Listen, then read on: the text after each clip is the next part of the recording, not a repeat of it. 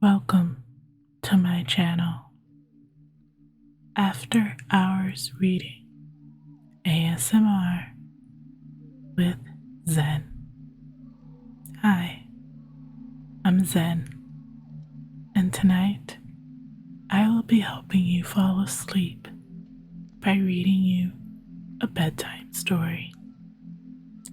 Leave a comment to let me know what story you'd like to hear next.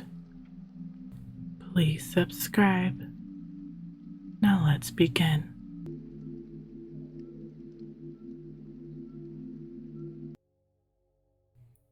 The story I'm going to be reading for you is called The Mysterious Stranger and Other Stories by Mark Twain, brought to you by the Project Gutenberg. Chapter 1. It was in 1590, winter. Austria was far away from the world and asleep. It was still the Middle Ages in Austria and promised to remain so forever. Some even set it away back centuries upon centuries and said that by the mental and spiritual clock, it was still the age of belief in Austria. But they meant it as a compliment, not a slur, and it was so taken, and we were all proud of it. I remember it well, although I was only a boy, and I remember the pleasure it gave me. Yes, Austria was far from the world and asleep, and our village was in the middle of that sleep, being in the middle of Austria. It drowsed in peace and in the deep privacy of a hilly and woodsy solitude, where news from the world hardly ever came to disturb its dreams, and was infinitely content. At its front flowed the tranquil river, its surface painted with cloud forms and the reflections of drifting arcs and stone boats. Behind it rose the woody steeps to the base of the lofty precipice. From the top of the precipice frowned a vast castle, its long stretch of towers and bastions mailed in vines. Beyond the river, a league to the left, was a tumbled expanse of forest-clothed hills, cloven by winding gorges where the sun never penetrated. And to the right, a precipice overlooked the river, and between it and the hills, just spoken of, lay a far-reaching plain, dotted with little homestead nested among orchids and shade trees.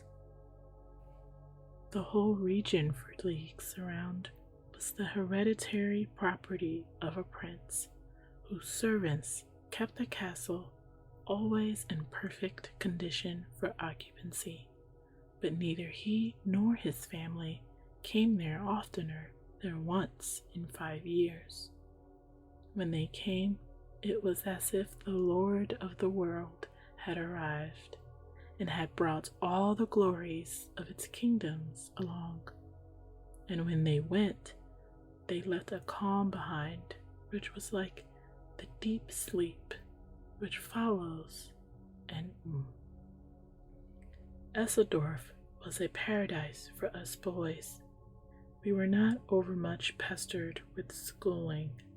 Maybe we were trained to be good Christians, to revere the Virgin, the Church, and the saints above everything. Beyond these matters, we were not required to know much, and, in fact, not allowed to. Knowledge was not good for the common people, and could make them discontented with the lot which God had appointed for them. and God would not endure discontentment with his plans.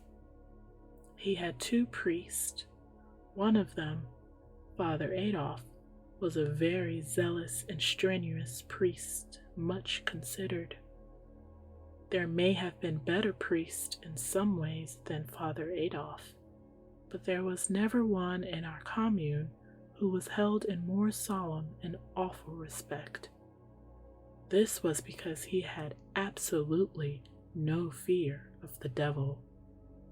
He was the only Christian I have ever known of whom that could be truly said. People stood in deep dread of him on that account, for they thought that there must be something supernatural about him, else he could not be so bold and so confident. All men speak in bitter disapproval of the devil, but they do it reverently, not flippantly. But Father Adolf's way was very different. He called him by every name he could lay his tongue to, and it made everyone shudder that heard him, and often he would even speak of him scornfully and scoffingly. Then the people crossed themselves and went quickly out of his presence, fearing that something fearful might happen. Father Adolf had actually met Satan face to face more than once, and defied him. This was known to be so. Father Adolf said it himself. He never made any secret of it, but spoke it right out. And that he was speaking true, there was proof in at least one instance, for on that occasion he quarreled with the enemy and intrepidly threw his bottle at him, and there, upon the wall of his study, there was the ruddy splotch where it struck and broke. But it was Father Peter, the other priest, that we all loved best and were sorriest for.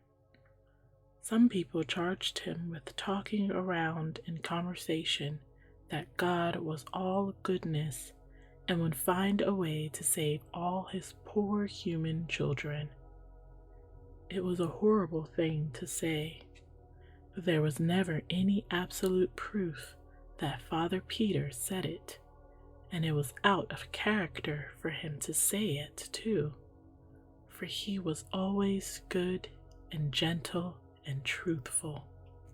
He wasn't charged with saying it in the pulpit where all the congregation could hear and testify, but only outside in talk, and it is easy for enemies to manufacture that. Father Peter had an enemy, and a very powerful one, the astrologer who lived in a tumbled old tower up the valley and put his nights studying the stars. Everyone knew he could foretell wars and famines, though that was not so hard, for there was always a war, and generally a famine somewhere. But he could also read any man's life through the stars in a big book he had, and find lost property, and everyone in the village, except Father Peter, stood in awe of him. Even Father Adolf, who had defied the devil, had a wholesome respect for the astrologer when he came through our village wearing his tall pointed hat and his long flowing robe with stars on it, carrying his big book and a staff which was known to have magic power. The bishop himself sometimes listened to the astrologer. It was said, for besides studying the stars and prophesying, the astrologer made a great show of piety, which would impress the bishop, of course.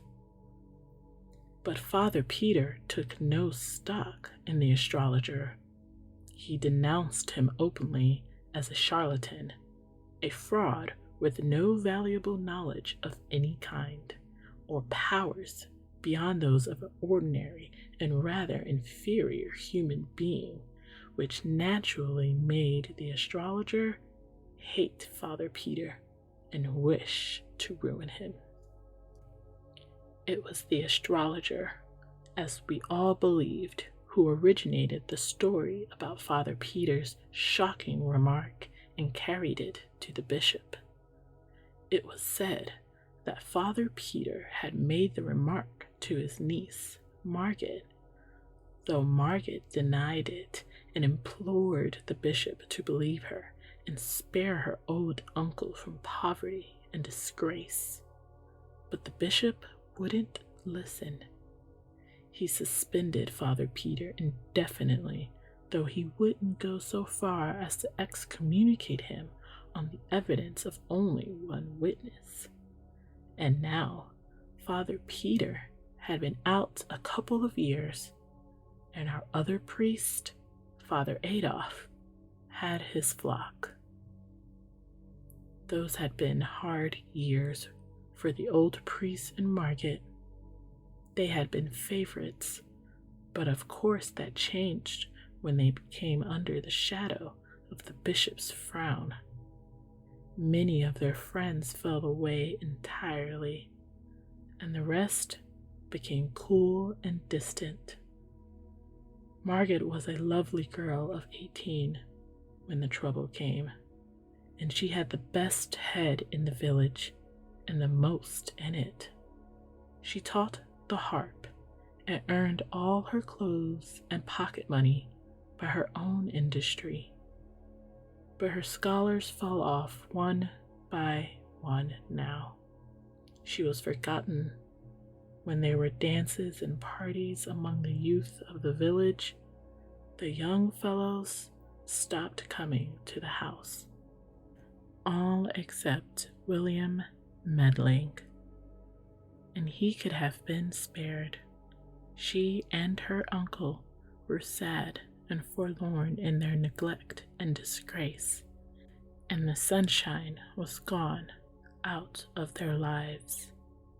Matters went worse and worse all through the 2 years. Clothes were wearing out, bread was harder and harder to get, and now, at last, the very end was come. Solomon Isaacs had lent all the money he was willing to put on the house, and gave notice that tomorrow he would foreclose. Chapter 2. 3 of us boys were always together, and had been so from the cradle, being fond of one another from the beginning, and this affection deepened as the years went on. Nikolaus Baumann, son of the principal judge of the local court, Seppi Wollmeyer, son of the keeper of the principal inn, the Golden Stag, which had a nice garden with shade trees reaching down to the riverside and pleasure boats for hire. And I was the third, Theodore Fisher, son of the church organist, who was also leader of the village musicians, teacher of the violin, composer, tax collector of the commune, sexton, and in other ways a useful citizen and respected by all. We knew the hills and the woods as well as the birds knew them, for we were always roaming them when we had our leisure, at least when we were not swimming or boating or fishing or playing on the ice or sliding down the hill. And we had the run of the castle park, and very few had that. It was because we were pets of the oldest servingman in the castle, Felix Brandt, and often we went there nights To hear him talk about old times and strange things, and to smoke with him, he taught us that, and to drink coffee, for he had served in the wars, and was at the siege of Vienna, and there, when the Turks were defeated and driven away, among the captured things were bags of coffee, and the Turkish prisoners explained the character of it and how to make a pleasant drink out of it. And now he always kept coffee by him, to drink himself and also to astonish the ignorant with. When it stormed, he kept us all night, and while it thundered and lightened outside, he told us about ghosts and horrors of every kind, and of battles and murders and mutilations and such things, and it made pleasant and cozy inside. And he told these things from his own experience largely. He had seen many ghosts in his time, and witches and enchanters, and once he was lost in a fierce storm at midnight in the mountains, and by the glare of the lightning he had seen the wild huntsman rage on the blast with the spectre dogs chasing after him through the driving cloud rack. Also, he had seen an incubus once, and several times he had seen the great bat that sucks the blood from the necks of people while they are asleep, fanning them softly with his wings, and so keeping them drowsy till they die. He encouraged us not to fear supernatural things, such as ghosts, and said they did no harm, but only wandered about because they were lonely and distressed and wanted kindly noticed and compassion, and in time we learned not to be afraid, and even went down with him in the night to the haunted chamber in the dungeons of the castle. The ghost appeared only once, and it went by very dim to the sight, and floated noiseless through the air, and then disappeared, and we scarcely trembled. He had taught us so well. He said it came up sometimes in the night and woke him by passing its clammy hand over his face, but it did him no hurt. It only wanted sympathy and notice. But the strangest thing was that he had seen angels, actual angels out of heaven, and had talked with them.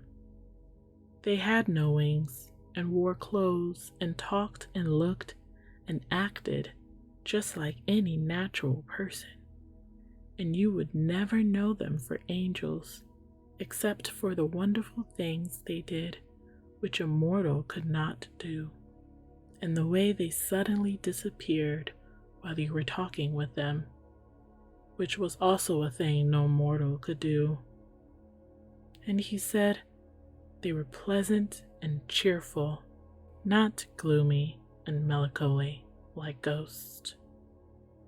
It was after that kind of a talk one May night that we got up next morning and had a good breakfast with him, and then went down and crossed the bridge and went away up into the hills on the left to a woody hilltop, which was a favorite place of ours, and there we stretched out on the grass in the shade to rest and smoke and talk over these strange things, for they were in our minds yet and impressing us.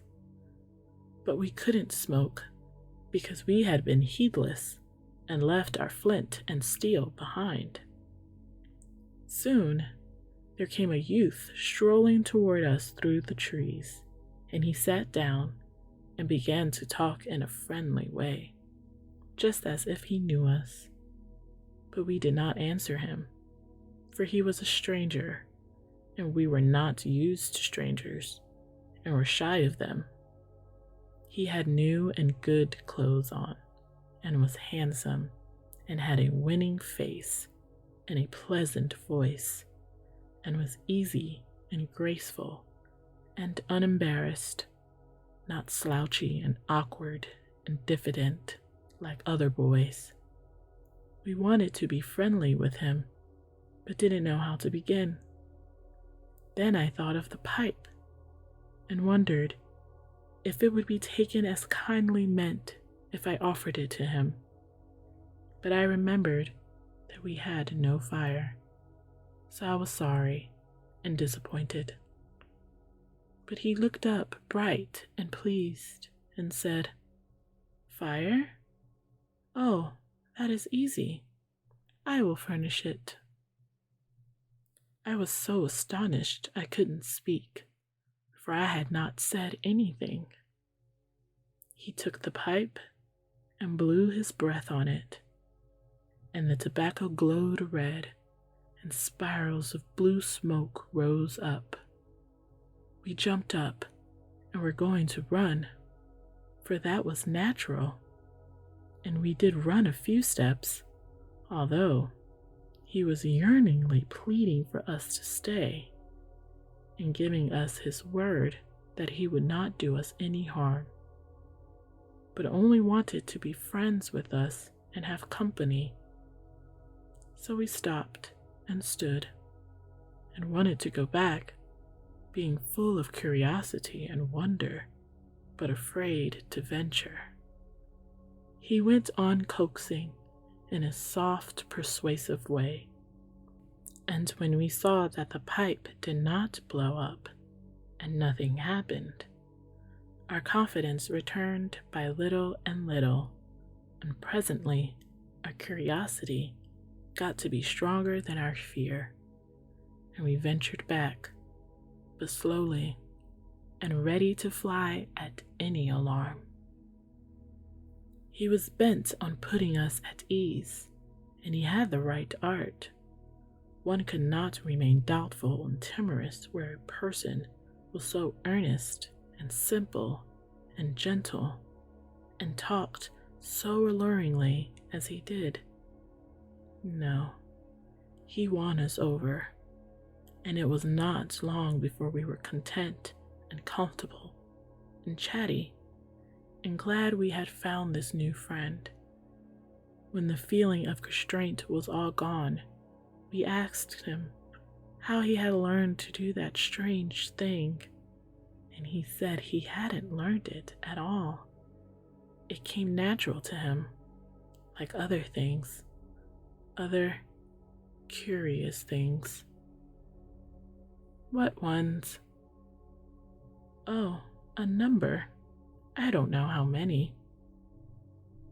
Will you let us see you do them? Do, please, the other said. You won't run away again? No, indeed, we won't. Please do, won't you? Yes, with pleasure, but you mustn't forget your promise, you know. We said we wouldn't, and he went to a puddle and came back with water in a cup, which he had made out of a leaf, and blew upon it and threw it out, and it was a lump of ice the shape of a cup. We were astonished and charmed, but not afraid any more. We were very glad to be there, and asked him to go on and do some more things. And he did. He said he would give us any kind of fruit we liked, whether it was in season or not. We all spoke at once. Orange, apple, grapes. They are in your pockets, he said. And it was true. And they were the best too. And we ate them and wished we had more, though none of us said so. You will find them where those came from, he said, and everything else your appetites call for. And you need not name the thing you wish as long as I am with you. You have only to wish and find. And he said true. There was never anything so wonderful and so interesting.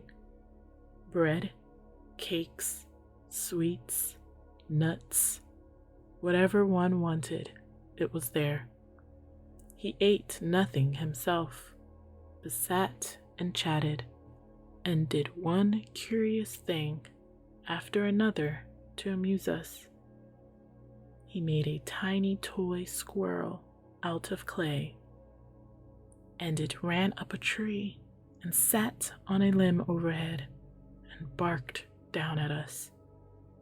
Then he made a dog that was not much larger than a mouse, and it tread the squirrel and danced about the tree, excited and barking, and was as alive as any dog could be. It frightened the squirrel from tree to tree, and followed it up until both were out of sight in the forest. He made birds out of clay and set them free, and they flew away, singing. At last, I made bold to ask him to tell us who he was.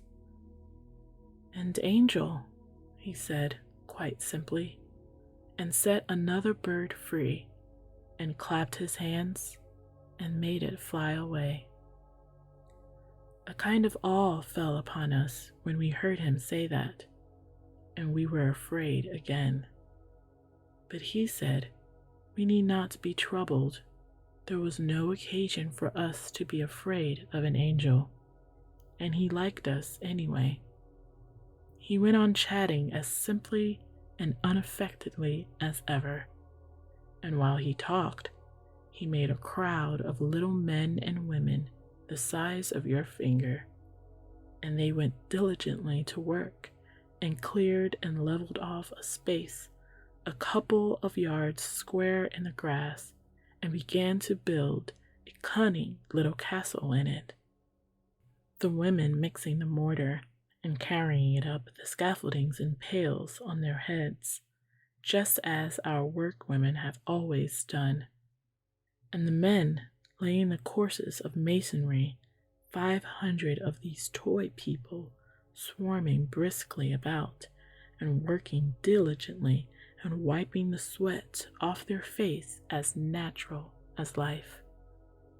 In the absorbing interest of watching those 500 little people make the castle grow step by step and course by course and take shape and symmetry, that feeling and awe soon passed, and we were quite comfortable and at home again. We asked if we might make some people, and he said yes, and told Seppi to make some cannon for the walls, and told Nicolaus to make some halberdiers with breastplates and greaves and helmets, and I was to make some cavalry with horses, and in allotting these tasks he called us by our names, but did not say how he knew them. Then Seppi asked him what his own name was, and he said tranquilly, Satan, and held out a chip and caught a little woman on it who was falling from the scaffolding, and put her back where she belonged, and said, "She is an idiot to step backward like that and not notice what she is about." It caught us suddenly. That name did, and our work dropped out of our hands and broke to pieces. A cannon, a halberdier, and a horse. Satan laughed and asked what was the matter. I said, "Nothing, only it seemed a strange name for an angel." He asked why. "Because it's, well, It's his name, you know?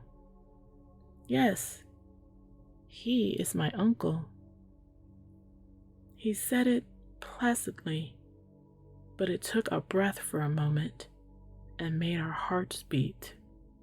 He did not seem to notice that, but mended our halberdiers and things with a touch, handing them to us finished, and said, "Don't you remember? He was an angel himself once." "Yes, it's true," said Seppi. "I didn't think of that. Before the fall he was blameless." "Yes," said Niklaus, "he was without sin." "It is a good family, ours," said Satan. "There is not a better. He is the only member of it that has ever sinned." I should not be able to make anyone understand how exciting it all was. You know, that kind of quiver that trembles around through you when you are seeing something so strange and enchanting and wonderful that it is just a fearful joy to be alive and look at it. And you know how you gaze and your lips turn dry and your breath comes short, but you wouldn't be anywhere but there, not for the world. I was bursting to ask one question. I had it on my tongue's end and could hardly hold it back, but I was ashamed to ask it. It might be a rudeness. Satan sent an ox down that he had been making and smiled up at me and said, "It wouldn't be a rudeness, and I should forgive it if it was. Have I seen him? Millions of times. From the time that I was a little child, 1,000 years old, I was the second favorite among the nursery angels of our blood and lineage. To use a human phrase, yes, from that time until the fall, 8,000 years, measured as you count time." 8,000? Yes. He turned to Seppi and went on as if answering something that was in Seppi's mind. "Why, naturally, I look like a boy, for that is what I am. With us, what you call time is a spacious thing. It takes a long stretch of it to grow an angel to full age." There was a question in my mind, and he turned to me and answered it. "I am 16,000 years old, counting as you count." Then he turned to Nikolaus and said, "No, the fall did not affect me, nor the rest of the relationship. It was only he that I was named for who ate of the fruit of the tree, and then beguiled the man and the woman with it. We others are still ignorant of sin. We are not able to commit it. We are without blemish, and shall abide in that estate always. We..." Two of the little workmen were quarreling, and in buzzing little bumblebee voices, they were cursing and swearing at each other. Now came blows and blood. Then they locked themselves together in a life and death struggle. Satan reached out his hand and crushed the life out of them with his fingers, threw them away, wiped the red from his fingers on his handkerchief, and went on talking where he had left off. "We cannot do wrong, neither have we any disposition to do it, for we do not know what it is." It seemed a strange speech in the circumstances, but we barely noticed that. We were so shocked and grieved at the wanton murder he had committed. For murder it was. That was its true name, and it was without palliation or excuse, for the men had not wronged him in any way. It made us miserable, for we loved him and had thought him so noble and so beautiful and gracious, and had honestly believed he was an angel. And to have him do this cruel thing, it lowered him so. And we had had such pride in him. He went right on talking, just as if nothing had happened, telling about his travels and the interesting things he had seen in the big worlds of our solar system and of other solar systems far away and the remoteness of space, and about the customs of the immortals that inhabit them, somehow fascinating us, enchanting us, charming us in spite of the pitiful scene that was now under our eyes.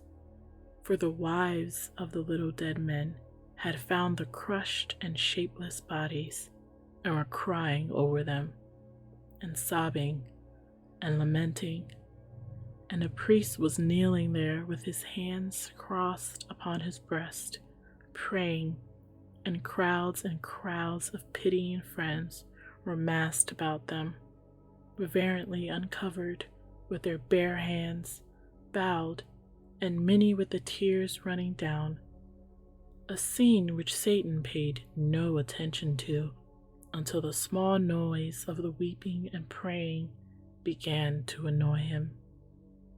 Then he reached out and took the heavy board set out of our swing and brought it down and mashed all those people into the earth, just as if they had been flies, and went on talking just the same.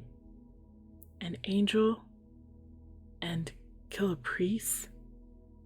An angel who did not know how to do wrong, and yet destroys in cold blood hundreds of helpless poor men and women who had never done him any harm. It made us sick to see that awful deed, and to think that none of those poor creatures was prepared except the priests, for none of them had ever heard a mass or seen a church, and we were witnesses.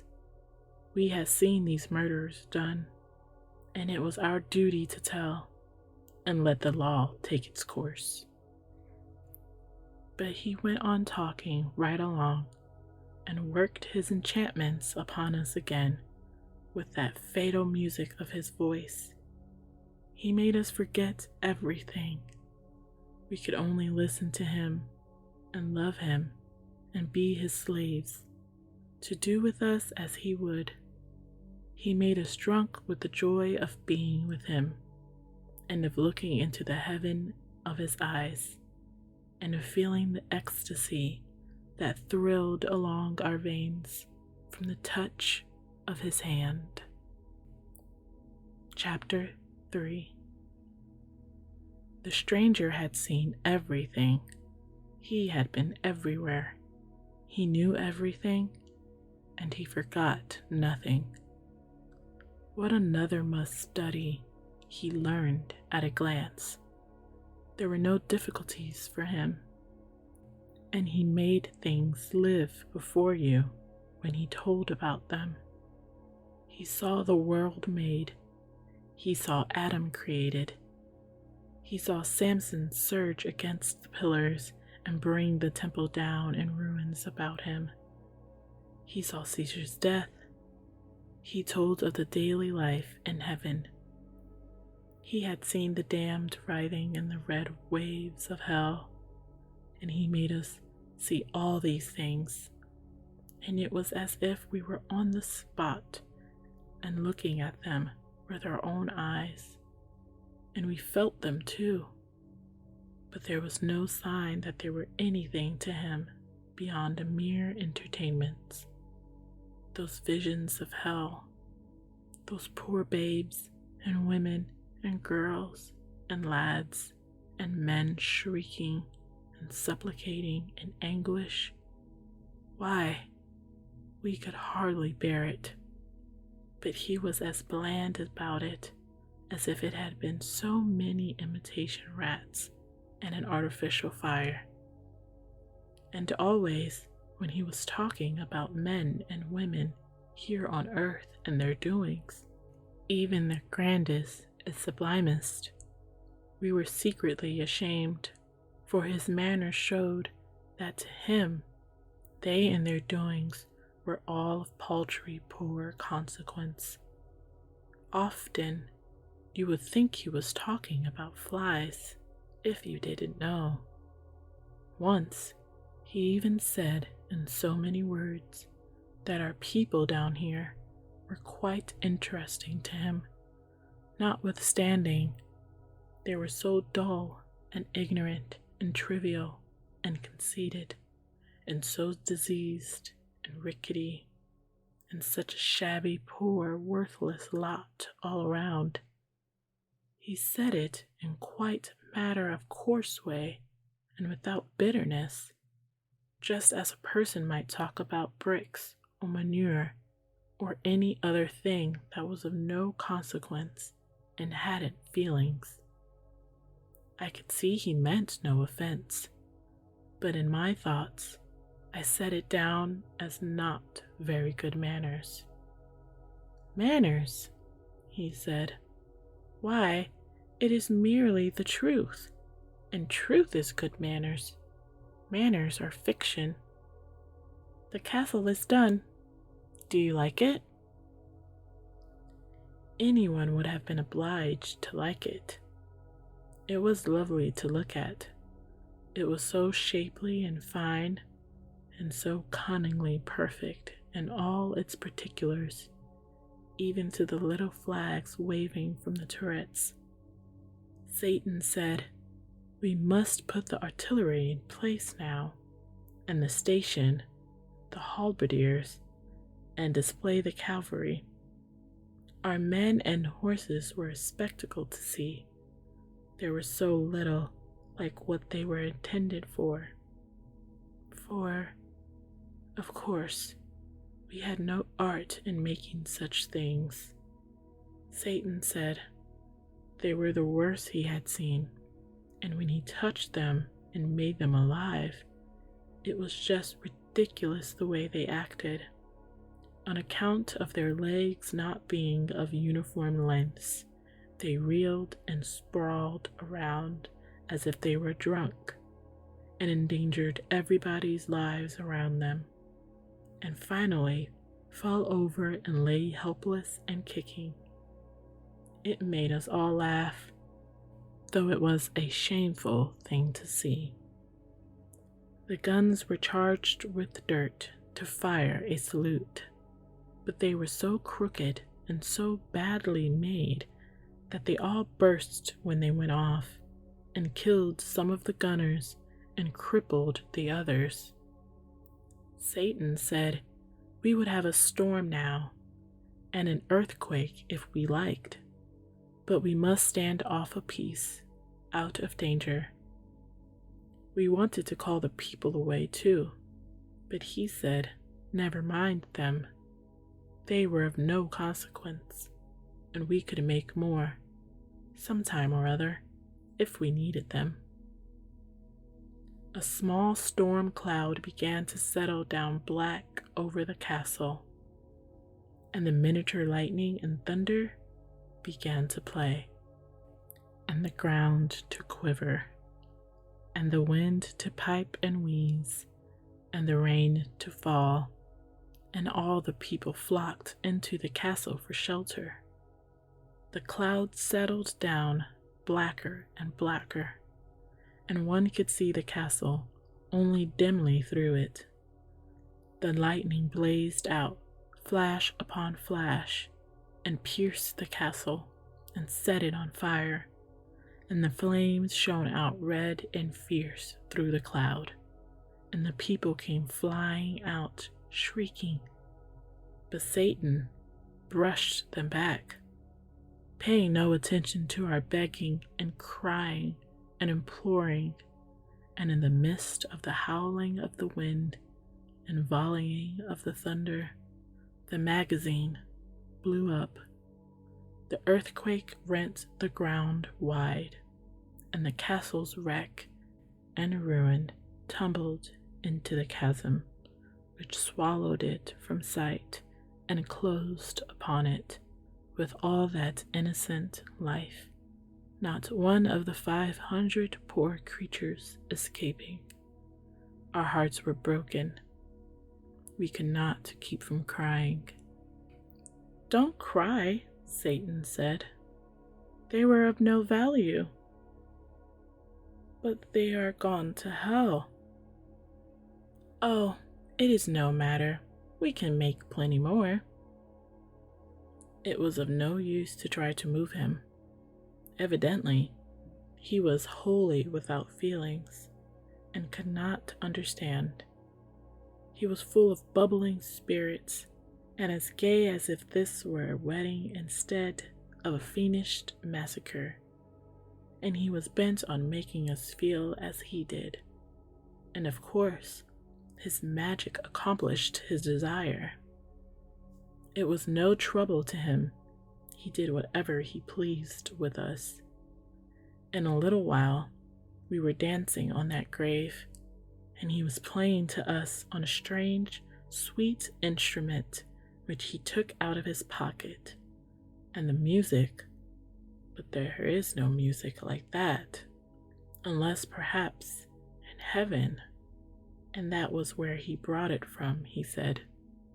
It made one mad for pleasure, and we could not take our eyes from him, and the looks that went out of our eyes came from our hearts, and their dumb speech was worship. He brought the dance from heaven too, and the bliss of paradise was in it. Presently, he said he must go away on an errand, but we could not bear the thought of it, and clung to him and pleaded with him to stay, and that pleased him, and he said so, and said he would not go yet, but would wait a little while, and we would sit down and talk a few minutes longer. And he told us Satan was only his real name, and he was to be known by it to us alone.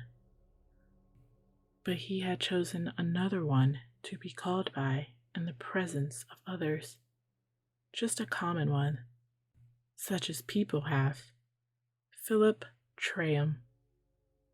It sounded so odd and mean for such a being, but it was his decision, and we said nothing.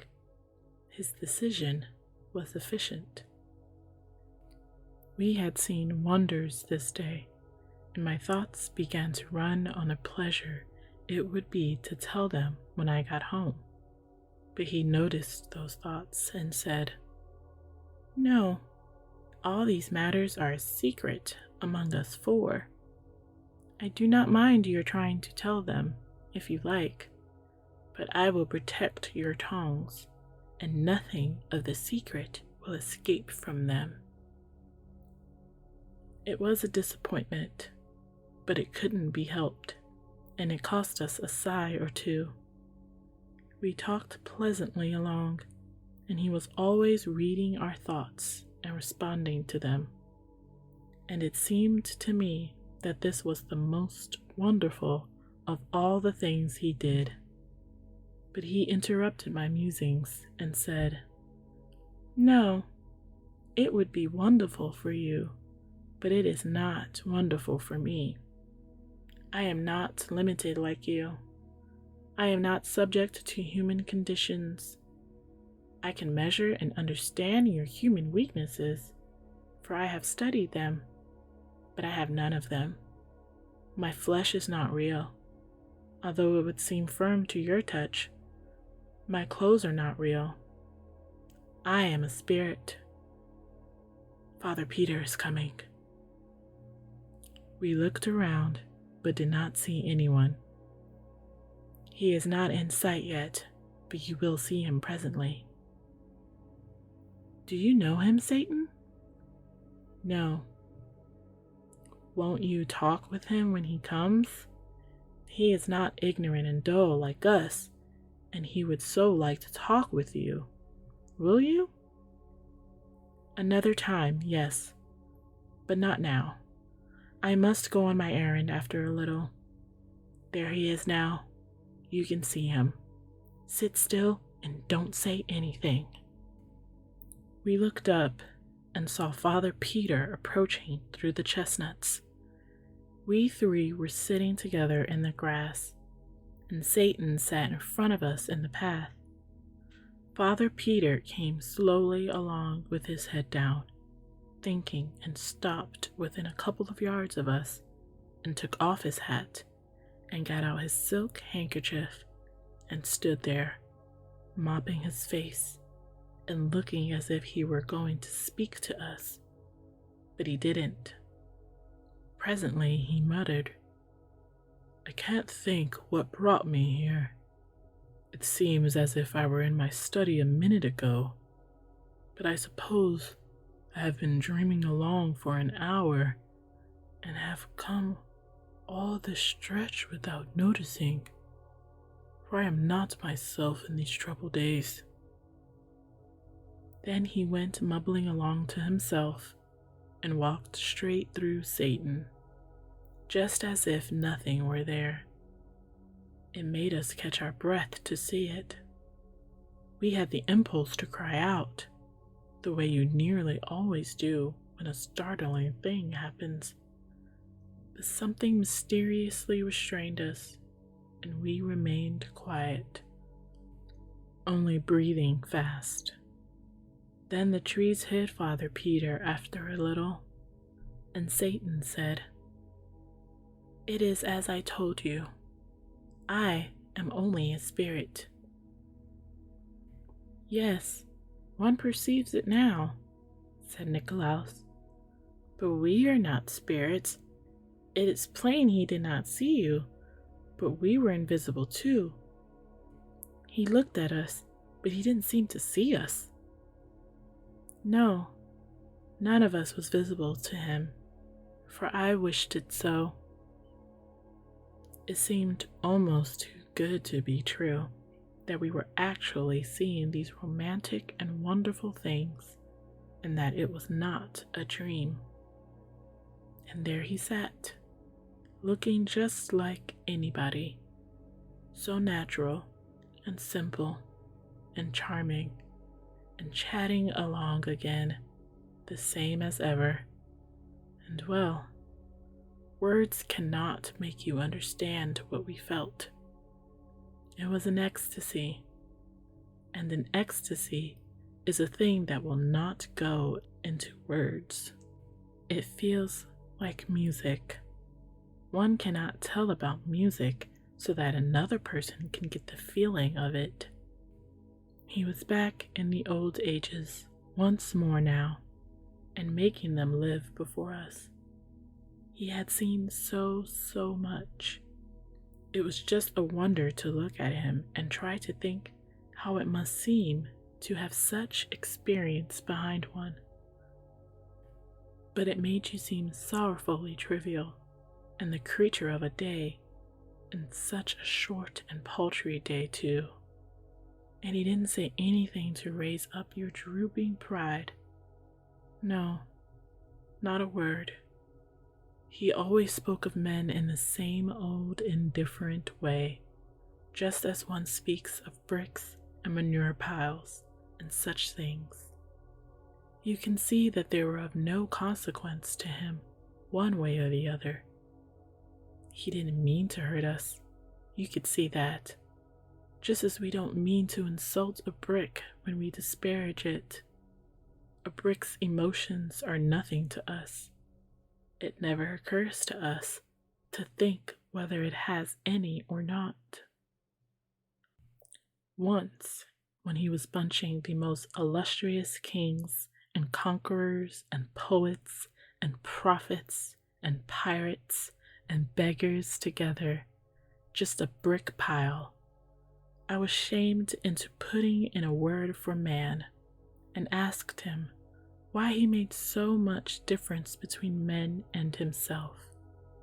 He had to struggle with that a moment. He didn't seem to understand how I could ask such a strange question.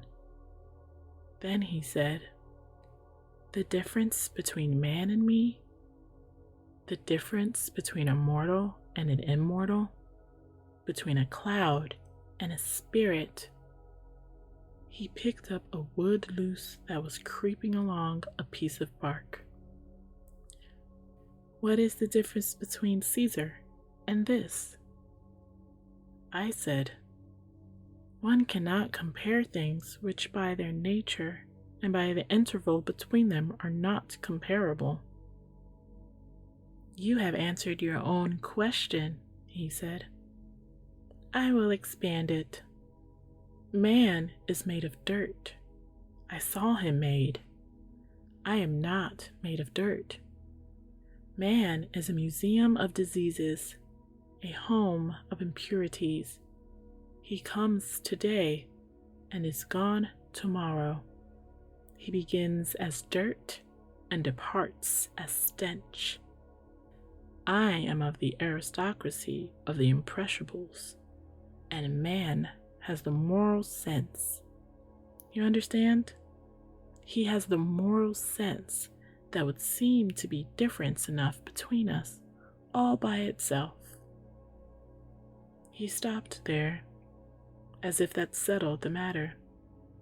I was sorry, for at that time I had but a dim idea of what the moral sense was.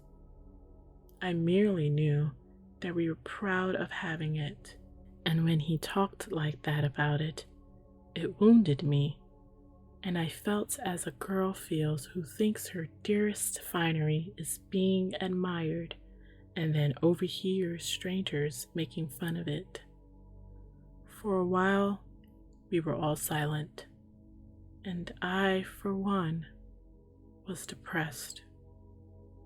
Then Satan began to chat again, and soon he was sparkling along in such a cheerful and vivacious vein that my spirits rose once more.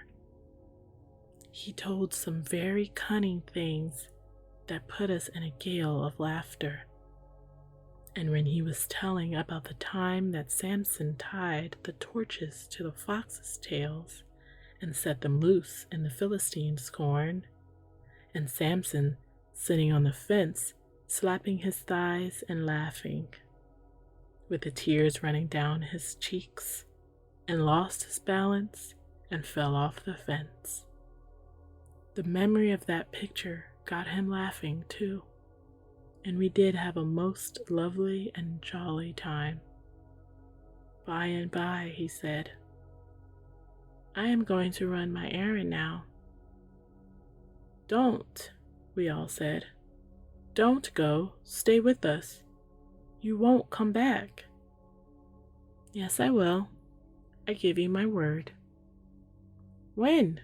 Tonight? Say when." "It won't be long. You will see. We like you." "And I you. And as a proof of it, I will show you something fine to see. Usually when I go, I merely vanish. But now, I will dissolve myself and let you see me do it." He stood up, and it was quickly finished. He thinned away and thinned away until he was a soap bubble, except that he kept his shape. You could see the bushes through him as clearly as you see things through a soap bubble, and all over him played and flashed the delicate iridescent colors of the bubble, and along with them was that thing shaped like a window sash, which you always see on the globe of the bubble. You have seen a bubble strike the carpet and lightly bound along 2 or 3 times before it burst. He did that. He sprang, touched the grass, bounded, floated along, touched again, and so on, and presently exploded. Puff! And in his place was vacancy. It was a strange and beautiful thing to see. We did not say anything, but sat wondering and dreaming and blinking, and finally Seppi rose up and said, mournfully sighing, "I suppose none of it has happened." Nicolaus sighed and said about the same. I was miserable to hear them say it, for it was the same cold fear that was in my mind. Then we saw poor old Father Peter wandering along back, with his head bent down, searching the ground. When he was pretty close to us, he looked up and saw us and said, "How long have you been here, boys?" "A little while, Father." "Then it's since I came by, and maybe you can help me. Did you come up by the path?" "Yes, Father." "That is good. I came that same way. I have lost my wallet. There wasn't much in it, but a very little is much to me, for it was all I had. I suppose you haven't seen anything of it?" "No, Father, but we will help you hunt." "It is what I was going to ask you. Why, here it is." We hadn't noticed it, yet there it lay, right there where Satan stood when he began to melt. If he did melt, and it wasn't a delusion. Father Peter picked it up and looked very much surprised. "It is mine," he said, "but not with contents. This is fat. Mine was flat. Mine was light. This is heavy." He opened it. It was stuffed as full as it could hold with gold coins. He let us gaze our fill, and of course we did gaze, for we had never seen so much money at one time. All our mouths came open to say, "Satan did it," but nothing came out. There it was, you see. We couldn't tell what Satan didn't want told. He had said so himself. "Boys, did you do this?" It made us laugh, and it made him laugh too. As soon as he thought what a foolish question it was. "Who has been here?" Our mouths came open to answer, but stood so for a moment, because we couldn't say nobody, for it wouldn't be true, and the right word didn't seem to come. Then I thought of the right one, and said it. "Not a human being." "That is so," said the others, and let their mouths go shut.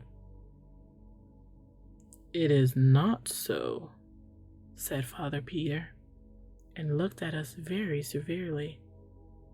"I came by here a while ago, and there was no one here. But that is nothing. Someone has been here since. I don't mean to say that that person didn't pass here before you came, and I don't mean to say you saw him, but someone did pass. That I know." "On your honor, you saw no one?" "Not a human being." "That is sufficient. I know you were telling me the truth." He began to count the money on the path, we on our knees eagerly helping to stack it in little piles. "It's 1,100 ducats odd," he said. Oh dear, if it were only mine, and I need it so. And his voice broke, and his lips quivered. It is yours, sir, we all cried out at once. Every heller. No, it isn't mine. Only 4 ducats are mine. The rest.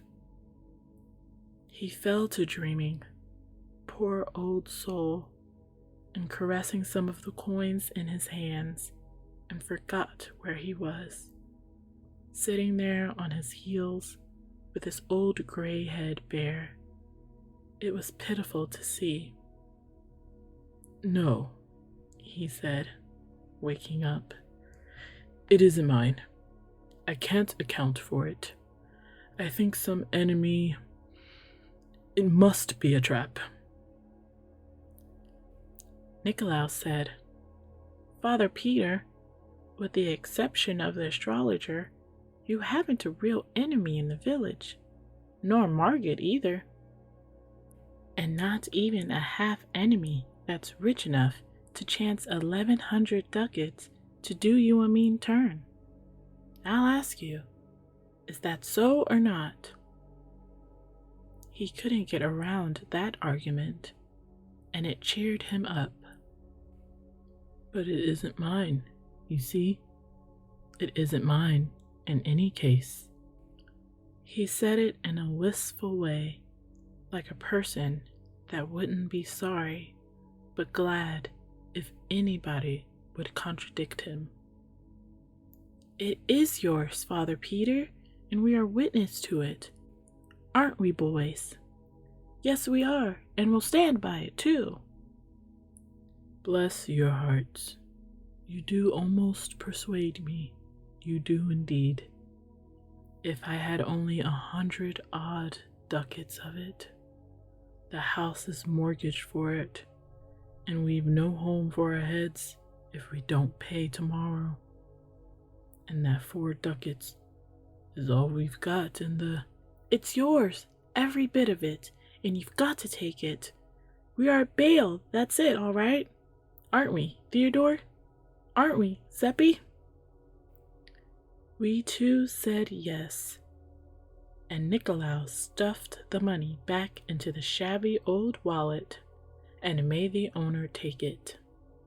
So he said he would use 200 of it, for his house was good enough security for that, and would put the rest at interest till the rightful owner came for it.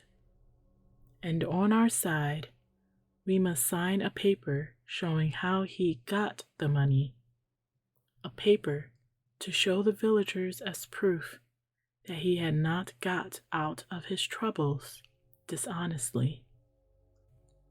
Chapter 4. It made immense talk next day when Father Peter paid Solomon Isaacs in gold and left the rest of the money with him at interest. Also, there was a pleasant change. Many people called at the house to congratulate him, and a number of cool old friends became kind and friendly again. And to top all, Margaret was invited to a party. And there was no mystery. Father Peter told the whole circumstance just as it happened, and said he could not account for it, only it was the plain hand of Providence, so far as he could see. 1 or 2 shook their heads and said privately it looked more like the hand of Satan, and really that seemed a surprisingly good guess for ignorant people like that. Some came slyly, buzzing around and trying to coax us boys to come out and tell the truth, and promised they wouldn't ever tell, but only wanted to know for their own satisfaction, because the whole thing was so curious. They even wanted to buy the secret and pay money for it, and if we could have invented something that would answer. But we couldn't. We hadn't the ingenuity, so we had to let the chance go by, and it was a pity. We carried that secret around without any trouble, but the other one, the big one, the splendid one, burned the very vitals of us. It was so hot to get out, and we so hot to let it out and astonish the people with it. But we had to keep it in. In fact, it kept itself in.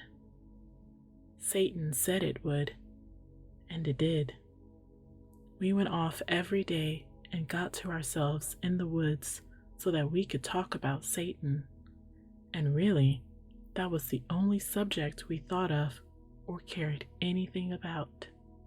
And day and night, we watched for him and hoped he would come.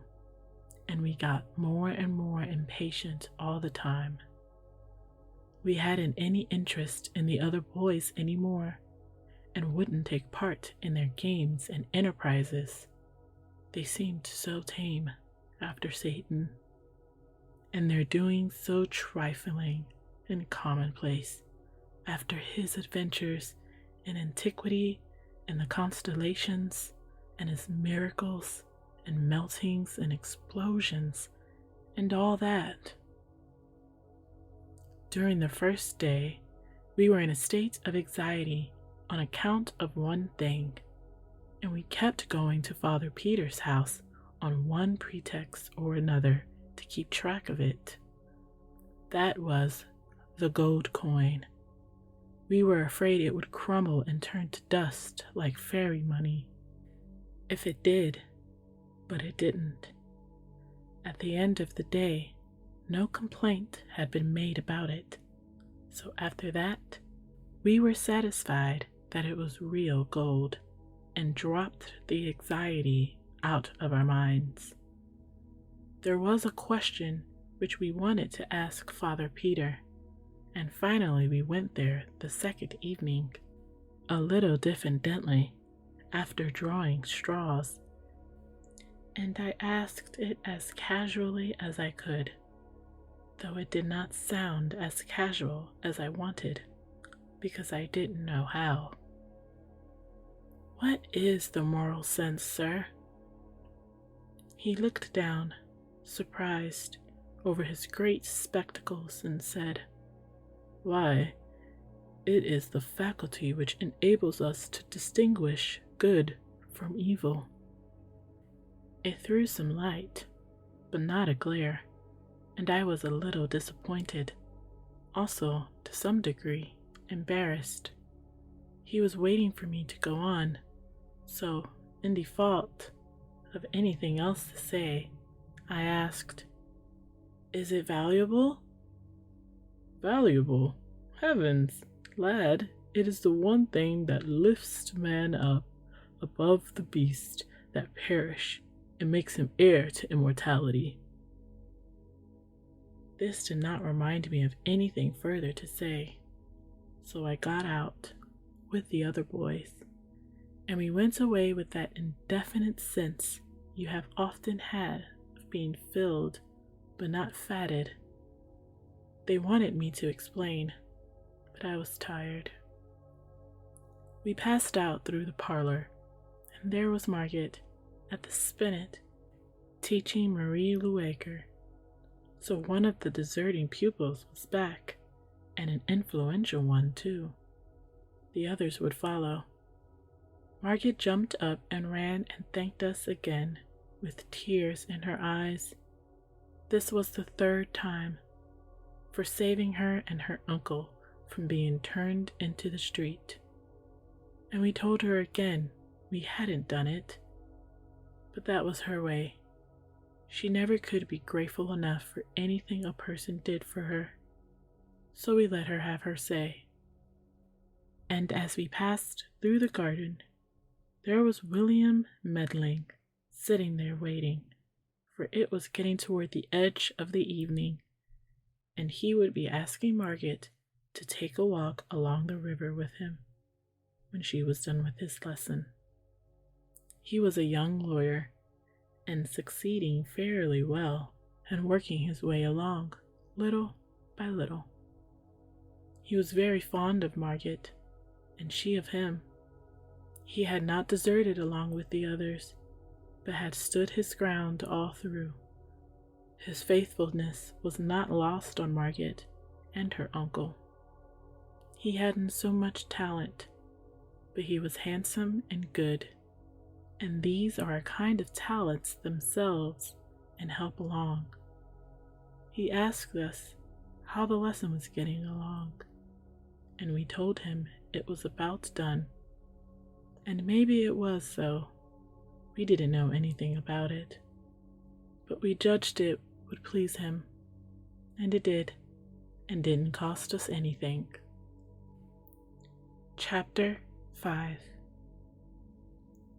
On the fourth day comes the astrologer from his crumbling old tower up the valley, where he had heard the news, I reckon. He had a private talk with us, and we told him what we could, for we were mightily in dread of him. He sat there studying and studying a while to himself. Then he asked, "How many ducats did you say?" 1107, sir. Then he said, as if he were talking to himself, "It is very singular. Yes, very strange. A curious coincidence." Then he began to ask questions and went over the whole ground from the beginning, we answering. By and by he said, 1106 ducats. It is a large sum. 7, said Seppi, correcting him. Oh, 7, was it? Of course a ducat, more or less, isn't of consequence. But you said 1106 before. It would not have been safe for us to say he was mistaken, but we knew he was. Nicolaus said, "We ask pardon for the mistake, but we meant to say 7. Oh, it is no matter, lad. It is merely that I noticed the discrepancy. It is several days, and you cannot be expected to remember precisely. One is apt to be inexact when there is no particular circumstance to impress the count upon the memory." "But there was one, sir," said Seppi, eagerly. "What was it, my son?" asked the astrologer indifferently. "First, we all counted the piles of coin, each in turn, and all made it the same, 1106. But I had slipped one out for fun when the count began, and now I slipped it back and said, 'I think there is a mistake. There are 1107. Let us count again.' We did, and of course I was right. They were astonished. Then I told them how it came about." The astrologer asked us if this was so, and we said it was. "That settles it," he said. "I know the thief now. Lads, the money was stolen." Then he went away, leaving us very much troubled and wondering what he could mean. In about an hour we found out, for by that time it was all over the village, that Father Peter had been arrested for stealing a great sum of money from the astrologer. Everybody's tongue was loose and going. Many said it was not in Father Peter's character and must be a mistake. But the others shook their heads and said misery and want could drive a suffering man to almost anything. About one detail, there were no differences. All agreed that Father Peter's account of how the money came into his hands was just about unbelievable. It had such an impossible look. They said it might have come into the astrologer's hands in some such way, but into Father Peter's, never. Our characters began to suffer now. We were Father Peter's only witnesses. How much did he probably pay us to back up his fantastic tale? People talked that kind of talk to us pretty freely and frankly, and were full of scoffings when we begged them to believe really we had told only the truth. Our parents were harder on us than anyone else. Our fathers said we were disgracing our families, and they commanded us to purge ourselves of our lie, and there was no limit to their anger when we continued to say we had spoken true. Our mothers cried over us and begged us to give back our bribe and get back our honest names and save our families from shame and come out and honorably confess. And at last, we were so worried and harassed that we tried to tell the whole thing, Satan and all. But no, it wouldn't come out. We were hoping and longing all the time that Satan would come and help us out of our trouble, but there was no sign of him. Within an hour after the astrologer's talk with us, Father Peter was in prison and the money sealed up and in the hands of the officers of the law. The money was in a bag, and Solomon Isaacs said he had not touched it since he had counted it. His oath was taken that it was the same money and that the amount was 1,107 ducats. Father Peter claimed trial by the ecclesiastical court, but our other priest, Father Adolph, said an ecclesiastical court hadn't jurisdiction over a suspended priest. The bishop upheld him. That settled it. The case would go to trial in the civil court. The court would not sit for some time to come. William Medling would be Father Peter's lawyer and do the best he could, of course. But he told us privately that a weak case on his side and all the power and prejudice on the other made the outlook bad. So Margaret's new happiness died a quick death. No friends came to condole with her, and none were expected. An unsigned note withdrew her invitation to the party. There would be no scholars to take lessons.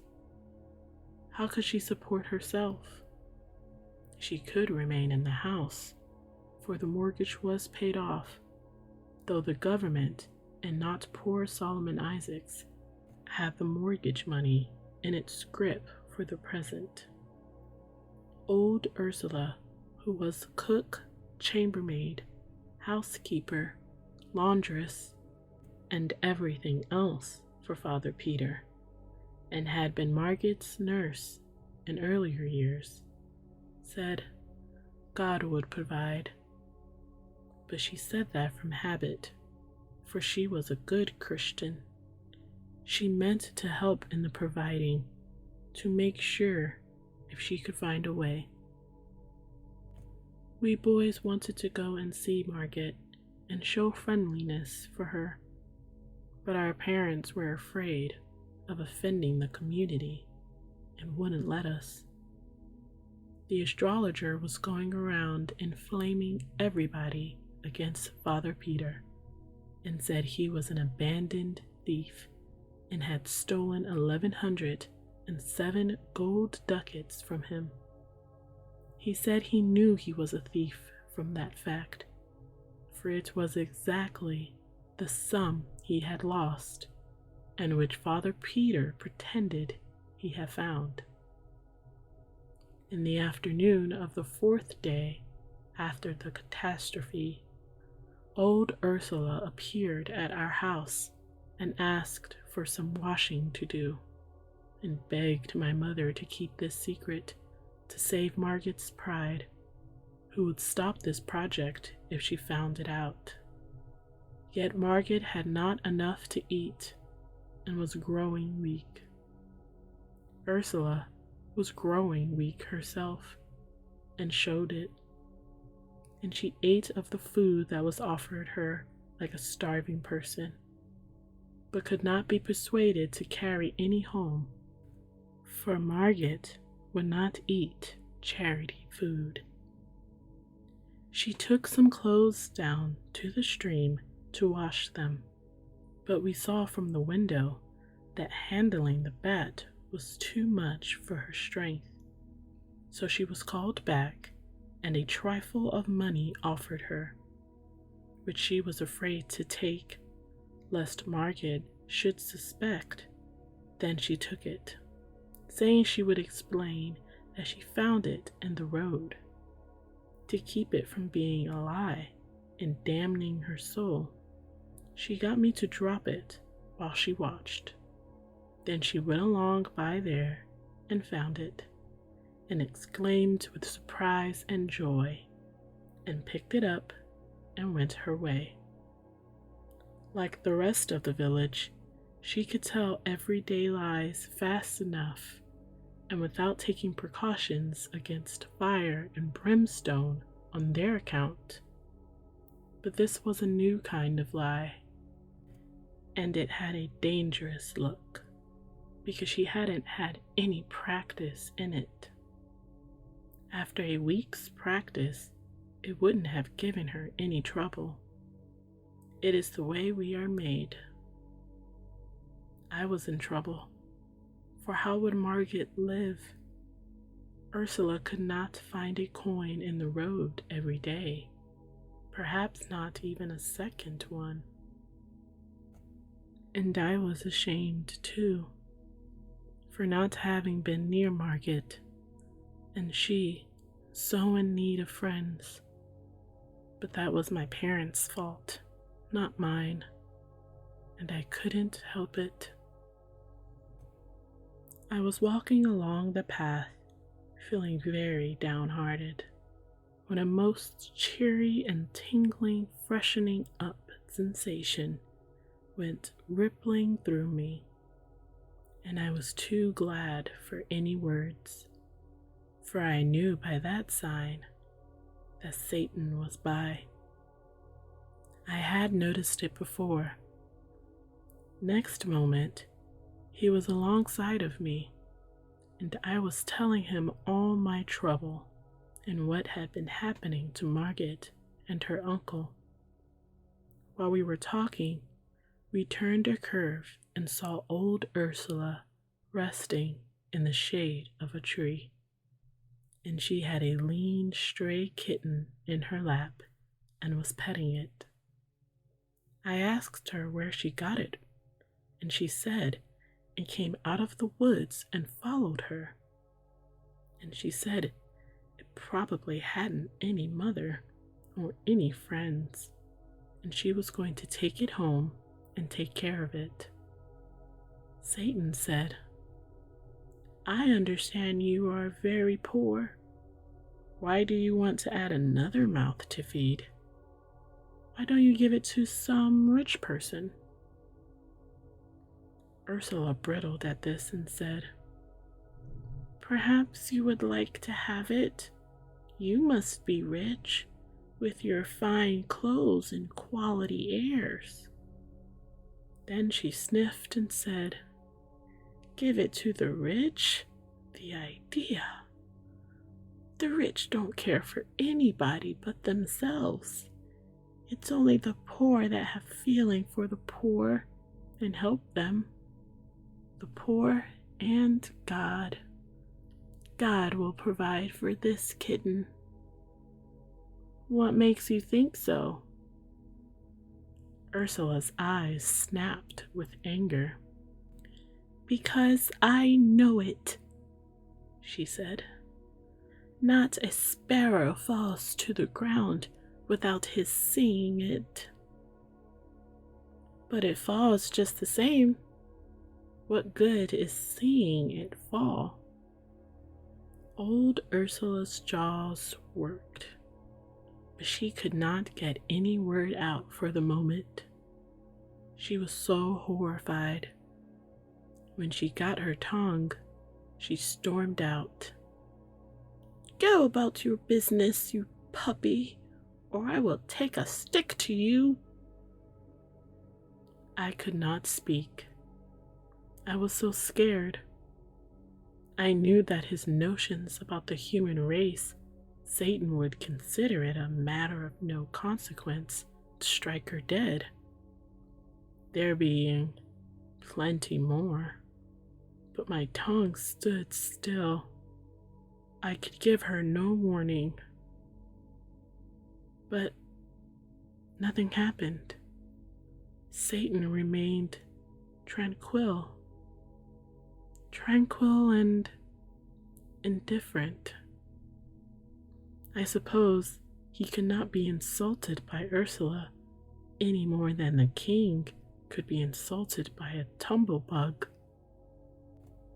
The old woman jumped to her feet when she made her remark, and did it as briskly as a young girl. It had been many years since she had done the like of that. That was Satan's influence. He was a fresh breeze to the weak and the sick wherever he came. His presence affected even the lean kitten, and it skipped to the ground and began to chase a leaf. This surprised Ursula, and she stood looking at the creature and nodding her head wonderingly, her anger quite forgotten. "What's come over it?" she said.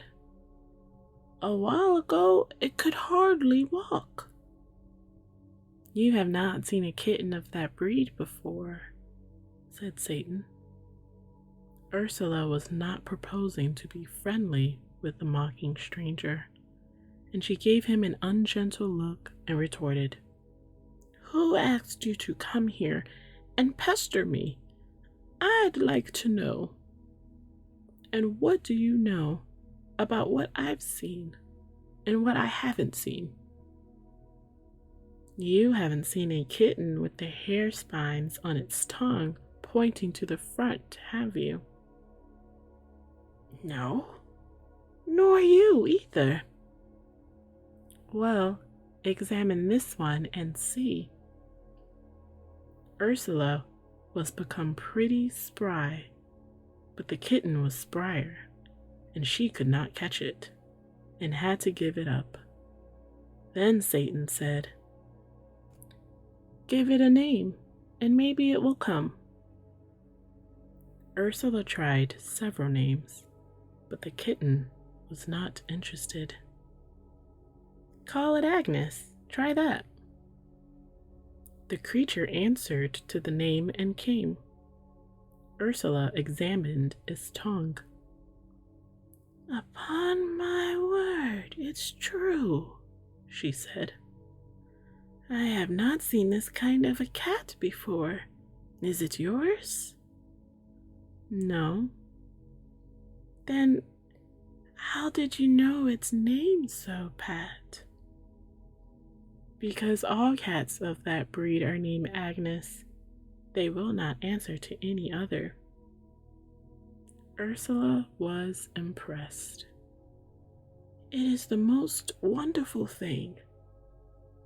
Then a shadow of trouble came into her face, for her superstitions were aroused, and she reluctantly put the creature down, saying, "I suppose I must let it go. I am not afraid. No, not exactly that.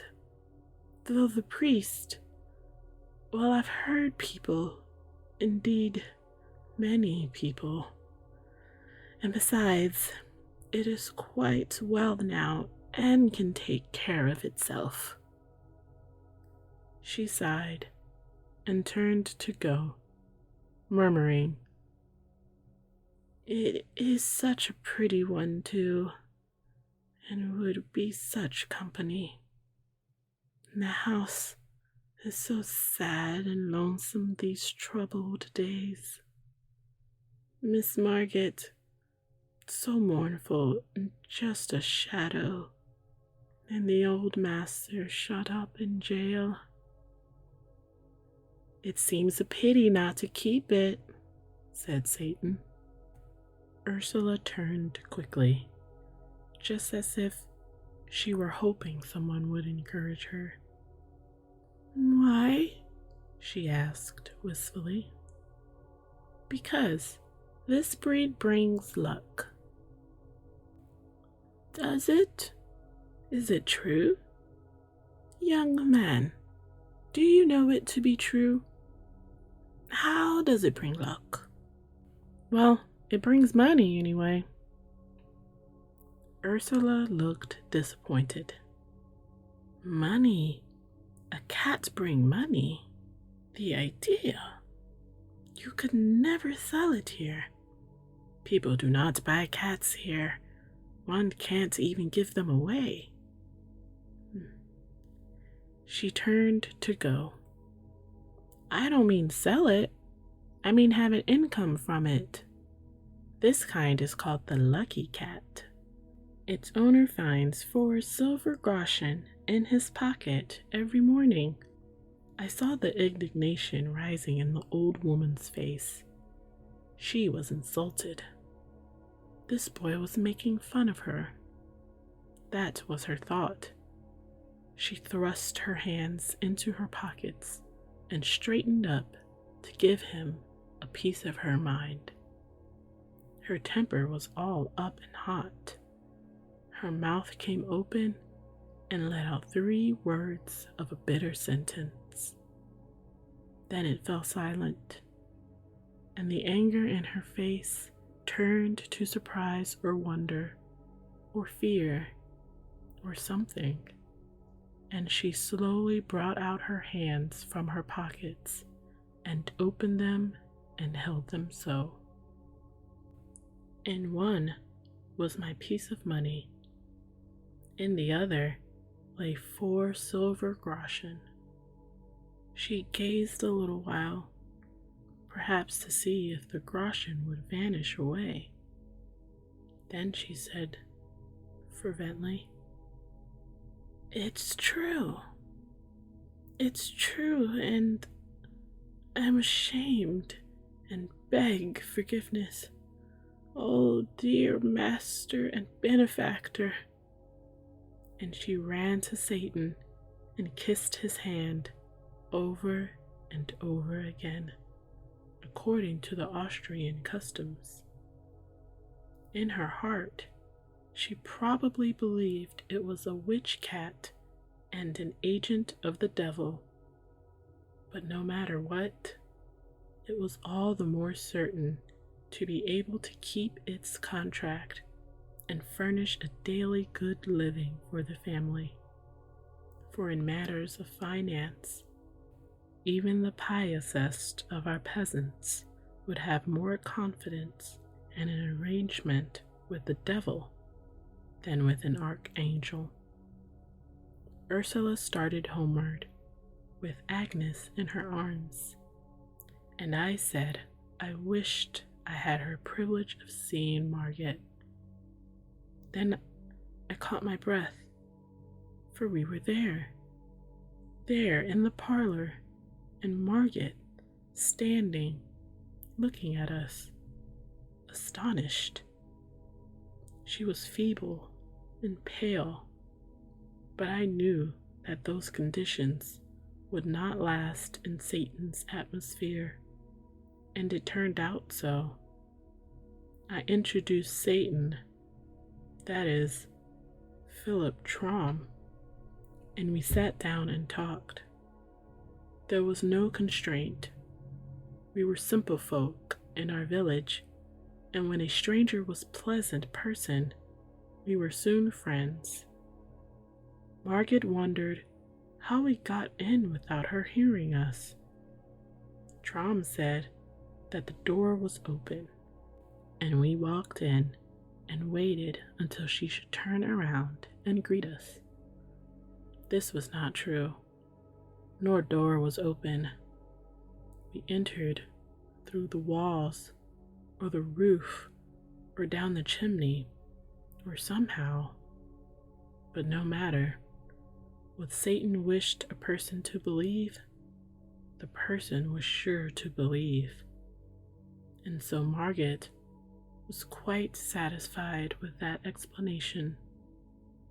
And then the main part of her mind was on Trom. Anyway, she couldn't keep her eyes off him. He was so beautiful. That gratified me and made me proud. I hoped he would show off some, but he didn't. He seemed only interested in being friendly and telling lies. He said he was an orphan. That made Margaret pity him. The water came into her eyes. He said he had never known his mama. She passed away while he was a young thing, and said his papa was in shattered health and had no property to speak of. In fact, none of any earthly value. But he had an uncle in business down in the tropics, and he was very well off and had a monopoly. And it was from this uncle that he drew his support. The very mention of a kind uncle was enough to remind Margaret of her own, and her eyes filled again. She said she hoped their two uncles would meet someday. It made me shudder. Philip said he hoped so too, and that made me shudder again. Maybe they will, said Margaret. Does your uncle travel much? Oh, yes. He goes all about. He has business everywhere. And so they went on chatting, and poor Margaret forgot her sorrow for one little while. Anyway, it was probably the only really bright and cheery hour she had known lately. I saw she liked Philip, and I knew she would. And when he told her he was studying for the ministry, I could see that she liked him better than ever. And then, when he promised to get her admitted to the jail so that she could see her uncle, that was the capstone. He said he would give the guards a little present, and she must always go in the evening after dark and say nothing, but just show this paper and pass in, and show it again when you come out. And he scribbled some queer marks on the paper and gave it to her, and she was ever so thankful, and right away was in a fever for the sun to go down. For in that old cruel time, prisoners were not allowed to see their friends, and sometimes they spent years in the jails without ever seeing a friendly face. I judged that the marks on the paper were an enchantment, and that the guards would not know what they were doing, nor have any memory of it afterward. And that was indeed the way of it.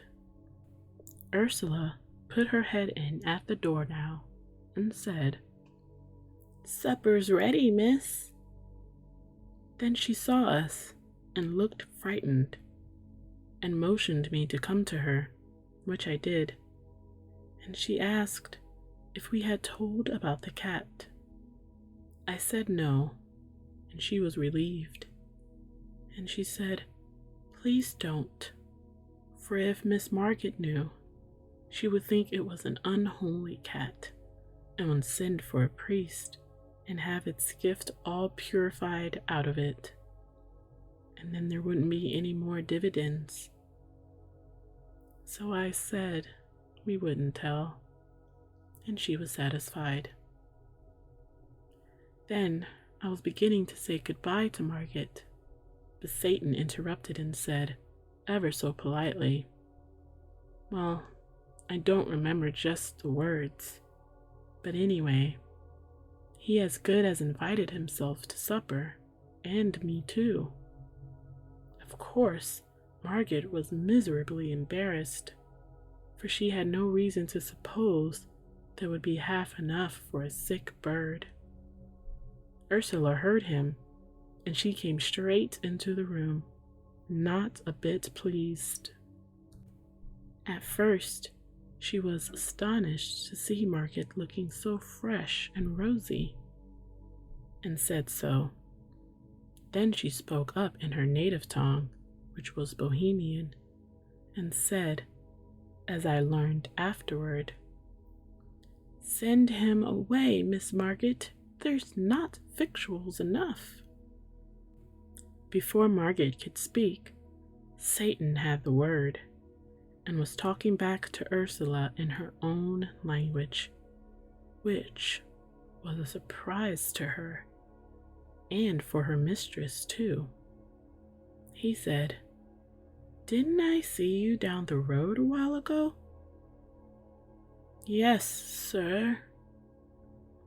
"Ah, that pleases me. I see you remember me." He stepped to her and whispered, "I told you it is a lucky cat. Don't be troubled. It will provide."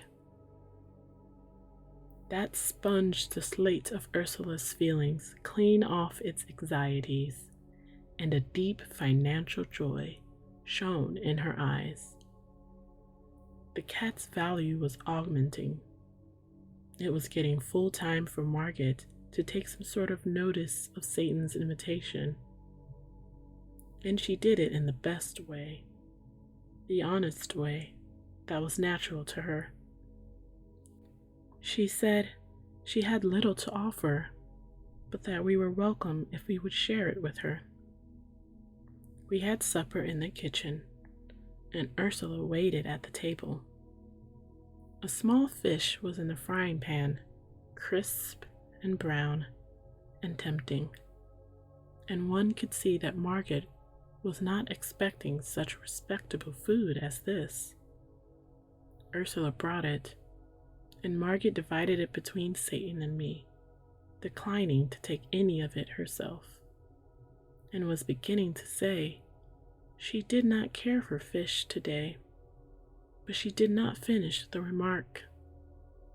It was because she noticed that another fish had appeared in the pan. She looked surprised, but did not say anything.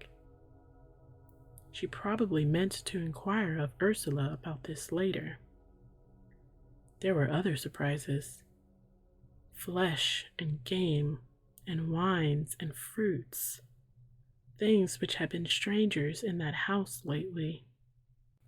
But Margaret made no exclamations, and now even looked unsurprised, which was Satan's influence, of course. Satan talked right along and was entertaining and made the time pass pleasantly and cheerfully. And although he told a good many lies, it was no harm in him, for he was only an angel and did not know any better. They do not know right from wrong. I knew this, because I remembered what he had said about it. He got on the good side of Ursula. He praised her to Margaret, confidentially, but speaking just loud enough for Ursula to hear. He said she was a fine woman, and he hoped someday to bring her and his uncle together. Very soon, Ursula was mincing and simpering around in a ridiculous girly way, and smoothing out her gown and prinking at herself like a foolish old hen, and all the time pretending she was not hearing what Satan was saying. I was ashamed, for it showed us to be what Satan considered us, a silly race and trivial. Satan said his uncle entertained a great deal, and to have a clever woman presiding over the festivities would double the attractions of the place. "But your uncle is a gentleman, isn't he?" asked Margaret. "Yes," said Satan indifferently. "Some even call him a prince, out of compliment. But he is not bigoted. To him, personal merit is everything. Rank, nothing." My hand was hanging down by my chair. Agnes came along and licked it. By this act, a secret was revealed. I started to say, "It is all a mistake. This is just a common, ordinary cat. The hair needles on her tongue point inward, not outward." But the words did not come, because they couldn't. Satan smiled upon me, and I understood. When it was dark, Margaret took food and wine and fruit in a basket and hurried away to the jail, and Satan and I walked toward my home. I was thinking to myself that I should like to see what the inside of the jail was like. Satan overheard the thought, and the next moment we were in the jail. "We were in the torture chamber," Satan said. "The rack was there, and the other instruments, and there was a smoky lantern or two hanging on the walls and helping to make the place look dim and dreadful. There were people there, and executioners, but as they took no notice of us, it meant that we were invisible. A young man lay bound, and Satan said he was suspected of being a heretic, and the executioners were about to inquire into it. They asked the man to confess to the charge, and he said he could not, for it was not true. Then they drove splinter after splinter under his nails, and he shrieked with the pain. Satan was not disturbed, but I could not endure it, and had to be whisked out of there. I was faint and sick, but the fresh air revived me, and we walked toward my home. I said it was a brutal thing. "No, it was a human thing. You should not insult the brutes by such a misuse of that word. They have not deserved it." And he went on talking like that. "It is like your paltry race, always lying, always claiming virtues which it hasn't got, always denying them to the higher animals, which alone possess them. No brute ever does a cruel thing. That is the monopoly of those with the moral sense. And when a brute inflicts pain, he does it innocently. It is not wrong. For him, there is no such thing as wrong. And he does not inflict pain for the pleasure of inflicting it. Only man does that. Inspired by that mongrel moral sense of his, a sense whose function is to distinguish between right and wrong, with liberty to choose which of them he will do. Now, what advantage can he get out of that? He is always choosing, and in 9 cases out of 10, he prefers the wrong. There shouldn't be any wrong, and without the moral sense, there couldn't be any. And yet, he is such an unreasoning creature that he is not able to perceive that the moral sense degrades him to the bottom layer of animated beings and is a shameful possession. Are you feeling better?" Let me show you something. Chapter 6. In a moment, we were in a French village. We walked through a great factory of some sort, where men and women and little children were toiling in heat and dirt and a fog of dust, and they were clothed in rags and drooped at their work, for they were worn and half-starved and weak and drowsy. Satan said, "It is some more moral sense.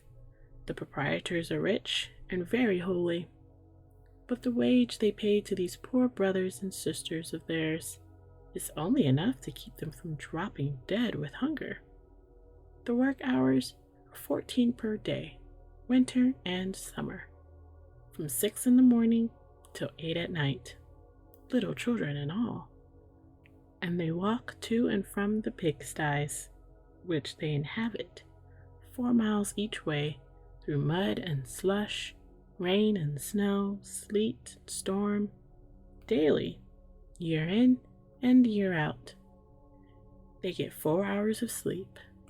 They kennel together, 3 families in a room, in an unimaginable filth and stench, and disease come, and they die off like flies. Have they committed a crime, these mangy things? No. What have they done that they are punished so? Nothing at all, except getting themselves born into your foolish race. You have seen how they treat a misdoer there in the jail. Now you see how they treat the innocent and the worthy. Is your race logical? Are these ill-smelling innocents better off than that heretic? Indeed, no. His punishment is trivial compared with theirs. They broke him on the wheel and smashed him to rags and pulp after we left. And he is dead now, and free of your precious race. But these poor slaves here, why, they have been dying for years. Some sort of them will not escape from life for years to come. It is the moral sense which teaches the factory proprietors the difference between right and wrong. You perceive the result. They think themselves better than dogs. Ah, you are such an illogical, unreasoning race. And paltry. Oh, unspeakably." Then he dropped all seriousness and just overstrained himself making fun of us and deriding our pride in our warlike deeds, our great heroes, our imperishable fames, our mighty kings, our ancient aristocracies, our vulnerable history, and laughed till it was enough to make a person sick to hear him. And finally, he sobered a little and said, "But after all, it is not all ridiculous. There is a sort of pathos about it when one remembers how few are your days, how childish your pomps, and what shadows you are." Presently, all things vanished suddenly from my sight, and I knew what it meant. The next moment, we were walking along in our village, and down toward the river, I saw the twinkling lights of the Golden Stag. Then, in the dark, I heard a joyful cry. "He's come again!" It was Seppi Wohlmeyer. He had felt his blood leap, and his spirits rise in a way that could mean only one thing, and he knew Satan was near, although it was too dark to see him. He came to us, and we walked along together, and Seppi poured out his gladness like water. It was as if he were a lover and had found his sweetheart who had been lost. Seppi was a smart and animated boy, and had enthusiasm and expression, and was a contrast to Nikolaus and me. He was full of the last new mystery. Now, the disappearance of Hans Obert, the village loafer. People were beginning to be curious about it, he said. He did not say anxious. Curious was the right word, and strong enough. No one had seen Hans for a couple of days. Not since he did that brutal thing, you know, he said. What brutal thing? It was Satan that asked. Well, he is always clubbing his dog, which is a good dog and his only friend, and is faithful and loves him, and does no one any harm. And 2 days ago he was at it again, just for nothing, just for pleasure. And the dog was howling and begging, and Theodore and I begged too, but he threatened us, and struck the dog again with all his might, and knocked one of his eyes out. And he said to us, "There, I hope you're satisfied now. That's what you have got for him by your damned meddling." And he laughed. The heartless brute. Seppi's voice trembled with pity and anger. I guessed what Satan would say, and he said it. There's that misused word again, that shabby slander. Brutes do not act like that, but only men. Well, it was inhumane anyway. No, it wasn't, Seppi. It was human, quite distinctly human. It is not pleasant to hear you label the higher animals by attributing them to dispositions which they are free from, and which are found nowhere but in the human heart. None of the higher animals is tainted with the disease called the moral sense. Purify your language, Seppi. Drop those lying phrases out of it. He spoke pretty sternly. For him, and I was sorry I hadn't warned Seppi to be more particular about the word he used. I knew how he was feeling. He would not want to offend Satan. He would rather offend all his kin. There was an uncomfortable silence, but relief soon came, for that poor dog came along now, with his eye hanging down, and went straight to Satan, and began to moan and mutter brokenly, and Satan began to answer in the same way, and it was plain that they were talking together in the dog language. We all sat down in the grass, in the moonlight, for the clouds were breaking away now, and Satan took the dog's head in his lap and put the eye back in its place, and the dog was comfortable, and he wagged his tail and licked Satan's hand and looked thankful and said the same. I knew he was saying it, though I did not understand the words. Then the two talked together a bit, and Satan said, "He says his master was drunk." "Yes, he was," said we. "And an hour later he fell over the precipice there, beyond the cliff pasture. We know the place. It is 3 miles from here. And the dog has often been to the village, begging people to go there, but he was only driven away and not listened to." We remembered it, but hadn't understood what he wanted. He only wanted help for the man who had misused him, and he thought only of that, and has had no food nor sought any. He has watched by his master 2 nights. What do you think of your race? Is heaven reserved for it, and this dog ruled out, as your teachers tell you?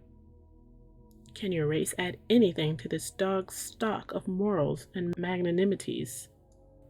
He spoke to the creature, who jumped up, eager and happy, and apparently ready for orders and impatient to execute them.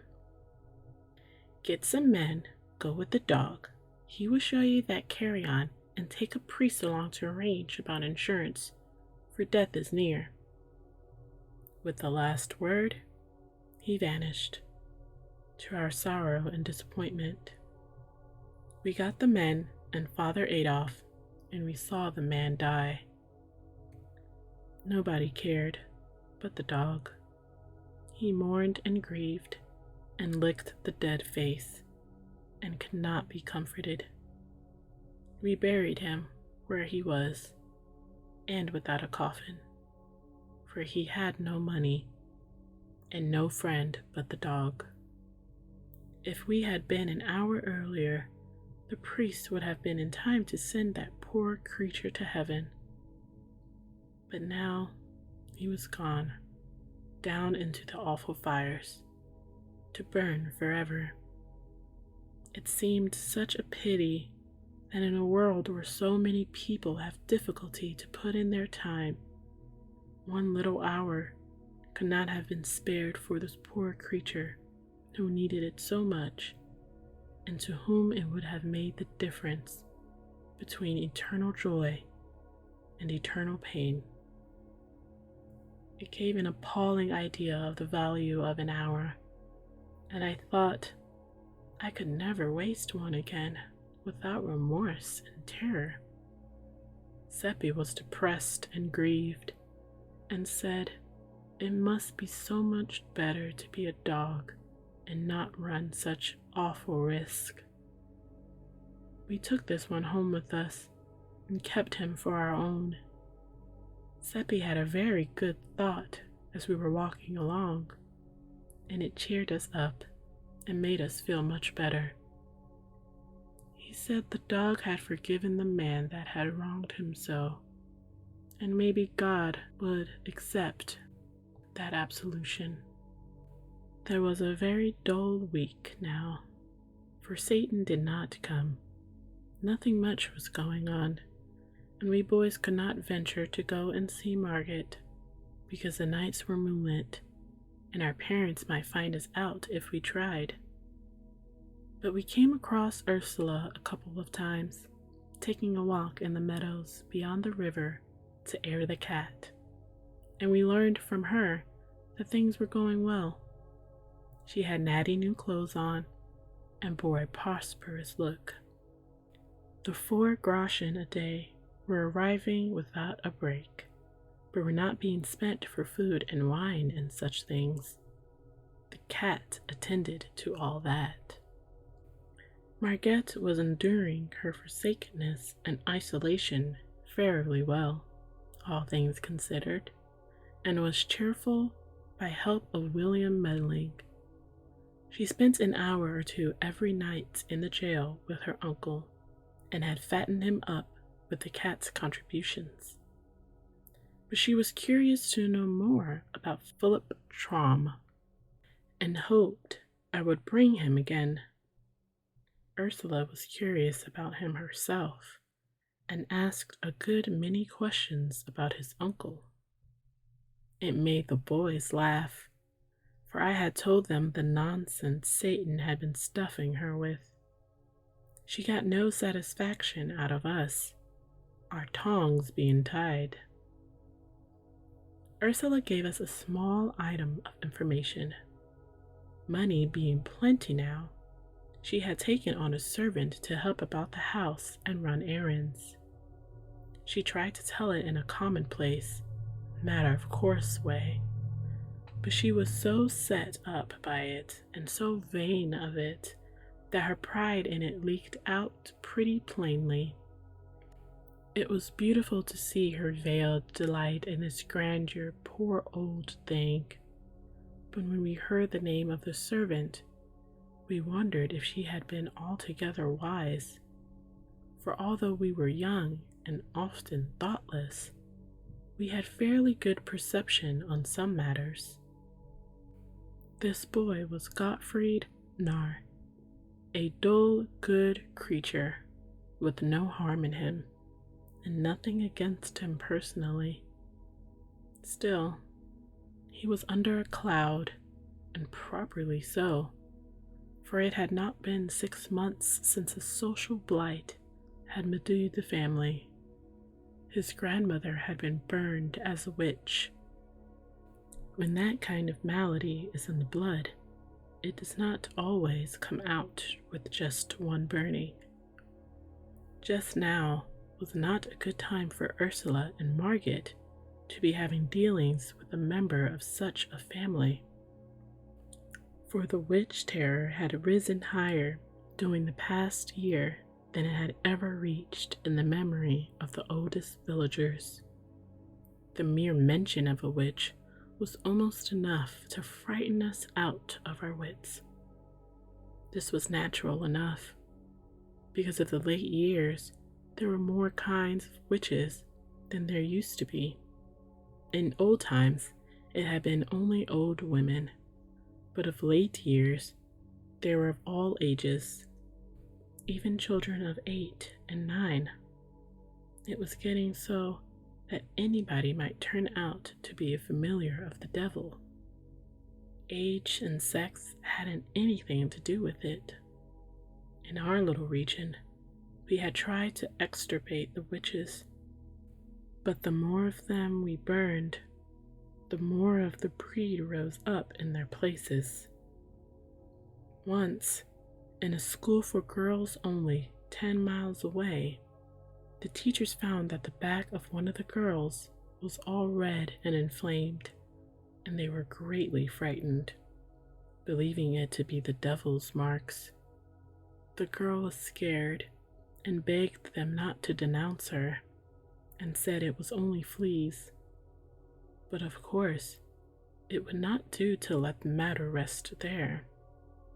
All the girls were examined, and 11 out of the 50 were badly marked, the rest less so. A commission was appointed, but the 11 only cried for their mothers and would not confess. Then they were shut up, each by herself in the dark, and put on black bread and water for 10 days and nights, and by that time they were haggard and wild, and their eyes were dry, and they did not cry any more, but only sat and mumbled, and would not take the food. Then one of them confessed, and said they had often ridden through the air on broomsticks to the witches' Sabbath, and in a bleak place high up in the mountains, had danced and drunk and caroused with several hundred other witches, and the evil one, and all had conducted themselves in a scandalous way, and had reviled the priest and blasphemed God. That is what she said, not in narrative form, for she was not able to remember any of the details without having them called to her mind one after the other. But the commission did that, for they knew just what questions to ask, they being all written down for the use of witch commissioners 2 centuries before. They asked, "Did you do so and so?" And she always said yes, and looked weary and tired, and took no interest in it. And so when the other 10 heard that this one confessed, they confessed too, and answered yes to the questions. Then they were burned at the stake all together, which was just right, and everybody went from all the countryside to see it. I went too. But when I saw that one of them was a bony, sweet girl I used to play with, and looked so pitiful there chained to the stake, and her mother crying over her, and devouring her with kisses and clinging around her neck and saying, "Oh my God, oh my God." It was too dreadful, and I went away. It was bitter, cold weather when Godfrey's grandmother was burned. It was charged that she had cured bad headaches by kneading the person's head and neck with her fingers, as she said, but really by the devil's help, and everybody knew. They were going to examine her, but she stopped them and confessed straight off that her power was from the devil. So they appointed to burn her next morning, early in the market square. The officer who was to prepare the fire was there first and prepared it. She was there next, brought out by the constables, who left her and went to fetch another witch. Her family did not come with her. They might be reviled, maybe stoned, if the people were excited. I came and gave her an apple. She was squatting at the fire, warming herself and waiting, and her old lips and hands were blue with cold. A stranger came next. He was a traveler passing through, and he spoke to her gently, and seeing nobody but me there to hear, said he was sorry for her, and he asked if what she confessed was true, and she said no. He looked surprised, and still more sorry then, and asked her, "Then why did you confess?" "I am old and very poor," she said, "and I work for my living. There was no way but to confess. If I hadn't, they might have set me free. That would ruin me, for no one would forget that I have been suspected of being a witch, and so I would get no more work, and wherever I went, they would set the dogs on me. In a little while I would starve. The fire is best. It is soon over. You have been good to me, you two, and I thank you." She snuggled closer to the fire and put her hands to warm them, the snowflakes descending soft and still on her old gray head and making it white and whiter.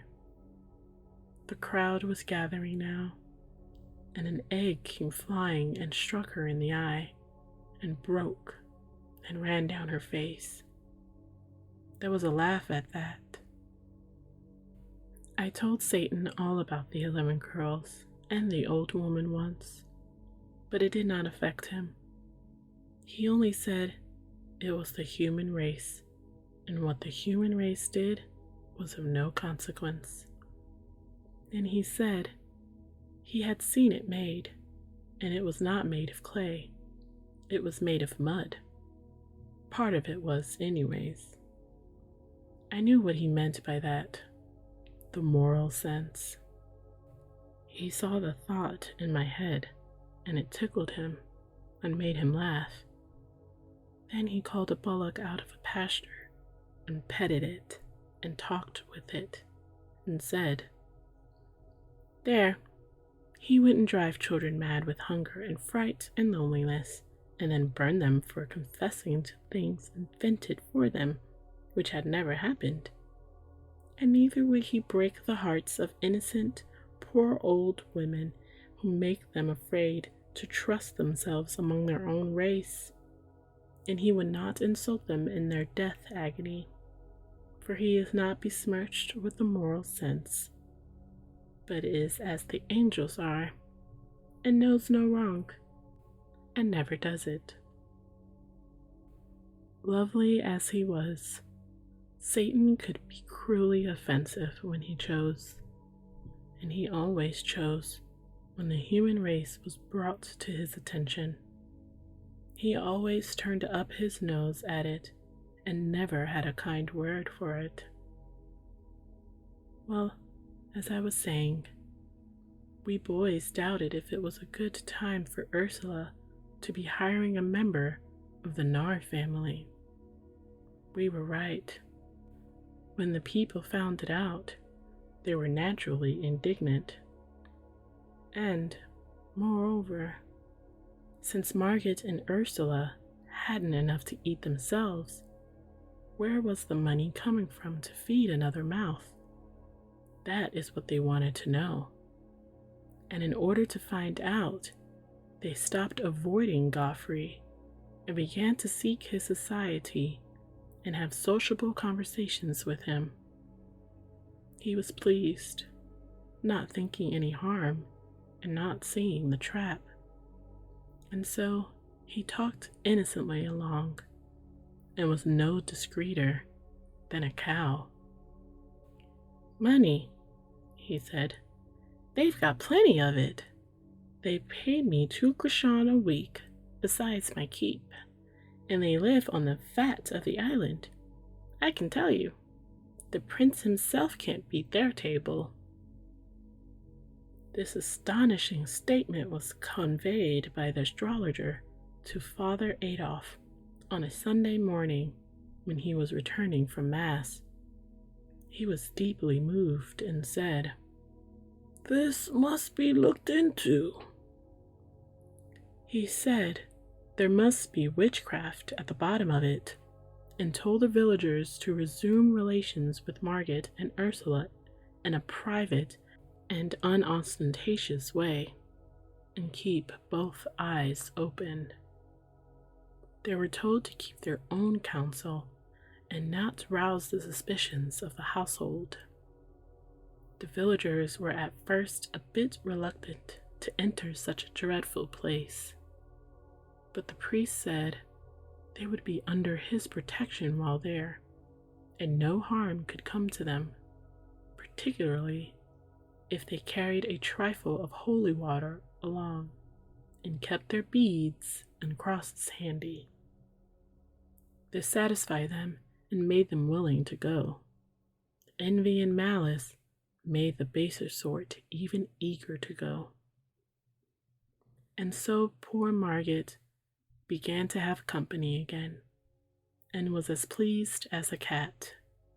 She was like most anybody else, just human and happy in her prosperities, and not averse from showing them off a little. And she was humanly grateful to have the warm shoulder turned to her and be smiled upon by her friends and the village again. For of all the hard things to bear, to be cut by your neighbors and left in a contemptuous solitude is maybe the hardest. The bars were down, and we could all go there now, and we did, our parents and all, day after day. The cat began to strain herself.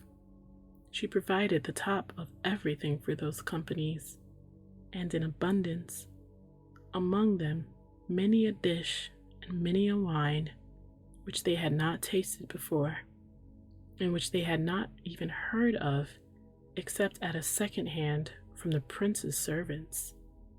And the tableware was much above ordinary too. Margaret was troubled at times, and pursued Ursula with questions to an uncomfortable degree.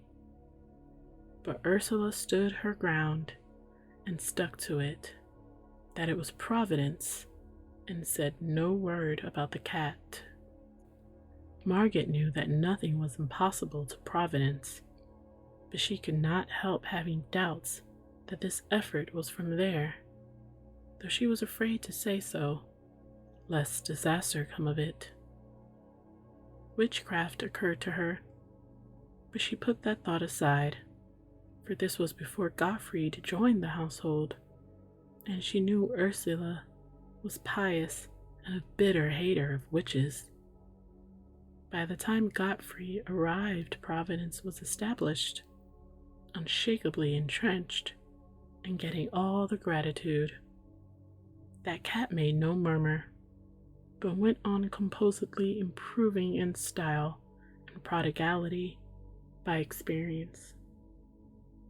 In any community, big or little, there is always a fair proportion of people who are not malicious or unkind by nature, and who never do unkind things except when they are overmastered by fear, or even when their self-interest is greatly in danger, or some such matter as that.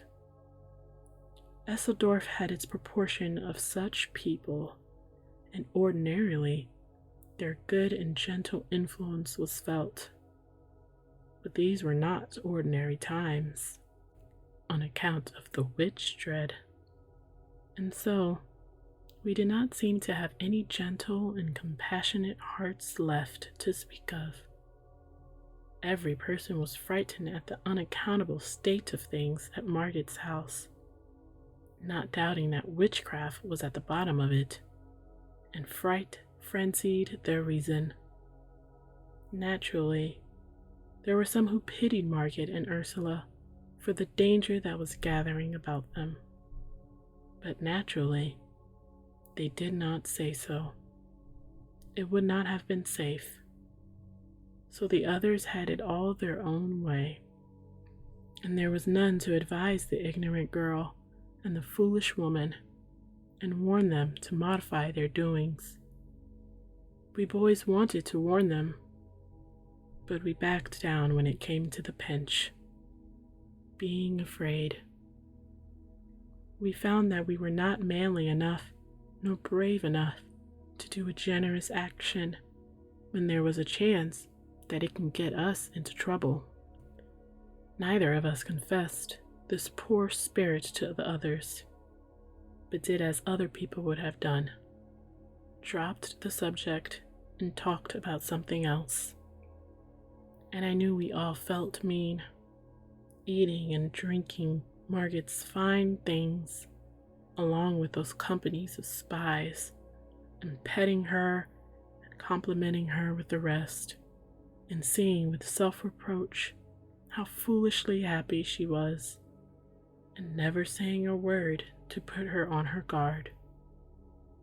And indeed, she was happy, and as proud as a princess, and so grateful to have friends again.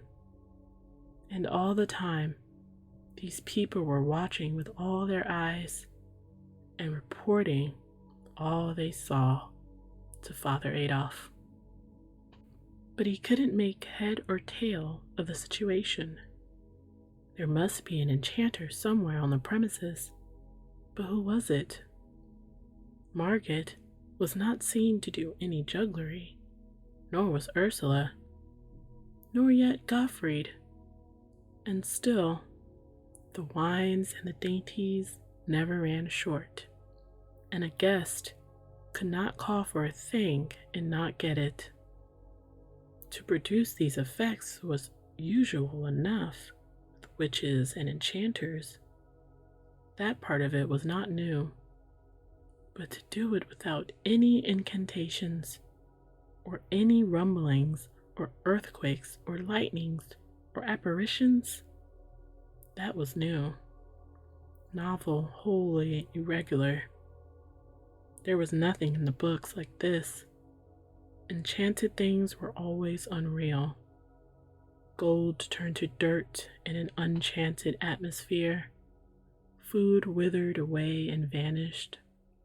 But this test failed in the present case. The spies brought samples. Father Adolf prayed over them, exorcised them, but it did no good. They remained sound and real. They yielded to natural decay only, and took the usual time to do it. Father Adolf was not merely puzzled. He was also exasperated, for these evidence very nearly convinced him privately that there was no witchcraft in the matter. It did not wholly convince him, for this could be a new kind of witchcraft.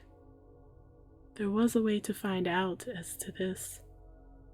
If this prodigal abundance of provender was not brought in from the outside, but produced on the premises, there was witchcraft for sure.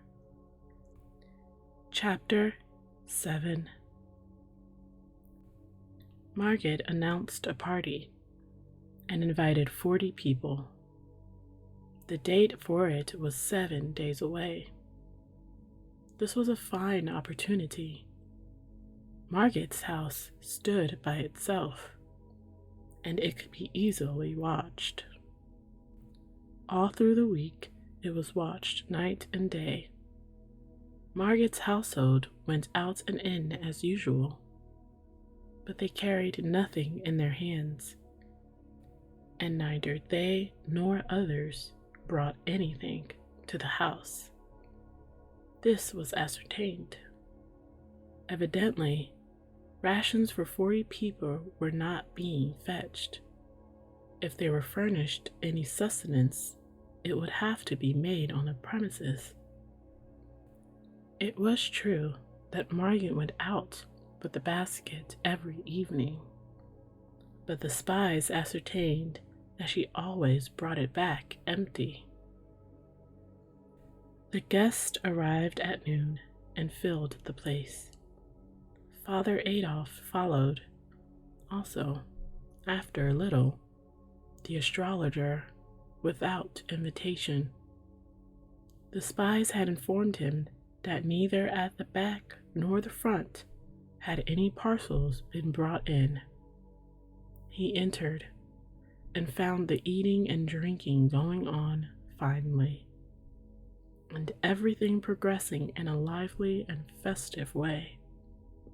He glanced around and perceived that many of the cooked delicacies and all of the native and foreign fruits were of a perishable character.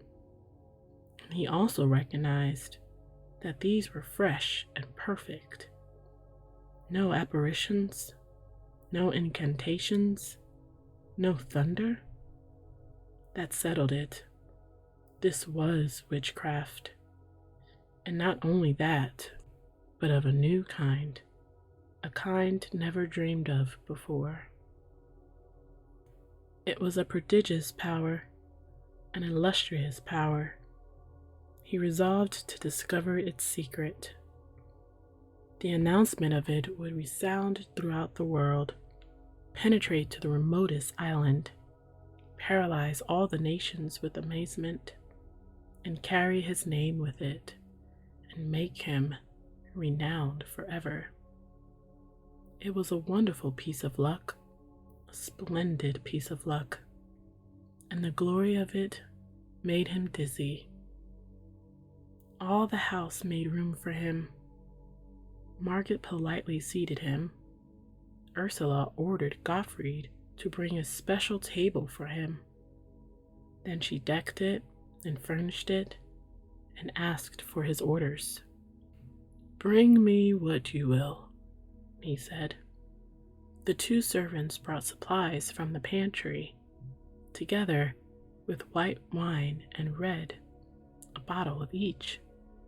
The astrologer, who very likely had never seen such delicacies before, poured out a beaker of red wine, drank it off, poured another, then began to eat with a grand appetite. I was not expecting Satan, for it was more than a week since I had seen or heard of him. But now he came in. I knew it by the feel, though people were in the way and I could not see him. I heard him apologizing for intruding, and he was going away. But Margaret urged him to stay, and he thanked her and stayed. She brought him along, introducing him to the girls and to Medling and to some of the elders. There was quite a rustle of whispers. "It's the young stranger we hear so much about and can't get sight of. He is away so much." Dear, but he is beautiful. What is his name?" "Philip Traum. Oh, it fits him." You see, Trom is German for dream. What does he do? Studying for the ministry, they say. His face is his fortune. He'll be a cardinal some day. Where is his home? Away down somewhere in the tropics, they say. Has a rich uncle down there. And so on. He made his way at once. Everybody was anxious to know him and talk with him. Everybody noticed how cool and fresh it was all of a sudden and wondered at it. For they could see that the sun was beating down the same as before outside, and the sky was clear of clouds. But no one guessed the reason, of course. The astrologer had drunk his second beaker. He poured out a third. He set the bottle down, and by accident overturned it. He seized it before much was spilled, and held it up to the light, saying, "What a pity! It is royal wine." Then his face alighted with joy and triumph for something, and he said, "Quick, bring a bowl." It was brought, a 4-quart one.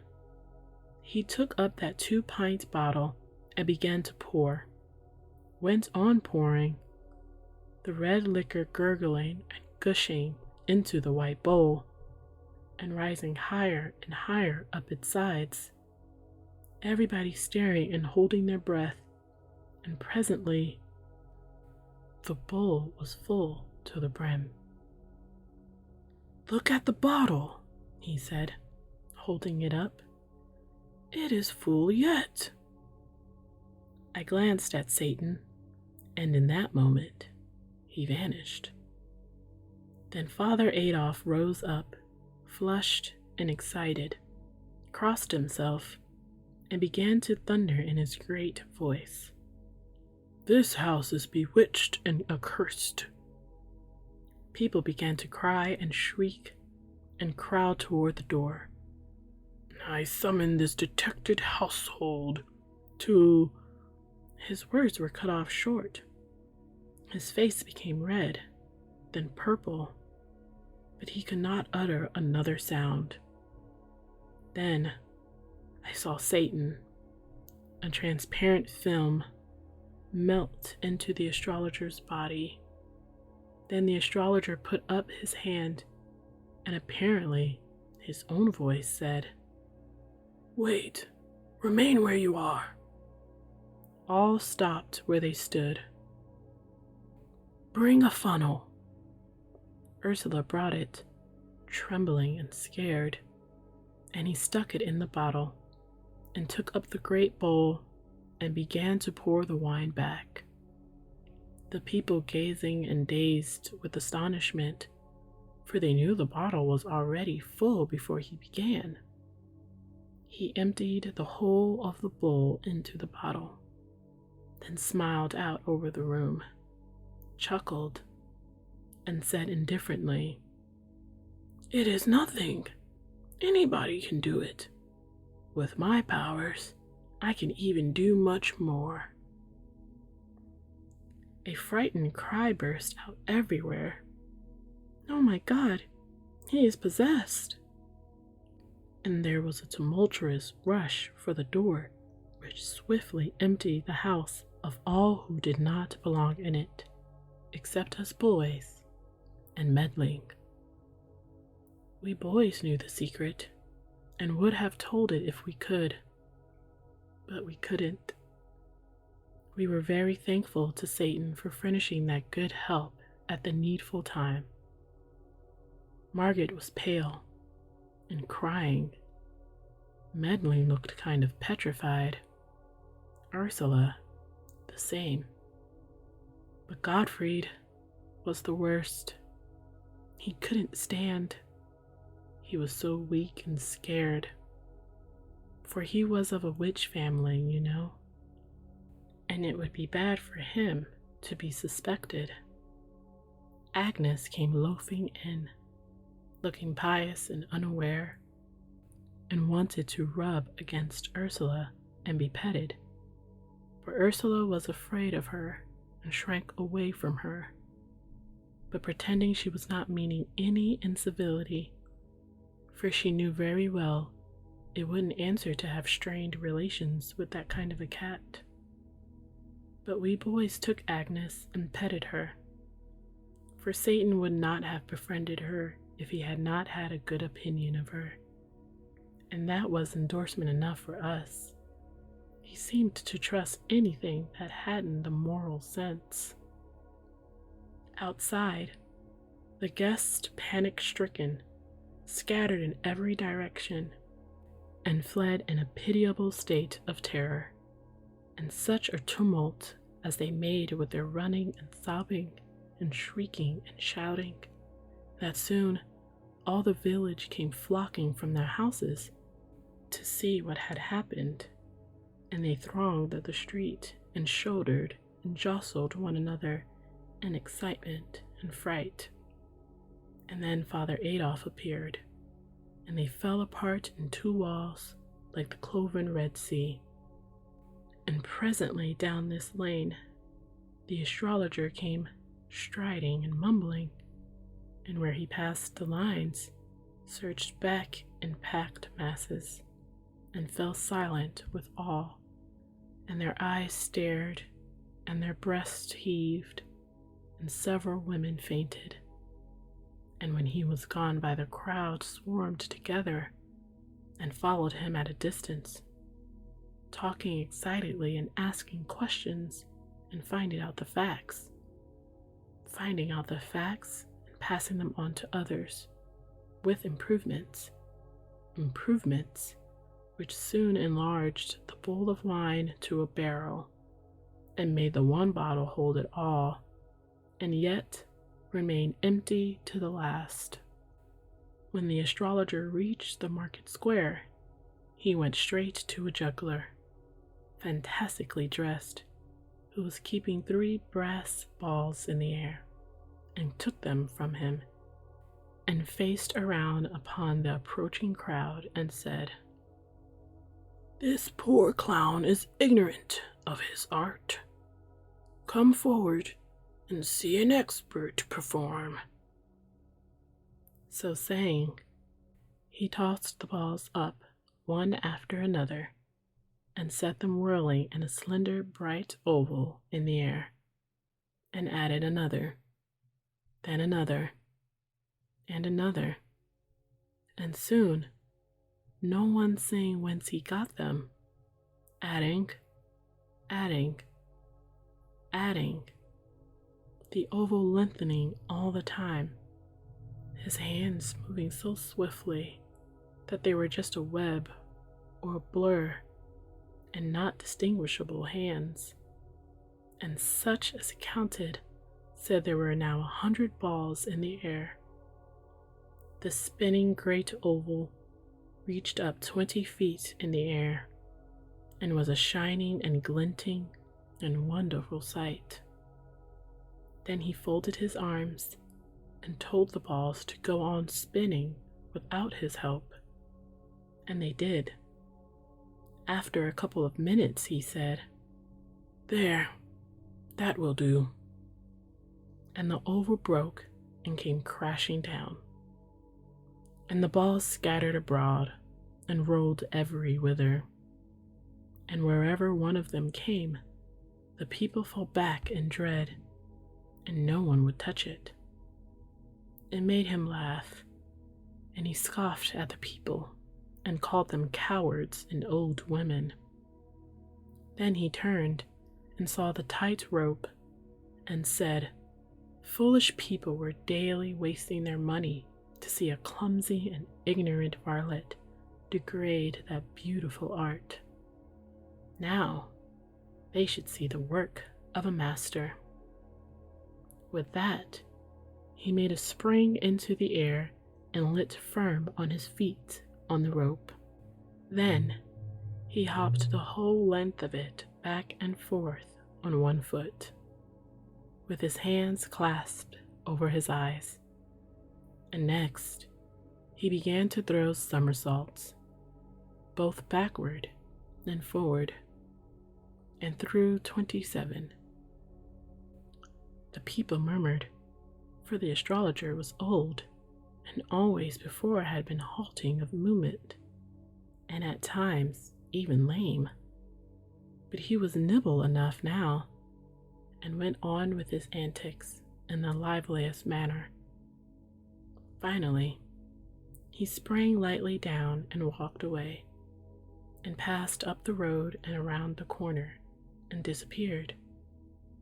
Then that great, pale, silent, solid crowd drew a deep breath and looked into one another's faces as if they said, "Was it real? Did you see it? Or was it only I, and I was dreaming?"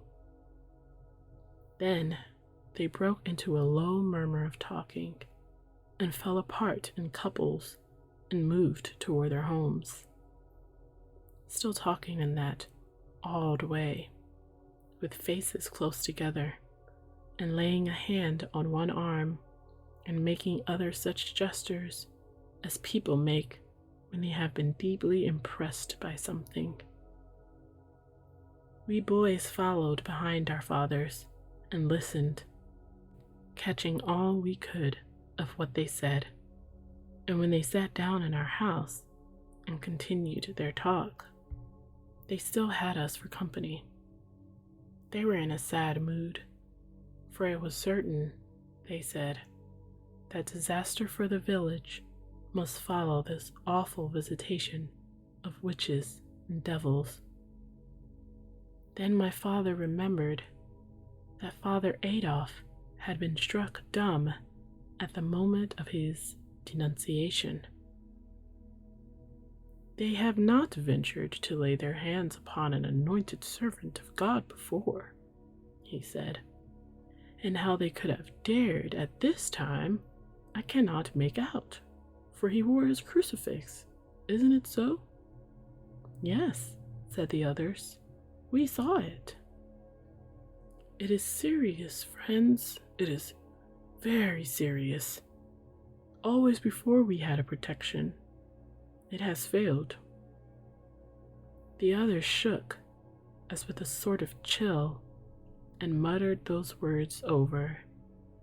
"It has failed. God has forsaken us." "It is true," said Seppi Walheimer's father. "There is nowhere to look for help."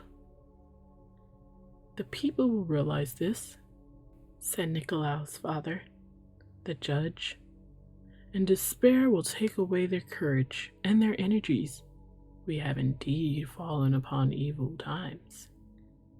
He sighed, and Wollmeyer said in a troubled voice, "The report of it all will go about the country, and our village will be shunned as being under the displeasure of God.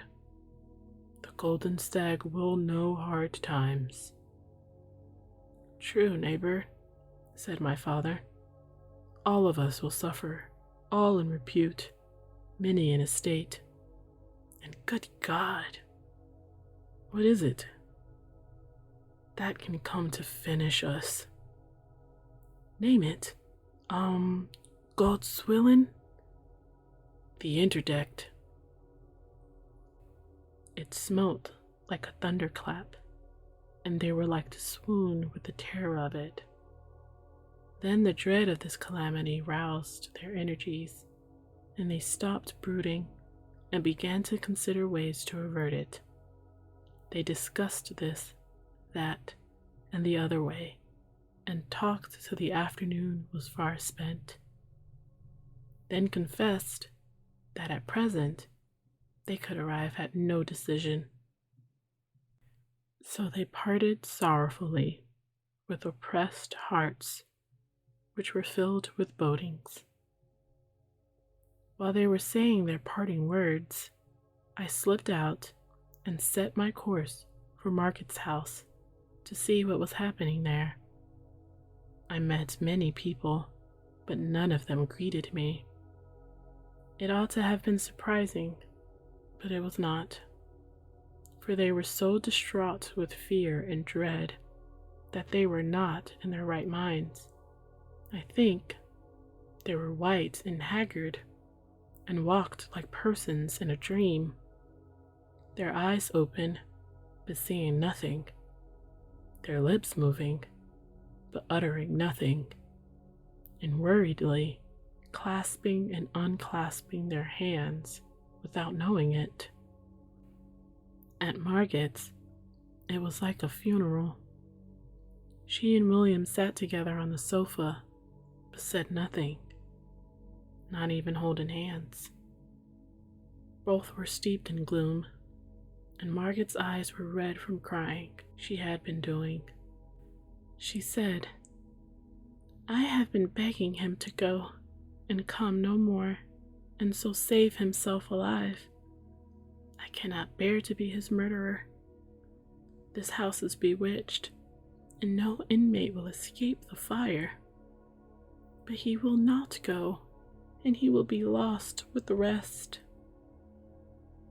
William said he would not go. If there was danger for her, his place was by her, and there he would remain. Then she began to cry again, and it was all so mournful that I wished I had stayed away.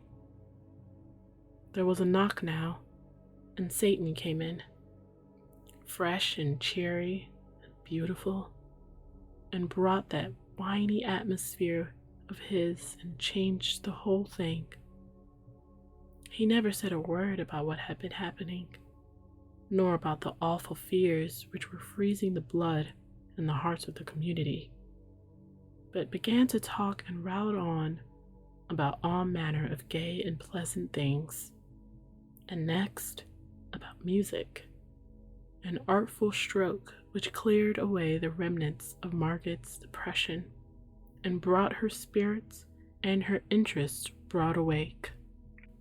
She had not heard anyone talk so well and so knowingly on that subject before, and she was so uplifted by it and so charmed that what she was feeling lit up her face and came out in her words, and William noticed it and did not look as pleased as he ought to have done.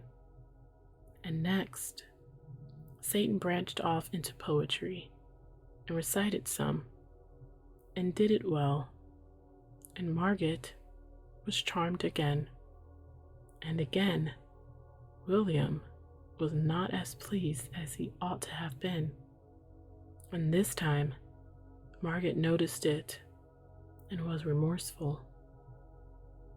I fell asleep to pleasant music that night, the patter of rain upon the panes, and the dulled growling of distant thunder. Away in the night, Satan came and roused me and said, "Come with me. Where shall we go?" "Anywhere, so it is with you." Then there was a fierce glare of sunlight, and he said, "This is China." That was a grand surprise, and made me sort of drunk with vanity and gladness to think I had come so far, so much farther than anybody else in our village, including Bartel Sperling, who had such a great opinion of his travels. We buzzed around over that empire for more than half an hour and saw the whole of it. It was wonderful, the spectacles we saw, and some were beautiful, others too horrible to think. For instance, however, I may go into that by and by, and also why Satan chose China for this excursion instead of another place. It would interrupt my tale to do it now. Finally, we stopped flitting and lit. We sat upon a mountain commanding a vast landscape of mountain range and gorge and valley and plain and river, with cities and villages slumbering in the sunlight. and a glimpse of blue sea on the farther verge. It was a tranquil and dreamy picture, beautiful to the eye and restful to the spirit. If we could only make a change like that whenever we wanted to, the world would be easier to live in than it is. For change of scene shifts the mind's burdens to the other shoulder and banishes old, shop-worn weariness from mind and body both. We talked together, and I had the idea of trying to reform Satan and persuade him to lead a better life. I told him about all those things he had been doing and begged him to be more considerate and stop making people unhappy. I said I knew he did not mean any harm, but that he ought to stop and consider the possible consequences of a thing before launching it into that impulsive and random way of his. Then he would not make so much trouble. He was not hurt by this plain speech. He only looked amused and surprised and said, "What? I do random things? Indeed, I never do. I stop and consider possible consequences. Where is the need? I know what the consequences are going to be. Always." "Oh, Satan, then how could you do these things?" "Well, I will tell you, and you must understand if you can. You belong to a singular race. Every man is a suffering machine and a happiness machine combined. The two functions work together harmoniously with a fine and delicate precision on the give and take principle. For every happiness turned out in the one department, the other stands ready to modify it with a sorrow or a pain, maybe a dozen. In most cases, the man's life is about equally divided between happiness and unhappiness. When this is not the case, the unhappiness predominates, always, never the other. Sometimes a man's make and disposition are such that his misery machine is able to do nearly all the business. Such a man goes through life almost ignorant of what happiness is. Everything he touches, everything he does, brings a misfortune upon him. You have seen such people. To that kind of a person, life is not an advantage, is it? It is only a disaster. Sometimes, for an hour's happiness, a man's machinery makes him pay years of misery. Don't you know that? It happens every now and then. I will give you a case or two presently. Now, the people of your village are nothing to me. You know that, don't you?" I did not like to speak out too flatly, so I said I had suspected it. "Well, it is true that they are nothing to me. It is not possible that they should be. The difference between them and me is abysmal and immeasurable. They have no intellect. No intellect. Nothing that resembles it. At a future time, I will examine what men calls his mind and give you the details of that chaos. Then you will see and understand. Men have nothing in common with me. There is no point of contact. They have foolish little feelings and foolish little vanities, and impertinences and ambitions. Their foolish little life is but a laugh, a sigh, an extinction, and they have no sense, only the moral sense. I will show you what I mean. Here is a red spider, not so big as a pin's head. Can you imagine an elephant being interested in him, caring whether he is happy or isn't, or whether he is wealthy or poor?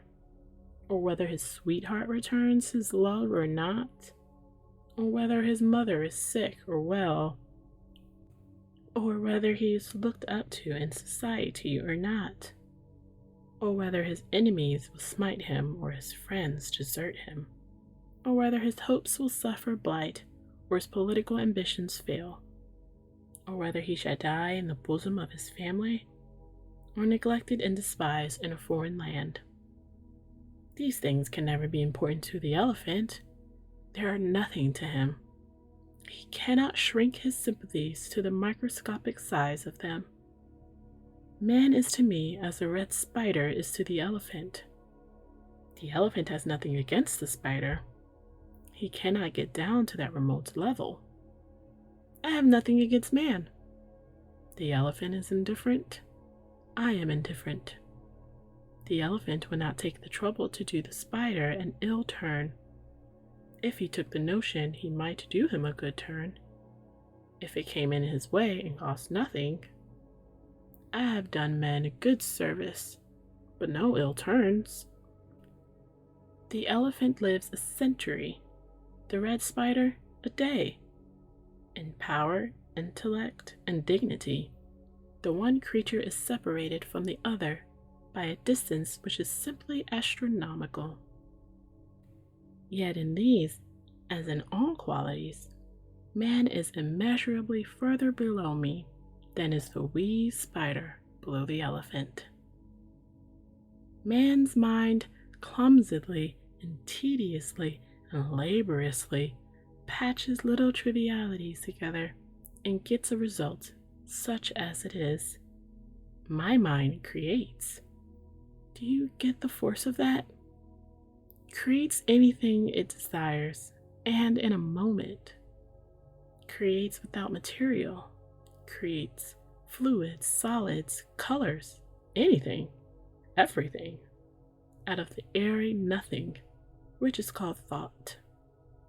A man imagines a silk thread, imagines a machine to make it, imagines a picture, then by weeks of labor embroiders it on canvas with a thread. I think the whole thing, and in a moment it is before you, created.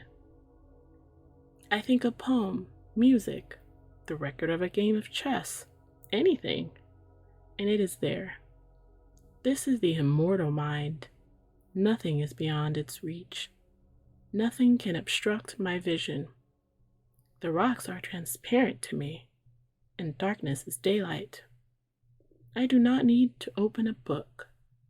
I take the whole of its contents into my mind at a single glance through the cover, and in a million years I could not forget a single word of it, or its place in the volume. Nothing goes in the skull of man, bird, fish, insect, or other creature which can be hidden from me. I pierce the learned man's brain with a single glance, and the treasures which cost him 80 years to accumulate are mine. He can forget, and he does forget, but I retain. Now then, I perceive by your thoughts that you are understanding me fairly well. Let us proceed. Circumstances might so fall out that the elephant could like the spider, supposing he can see it, but he could not love it. His love is for his own kind, for his equals. An angel's love is sublime, adorable, divine, beyond the imagination of man, infinitely beyond it. But it is limited to his own august order. If it fell upon one of your race for only an instant, it would consume its object to ashes. No, we cannot love men, but we can be harmlessly indifferent to them. We can also like them, sometimes. I like you and the boys.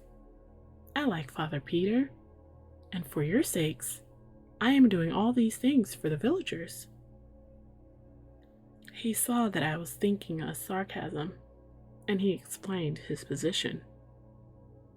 I have wrought well for the villagers, though it does not look like it on the surface. Your race never know good fortune from ill. They are always mistaking the one for the other.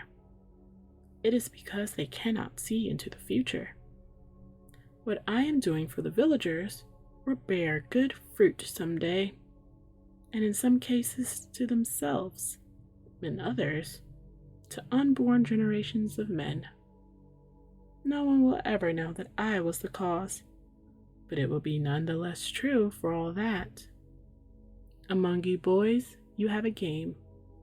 You stand a row of bricks on an end a few inches apart. You push a brick, it knocks its neighbors over, the neighbor knocks over the next brick, and so on till all the row is prostrate. That is human life. A child's first act knocks over the initial brick, and the rest will follow inexorably.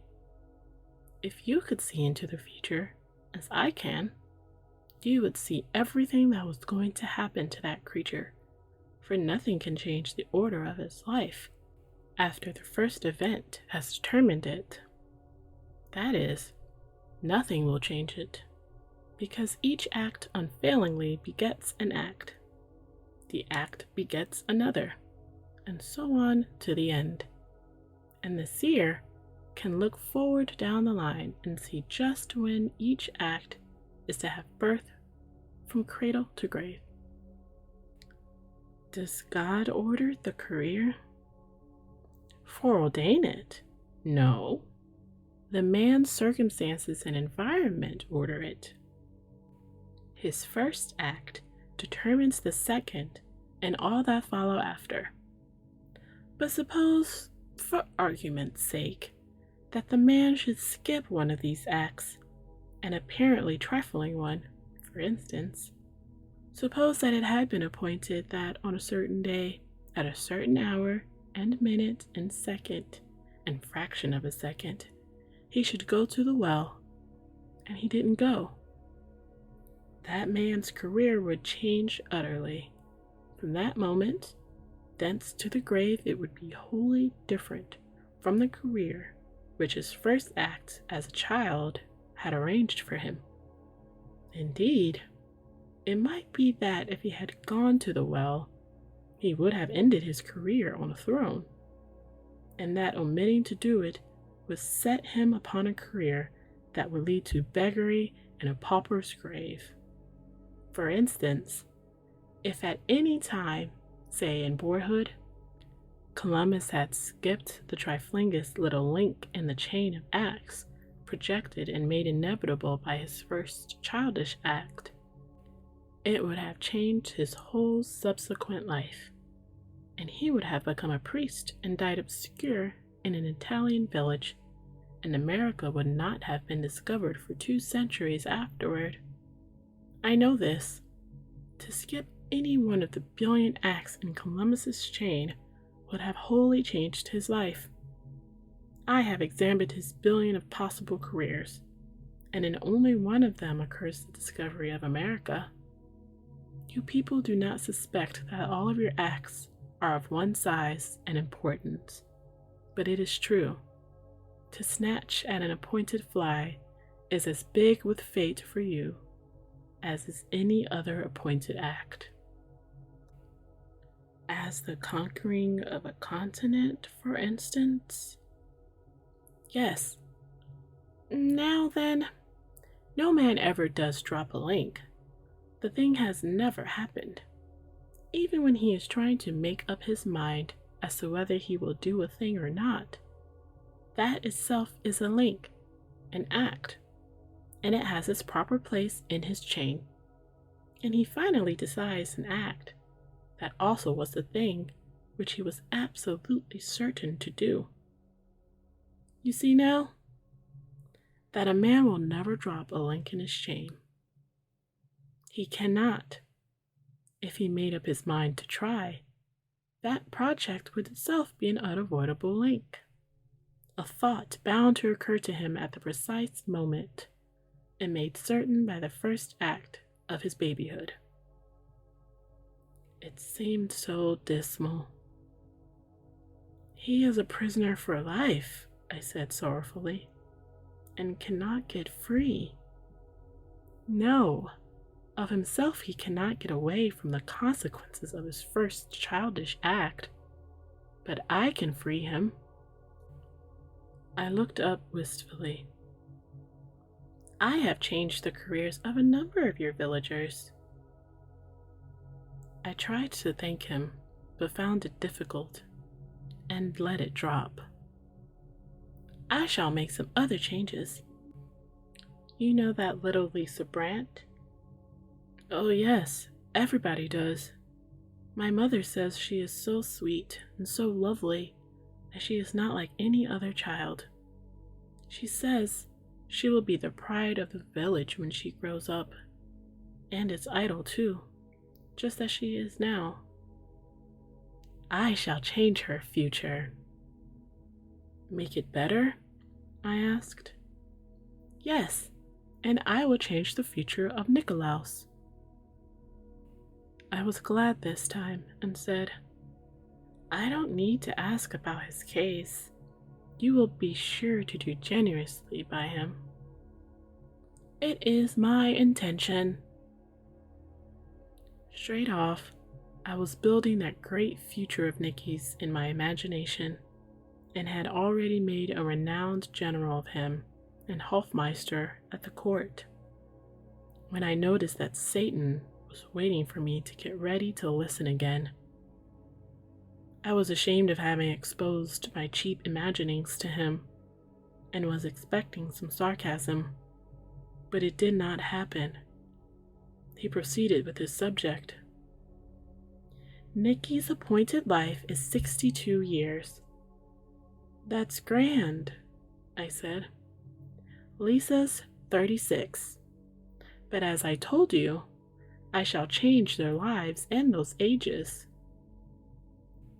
2 minutes and a quarter from now, Nikolaus will wake out of his sleep and find the rain blowing in. It was appointed that he should turn over and go to sleep again, but I have appointed that he shall get up and close the window first.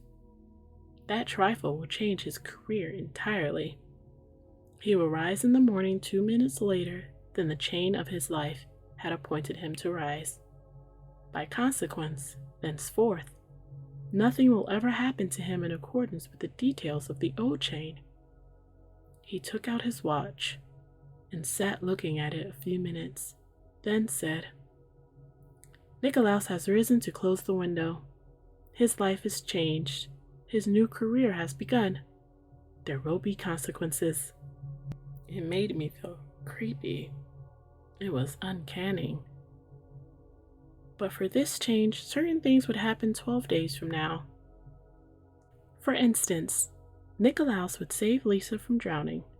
He would arrive on the scene at exactly the right moment, 4 minutes past 10, the long ago appointed instant of time, and the water would be shoal, the achievement easy and certain.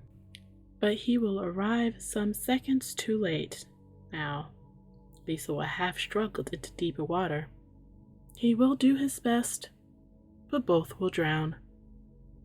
Oh, Satan! Oh, dear Satan! I cried, with the tears rising in my eyes.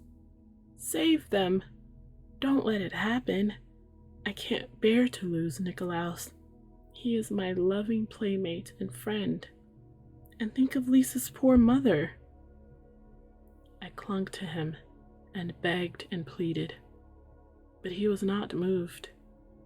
He made me sit down again and told me I must hear him out.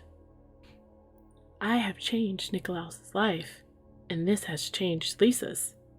If I had not done this, Nikolaus would save Lisa. Then he would catch cold from his drenching. One of your race's fantastic and desolating scarlet fevers would follow, with pathetic after effects. For 46 years, he would lie in his bed a paralytic log, deaf, dumb, blind, and pray night and day for the blessed relief of death. Shall I change his life back? Oh no, oh, not for the world. And charity and pity, leave it as it is. It is best so. I could not have changed any other link in his life and done him so good a service. He had a billion possible careers, but none of them was worth living. They were charged full of miseries and disasters. But for my intervention, he would do his brave deed 12 days from now. A deed begun and ended in 6 minutes, and get for all reward those 46 years of sorrow and suffering I told you of. It is one of those cases I was thinking of a while ago when I said that sometimes an act which brings the actor an hour's happiness and self-satisfaction is paid for or punished by years of suffering. I wondered what poor little Lisa's early death would save her from. He answered the thought. From 10 years of pain and slow recovering from an accident, and then from 19 years pollution, shame, depravity, crime, ending with death at the hands of an executioner. 12 days hence she will die. Her mother would save her life if she could. Am I not kinder than her mother? Yes, oh, indeed, yes, and wiser. Father Peter's case is coming on presently. He will be acquitted through unassailable proofs of his innocence. Why, Satan, how can that be? Do you really think it? Indeed, I know it. His good name will be restored, and the rest of his life will be happy. I can believe it. To restore his good name will have that effect. His happiness will not proceed from that cause. I shall change his life that day for his good. He will never know his good name has been restored. In my mind, and modestly, I asked for particulars, but Satan paid no attention to my thought. Next, my mind wandered to the astrologer, and I wondered where he might be. In the moon, said Satan, with a fleeting sound which I believed was a chuckle. I've got him on the cold side of it, too. He doesn't know where he is, and is not having a pleasant time. Still, it is good enough for him. A good place for his star studies. I shall need him presently, then I shall bring him back and possess him again. He has a long and cruel and odious life before him, but I will change that, for I have no feeling against him, and am quite willing to do him a kindness. I think I shall get him burned. He had such strange notions of kindness, but angels are made so, and do not know any better. Their ways are not like ours, and besides, human beings are nothing to them. They think they are only freaks. It seems to me odd that he should put the astrologer so far away. He could have dumped him in Germany just as well, where he would be handy. Far away, said Satan. To me, no place is far away. Distance does not exist for me. The sun is less than 100 million miles from here, and the light that is falling upon us has taken 8 minutes to come. But I can make that flight or any other in a fraction of time, so minute that it cannot be measured by a watch. I have but to think the journey, and it is accomplished. I held out my hand and said, The light lies upon it. Think it into a glass of wine, Satan. He did it. I drank the wine. Break the glass, he said. I broke it. There. You see, it is real. The villagers thought the brass balls were magic stuff and as perishable as smoke. They were afraid to touch them. You are a curious lot, your race. But come along, I have business. I will put you to bed. Said and done. Then he was gone. But his voice came back to me through the rain and darkness, saying, Yes, tell Seppi, but no other. It was the answer to my thought. Chapter 8. Sleep would not come.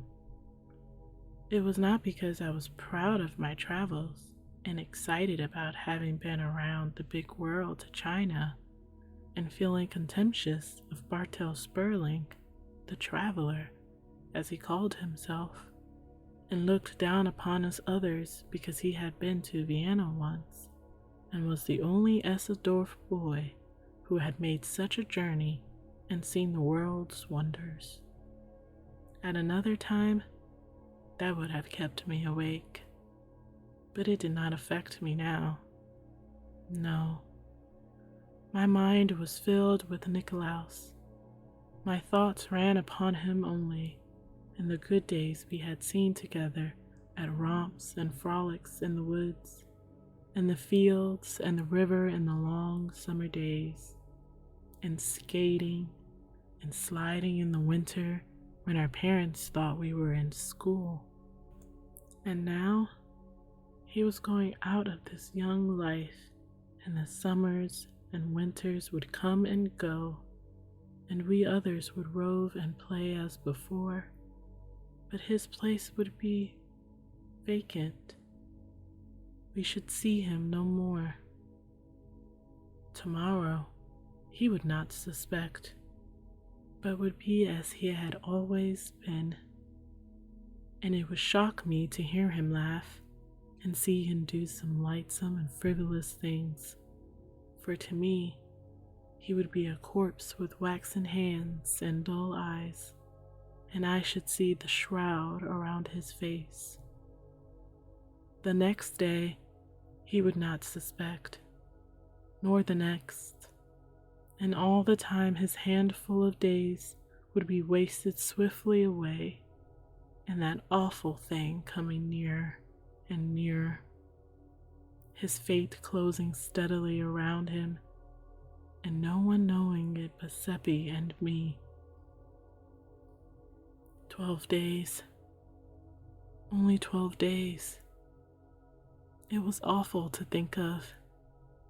I noticed that in my thoughts I was not calling him by his familiar names, Nick and Nicky, but was speaking of him by his full name, and reverently, as one speaks of the dead.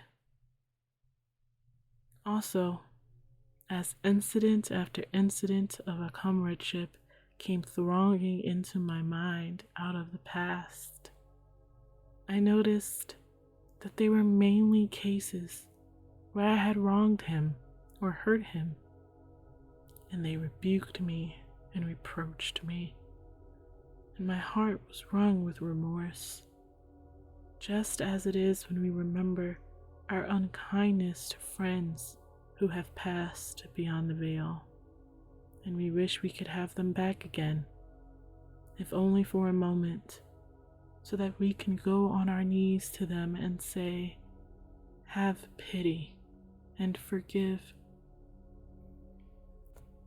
Once, when we were 9 years old, he went a long errand of nearly 2 miles for the fruiterer, who gave him a splendid big apple for reward, and he was flying home with it, almost beside himself with astonishment and delight.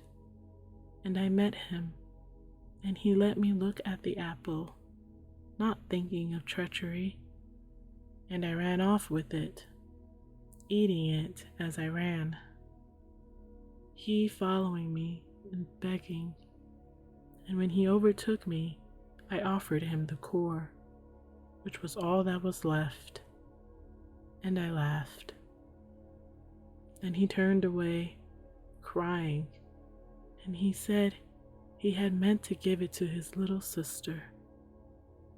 That smote me, for she was slowly getting well of a sickness, and it would have been a proud moment for him to see her joy and surprise and have her caresses. But I was ashamed to say I was ashamed, and only said something rude and mean to pretend I did not care, and he made no reply in words. There was a wounded look on his face as he turned away toward his home, which rose before me many times in after years in the night, and reproached me and made me ashamed again. It had grown dim in my mind by and by. Then it disappeared, but it was back now, and not dim. Once at school, when we were 11, I upset my ink and spoiled 4 copybooks and was in danger of severe punishment. But I put it upon him, and he got the whipping. And only last year, I had cheated him in a trade, giving him a large fish hook which was partly broken through for 3 small sound ones. That first fish he caught broke the hook, but he did not know I was blamable, and he refused to take back one of the small hooks which my conscience forced me to offer him, but said, "A trade is a trade. The hook was bad, but that was not your fault." No, I could not sleep. These little shabby wrongs upbraided me and tortured me, and with a pain much sharper than one feels when the wrongs have been done to the living.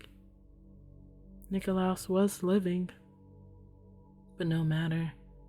He was to me as one already dead.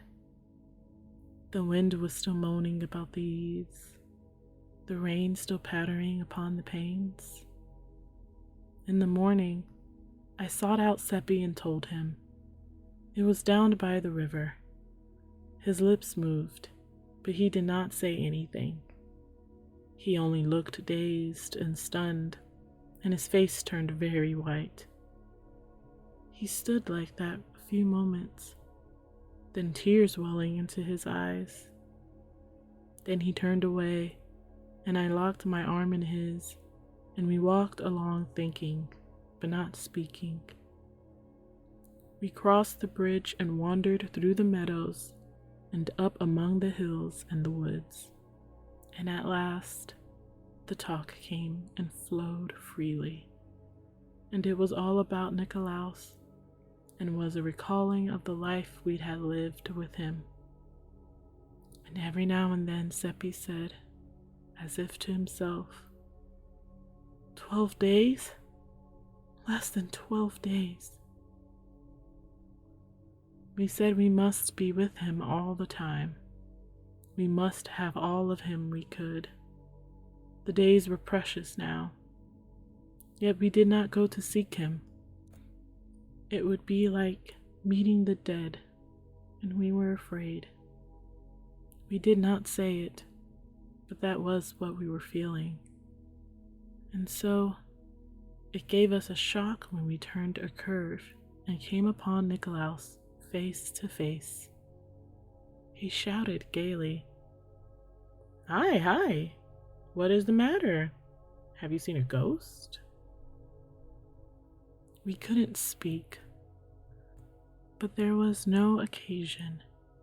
He was willing to talk for all of us, for he had just seen Satan and was in high spirits about it. Satan had told him about our trip to China, and he had begged Satan to take him a journey, and Satan had promised. It was to be a far journey, and wonderful, and beautiful, and Nicolaus had begged him to take us too, but he said no. He would take us someday, maybe, but not now. Satan would come for him on the 13th, and Nicolaus was already counting the hours. He was so impatient. That was the fatal day. We were already counting the hours, too. We wandered many a mile, always following paths which had been our favorite from the days when we were little, and always we talked about the old times. All the blitheness was with Nikolaus. We others could not shake off our depression. Our tone toward Nikolaus was so strangely gentle and tender and yearning that he noticed it and was pleased. And we were constantly doing him deferential little offices of courtesy and saying, "Wait, let me do that for you." And that pleased him too. I gave him 7 fish hooks, all I had, and made him take them. And Seppi gave him his new knife and a humming top painted red and yellow, atonements for swindles practiced upon him formerly, as I learned later, and probably no longer remembered by Nikolaus now. These things touched him, and he could not have believed that we loved him so, and his pride in it and gratefulness for it cut us to the heart. We were so undeserving of them. When we parted at last, he was radiant and said he had never had such a happy day. As we walked along homeward, Seppi said, "We always prized him, but never so much as now, when we are going to lose him." Next day, and every day, we spent all of our spare time with Nikolaus, and also added to it time which we and he stole from work and other duties, and this cost the 3 of us some sharp scoldings and some threats of punishment. Every morning, 2 of us woke with a start and a shudder, saying, as the days flew along, "Only 10 days left, only 9 days left, only 8, only 7. Always it was narrowing. Always Nikolaus was gay and happy, and always puzzled because we were not. He wore his invention to the bone, trying to invent ways to cheer us up, but it was only a hollow success. He could see that our jollity had no heart in it, and that the laughs we broke into came up against some obstruction or other and suffered damage and decayed into a sigh. He tried to find out what the matter was, so that he could help us out of our trouble or make it lighter by sharing it with us. So we had to tell many lies to deceive him and appease him. But the most distressing thing of all was that he was always making plans, and often they went beyond the 13th. Whenever that happened, it made us groan in spirit. All his mind was fixed upon finding some way to conquer our depression and cheer us up. And at last, when he had but 3 days to live, he fell upon the right idea and was jubilant over it. A boys and girls frolic and dance in the woods, up there where we first met Satan. And this was to occur on the 14th. It was ghastly, for that was his funeral day. We couldn't venture to protest. It would only have brought a why, which we could not answer. He wanted us to help him invite his guests, and we did. One can refuse nothing to a dying friend. But it was dreadful, for really, we were inviting them to his funeral. It was an awful 11 days, and yet, with a lifetime stretching back between today and then, there are still a grateful memory to me and beautiful. In effect, there were days of companionship with one's sacred dead, and I have known no comradeship that was so close or so precious. We clung to the hours and the minutes, counting them as they wasted away, and parting with them with the pain and bereavement which a miser feels who sees his hoard filched from him coin by robbers and is helpless to prevent it. When the evening of the last day came, we stayed out too long. Seppi and I were in fault for that. We could not bear to part with Nikolaus, so it was very late when we left him at his door. We lingered near a while, listening, and that happened which we were fearing. His father gave him the promised punishment, and we heard his shrieks, but we listened only a moment, then hurried away, remorseful for this thing which we had caused, and sorry for the father too, our thought being, if he only knew, if he only knew.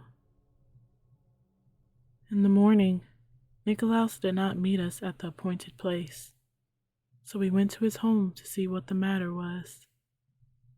His mother said, "His father is out of all patience with these goings on, and will not have any more of it. Half the time when Nick is needed, he is not to be found. Then it turns out that he's been gadding around with you two. His father gave him a flogging last night. It always grieved me before, and many's the time I have begged him off and saved him. But this time he appealed to me in vain, for I was out of patience myself."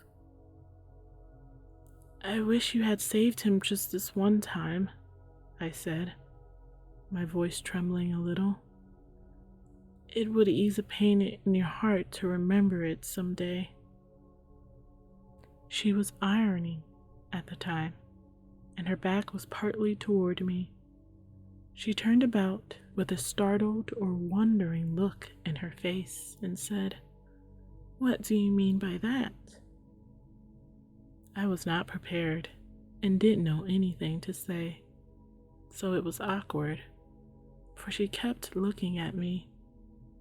But Seppi was alert and spoke up. "Why, of course, it would be pleasant to remember, for the very reason we were out so late was that Nikolaus got to telling how good you are to him, and how he never got whipped when you were by to save him, and he was so full of it, and we were so full of the interest of it, that none of us noticed how late it was getting." "Did he say that? Did he?" And she put her apron to her eyes. "You can ask Theodore. He will tell you the same." "It is a dear good lad, my Nick," she said. "I am sorry I let him get whipped. I will never do it again. To think, all the time I was sitting here last night, fretting and angry at him, he was loving me and praising me. Dear, dear, if we could only know, then we shouldn't ever go wrong. But we are only poor dumb beasts, groping around and making mistakes. I shan't ever think of last night without a pang." She was like all the rest. It seemed as if nobody could open a mouth in these wretched days without saying something that made us shiver. They were groping around and did not know what true, sorrowfully true things they were saying by accident. Seppi asked if Nikolaus might go out with us. "I am sorry," she answered, "but he can't. To punish him further, his father doesn't allow him to go out of the house today. We had a great hope. I saw it in Seppi's eyes. We thought, if he cannot leave the house, he cannot be drowned. Seppi asked to make sure. Must he stay in all day or only the morning? All day. It's such a pity, too. It's a beautiful day, and he is so unused to being shut up. But he is busy planning his party, and maybe that is company for him. I do hope he isn't too lonesome. Seppi saw that in her eye, which emboldened him to ask if we might go up and help him pass his time. And welcome, she said, right heartily. Now I call that real friendship, when you might be abroad in the fields and the woods having a happy time. You are good boys. I'll allow that, though you don't always find satisfactory ways of improving it. Take these cakes for yourselves and give him this one from his mother. The first thing we noticed when we entered Nicolaus's room was the time. 9:45. Could that be correct?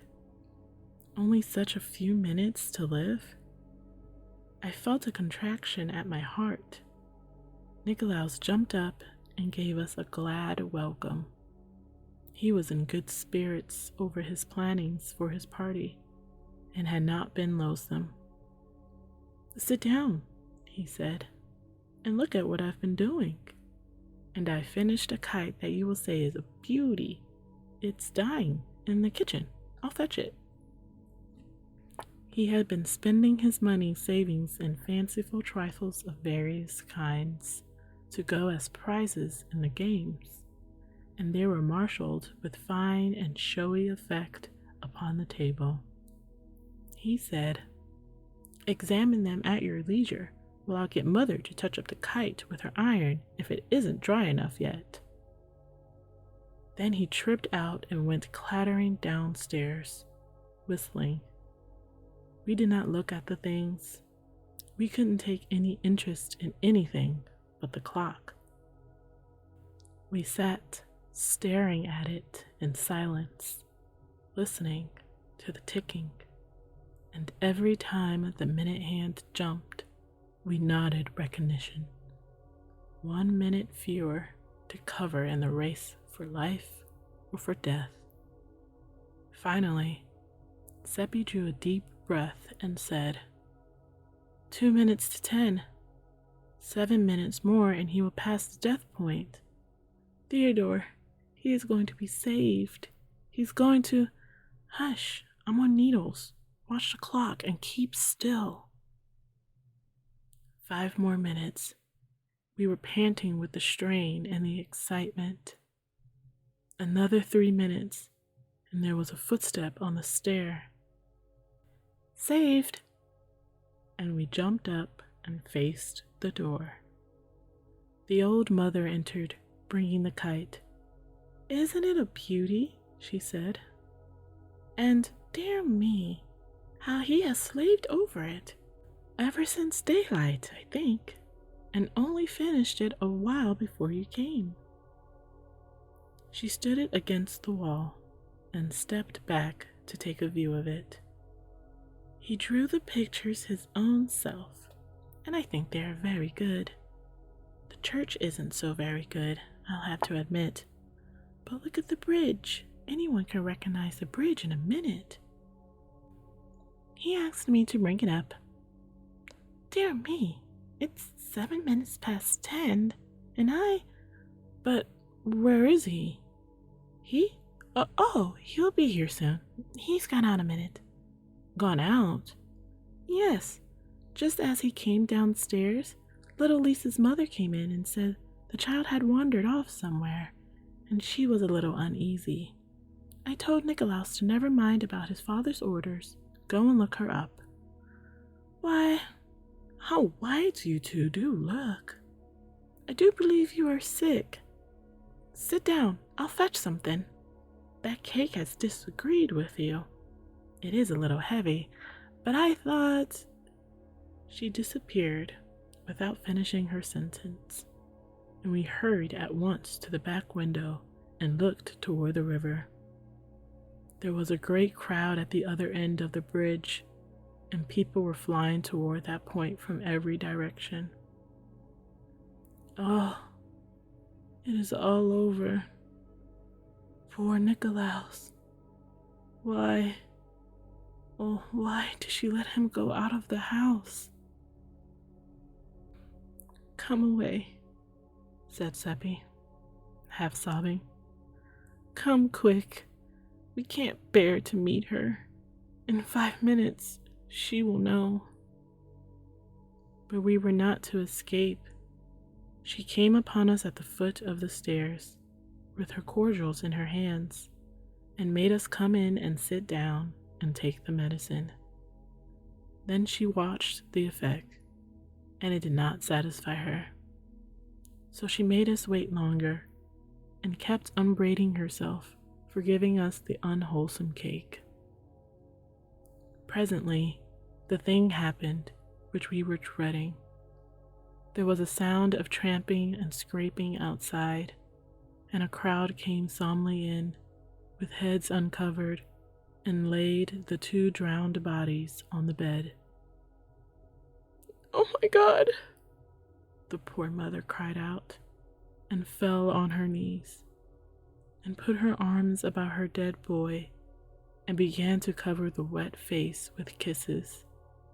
Oh, it was I that sent him, and I have been his death. If I had obeyed and kept him in the house, this would not have happened. And I am rightly punished. I was cruel to him last night, and him begging me, his own mother, to be his friend. And so she went on, and all the women cried and pitied her and tried to comfort her, but she could not forgive herself and could not be comforted, and kept on saying if she had not sent him out, he would be alive and well now, and she was the cause of his death.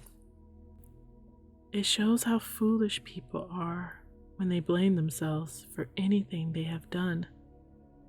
Satan knows, and he said nothing happens that your first act hasn't arranged to happen and made inevitable. And so, of your own motion, you can't ever alter the scheme or do a thing that will break a link. Next, we heard screams. The frail Brant came wildly plowing and plunging through the crowd with her dress in disorder and hair flying loose, and flung herself upon her dead child with moans and kisses and pleadings and endearments. And by she rose up, almost exhausted with her outpourings of passionate emotion, and clenched her fist and lifted it toward the sky, and her tear-drenched face grew hard and resentful, and she said, "For nearly 2 weeks, I have had dreams and presentiments and warnings that death was going to strike what was most precious to me, and day and night and day, I have groveled in the dirt before him, praying him to have pity on my innocent child, save it from harm. And here is his answer. Why, he saved it from harm, but she did not know. She wiped the tears from her eyes and cheeks, and stood a while, gazing down at the child, caressing its face and its hair with her hands. Then she spoke again in that bitter tone. But in his hard heart is no compassion. I will never pray again. She gathered her dead child to her bosom and strode away, the crowd falling back to let her pass, and smitten dumb by the awful words they had heard. Ah, that poor woman. It is as Satan said, we do not know good fortune from bad, and we are always mistaking the one for the other. Many a time since I have heard people pray to God to spare the life of sick persons, but I have never done it. Both funerals took place at the same time in our little church next day. Everybody was there, including the party guest. Satan was there too, which was proper, for it was on account of his efforts that the funerals had happened. Nicholas had departed this life without absolution, and a collection was taken up for masses to get him out of purgatory. Only 2/3 of the required money was gathered, and the parents were going to try to borrow the rest, but Satan furnished it. He told us privately that there was no purgatory, but he had contributed in order that Nicolaus's parents and their friends might be saved from worry and distress. We thought it very good of him, but he said money did not cost him anything. At the graveyard, the body of little Lisa was seized for debt by a carpenter to whom the mother owed 50 groschen for work done the year before. She had never been able to pay this, and was not able now. The carpenter took the corpse home and kept it 4 days in his cellar, the mother weeping and imploring about his house all the time. Then he buried it in his brother's cattle yard without religious ceremonies. It drove the mother wild with grief and shame, and she forsook her work and went daily about the town, cursing the carpenter and blaspheming the laws of the emperor and the church, and it was pitiful to see. Seppi asked Satan to interfere, but he said the carpenter and the rest were members of the human race and were acting quite neatly for that species of animal. He would interfere if he found a horse acting in such a way, and we must inform him when we came across that kind of horse doing that kind of human thing so that he could stop it. We believed this was sarcasm, for of course there wasn't any such horse. But after a few days, we found that we could not abide that poor woman's distress, so we begged Satan to examine her several possible careers and see if he could not change her, to her profit, to a new one. He said the longest of her careers as they now stood gave her 42 years to live, and her shortest one 29, and that both were charged with grief and hunger and cold and pain. The only improvement he can make would be to enable her to skip a certain 3 minutes from now, and he asked us if he should do it. This was such a short time to decide, and that we went to pieces with nervous excitement, and before we could pull ourselves together and ask for the particulars, he said the time would be up in a few more seconds. So then we gasped out, "Do it." "It is done," he said. "She was going around a corner.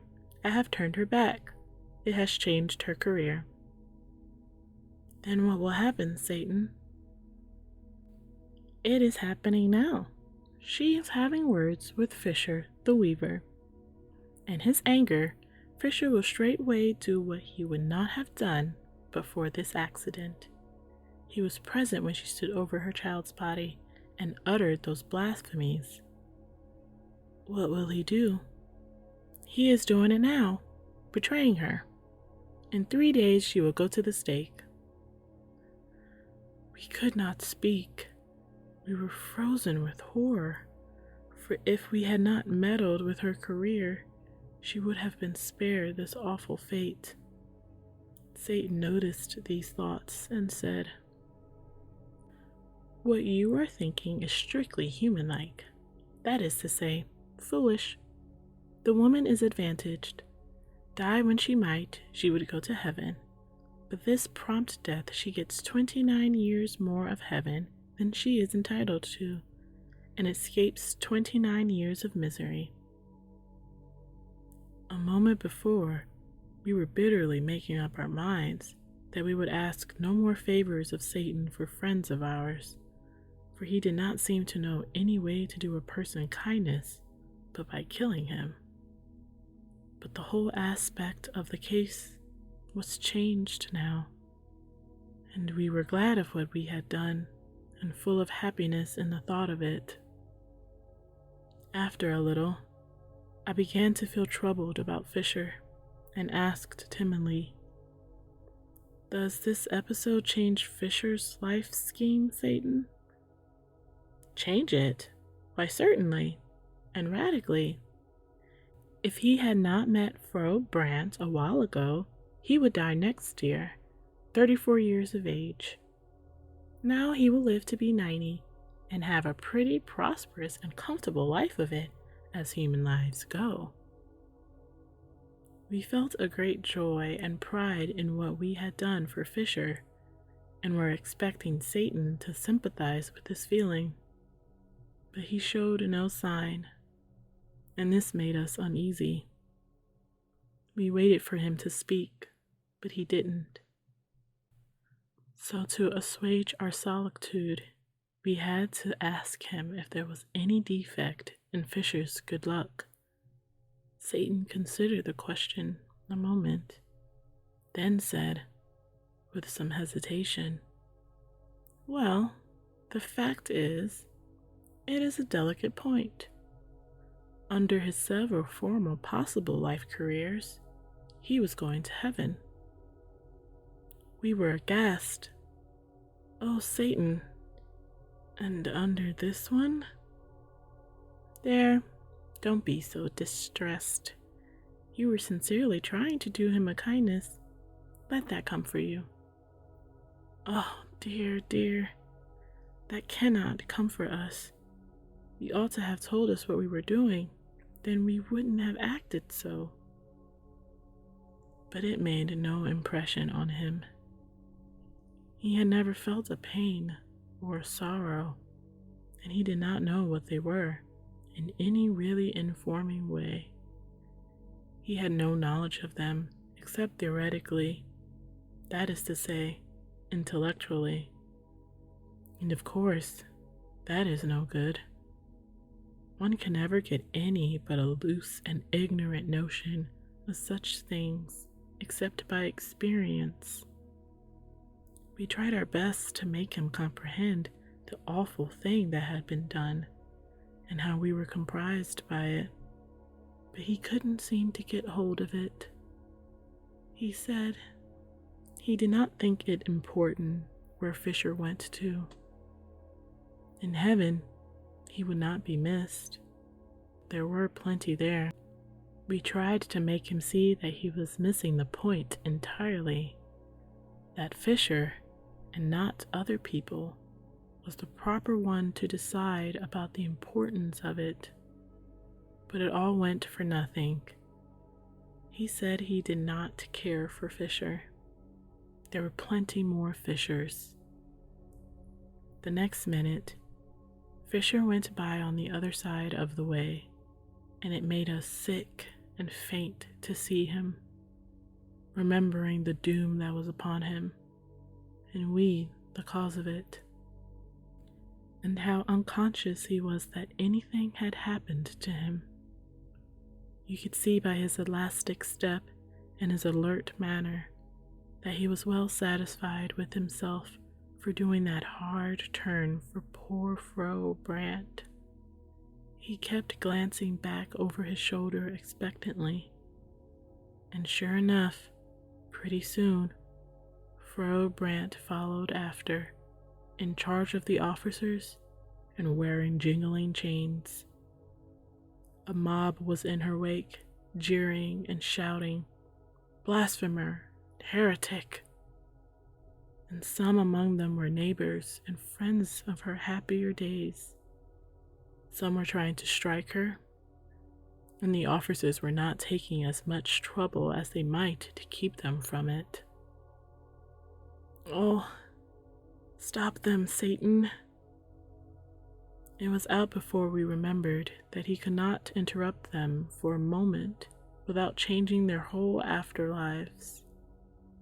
He puffed a little puff toward them with his lips, and they began to reel and stagger and grab at the empty air.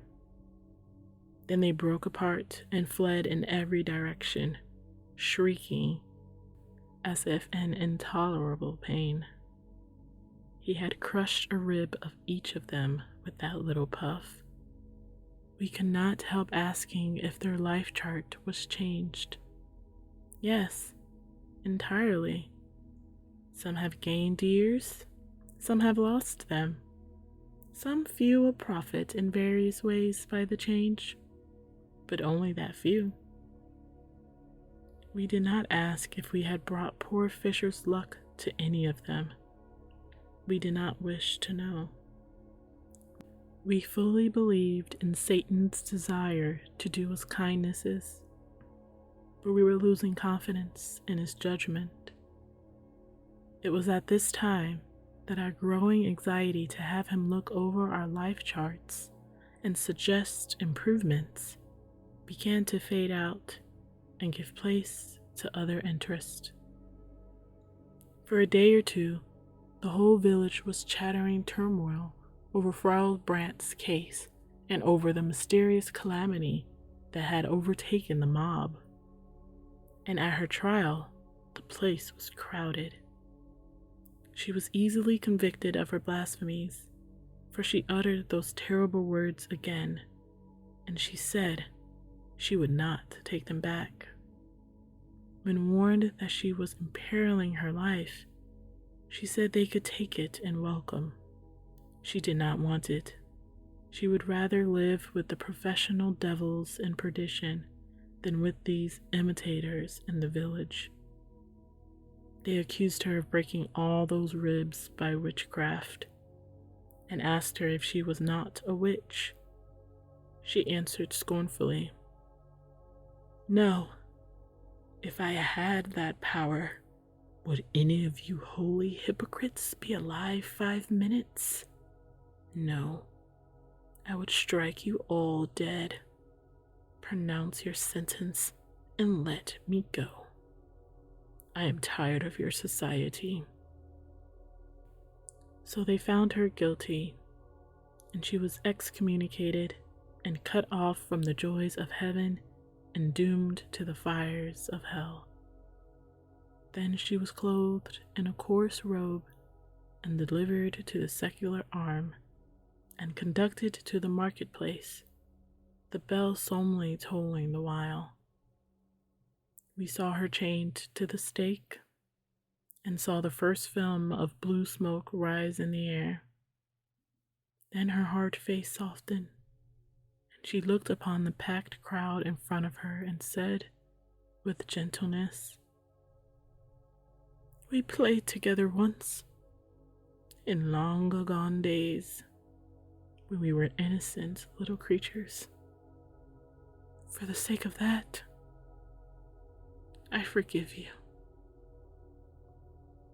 We went away then, and did not see the fires consume her, but we heard the shrieks, although we put our fingers in our ears. When they ceased, we knew she was in heaven, notwithstanding the excommunication, and we were glad of her death and not sorry that we had brought it about. One day, a little while after this, Satan appeared again.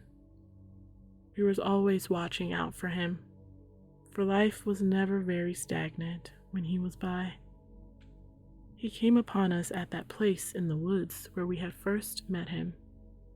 Being boys, we wanted to be entertained. We asked him to do a show for us. Very well, he said. Would you like to see a history of the progress of the human race?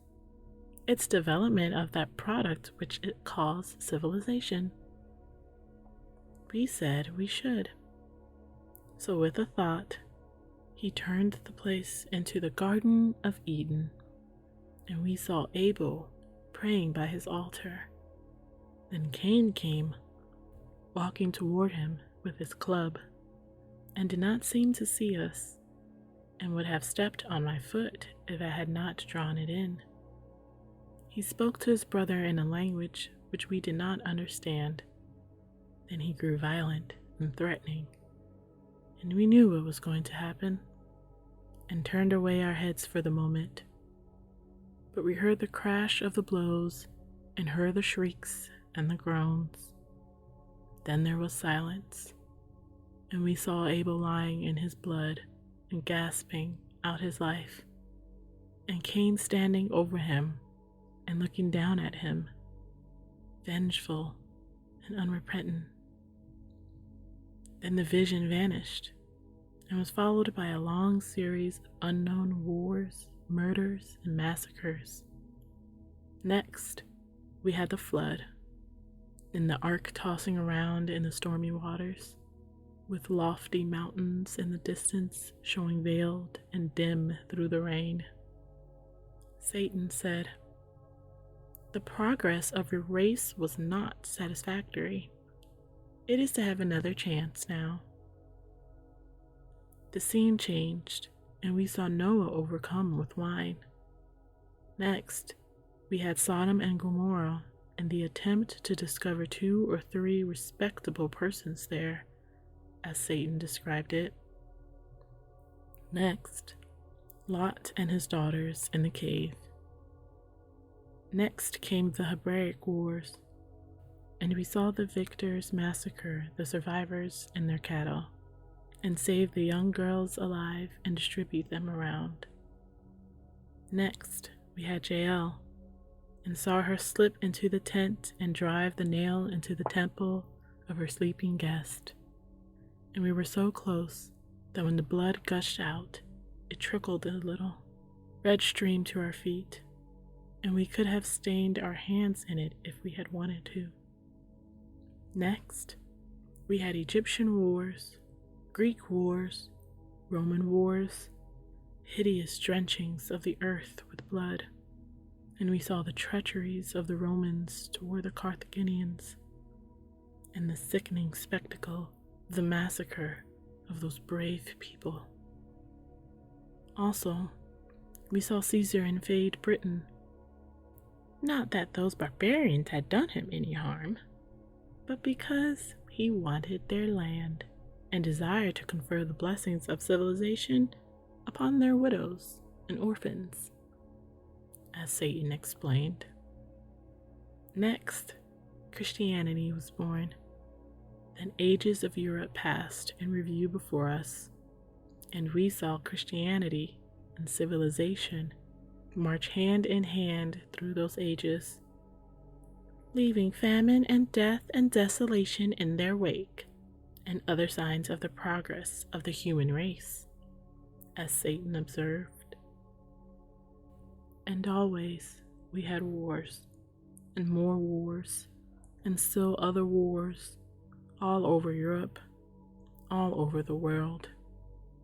Sometimes in the private interest of royal families, Satan said.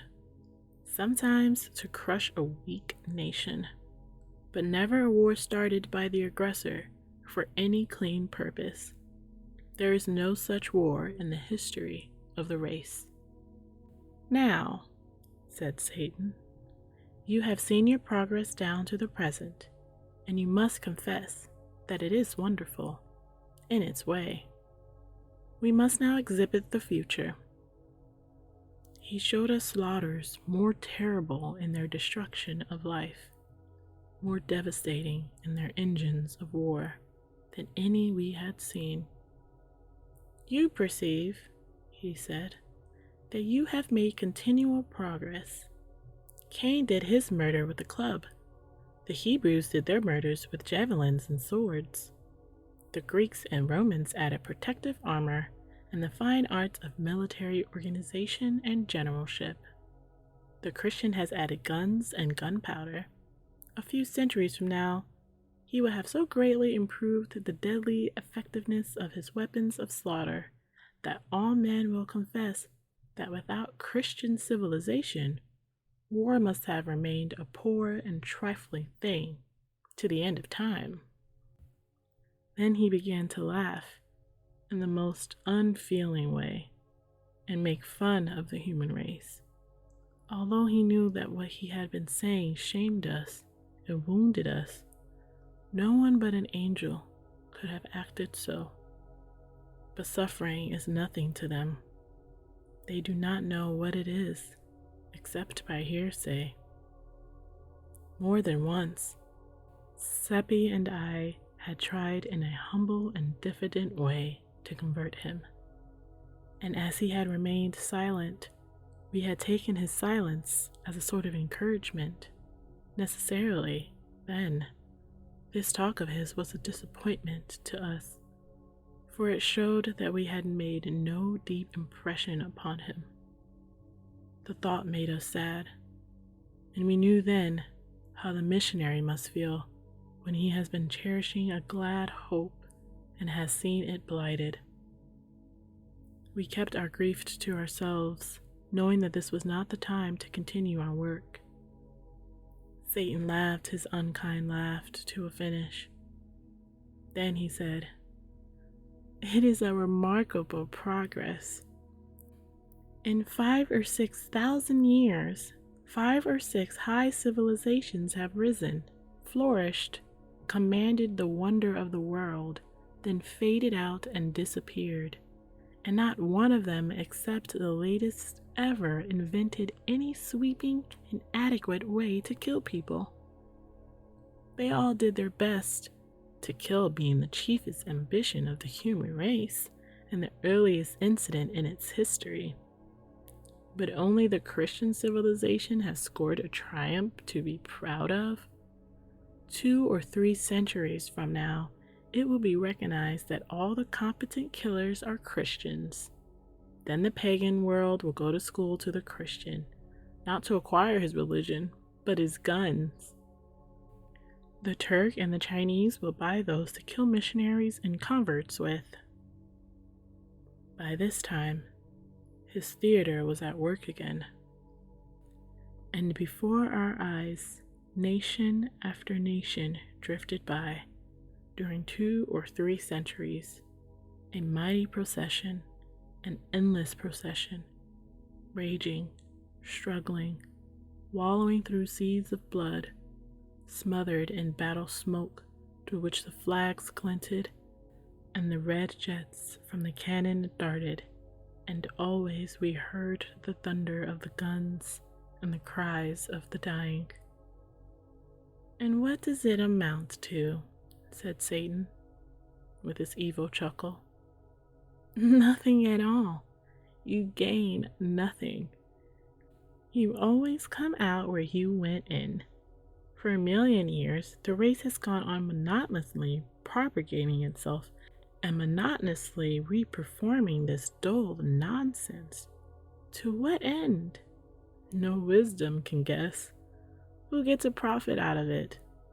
Nobody but a parcel of usurping little monarchs and nobilities who despise you, would feel defiled if you touched them, would shut the door in your face if you proposed to call, whom you slave for, fight for, die for, and are not ashamed of it, but proud, whose existence is a perpetual insult to you, and you are afraid to resent it, who are mendicants supported by your alms, yet assume toward you the airs of benefactor toward beggar, who address you in the language of master to slave, and are answered in the language of slave to master, who are worshipped by you with your mouth, while in your heart, if you have one, you despise yourselves for it.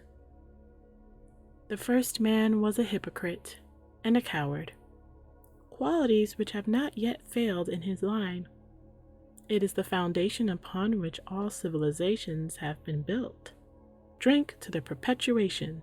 Drink to their augmentation. Drink to... Then he saw by our faces how much we were hurt, and he cut his sentence short and stopped chuckling, and his manner changed. He said gently, "No, we will drink one another's health and let civilization go. The wine which has flown to our hands out of space by desire is earthly, and good enough for that other toast. But throw away the glasses. We will drink this one in wine which has not visited this world before." We obeyed, and reached up and received the new cups as they descended. They were shapely and beautiful goblets, but they were not made of any material that we were acquainted with. They seemed to be in motion. They seemed to be alive, and certainly the colors in them were in motion. They were very brilliant and sparkling, and of every tint, and they were never still, but flowed to and fro in rich tides which met and broke and flashed out dainty explosions of enchanting color. I think it was most like opals washing about in waves and flashing out their splendid fires. There is nothing to compare the wine with. We drank it and felt a strange and witching ecstasy as if heaven goes stealing through us. And Seppi's eyes filled, and he said worshipingly, "We shall be there some day, and then?" He glanced furtively at Satan, and I think he hoped Satan would say, "Yes, you will be there some day." But Satan seemed to be thinking about something else, and said nothing. This made me feel ghastly, for I knew he had heard nothing, spoken or unspoken, ever escaped him. Poor Seppi looked distressed, and did not finish his remark. The goblets rose and clove their way into the sky, a triplet of radiant sundogs, and disappeared. Why didn't they stay? It seemed a bad sign, and depressed me. Should I ever see mine again? Would Seppi ever see his? Chapter 9. It was wonderful, the mastery Satan had over time and distance. For him, they did not exist. He called them human inventions, and said they were artificialities. We often went to the most distant parts of the globe with him, and stayed weeks and months, and yet were gone only a fraction of a second as a rule. You could prove it by the clock. One day, when our people were in such awful distress because the witch commission were afraid to proceed against the astrologer and Father Peter's household, or against any, indeed, but the poor and the friendless, they lost patience and took to witch hunting on their own score, and began to chase a born lady who was known to have the habit of curing people by devilish arts, such as bathing them, washing them, and nourishing them instead of bleeding them and purging them through the ministrations of a barber surgeon in the proper way. She came flying down with the howling and cursing mob after her. She tried to take refuge in houses, but the doors were shut in her face. They chased her more than half an hour, we following to see it, and at last she was exhausted and fell, and they caught her. They dragged her to a tree and threw a rope over the limb, and began to make a noose in it, some holding her meantime, and she crying and begging, and her young daughter looking on and weeping, but afraid to say or do anything. They hanged the lady, and I threw a stone at her, although in my heart I was sorry for her. But all were throwing stones, and each was watching his neighbor, and if I had not done as the others did, it would have been noticed and spoken of.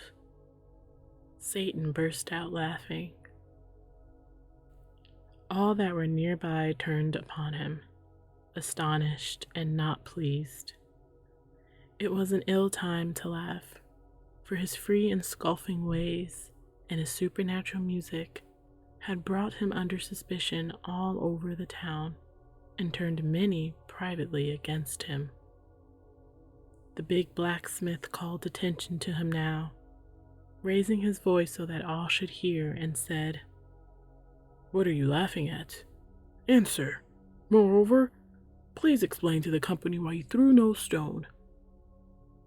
"Are you sure I did not throw a stone?" "Yes, you needn't try to get out of it. I had my eye on you." "And I noticed you," shouted two others. "3 witnesses," said Satan. "Mueller the blacksmith, Klein the butcher's man, Pfeiffer the weaver's journeyman. 3 very ordinary liars.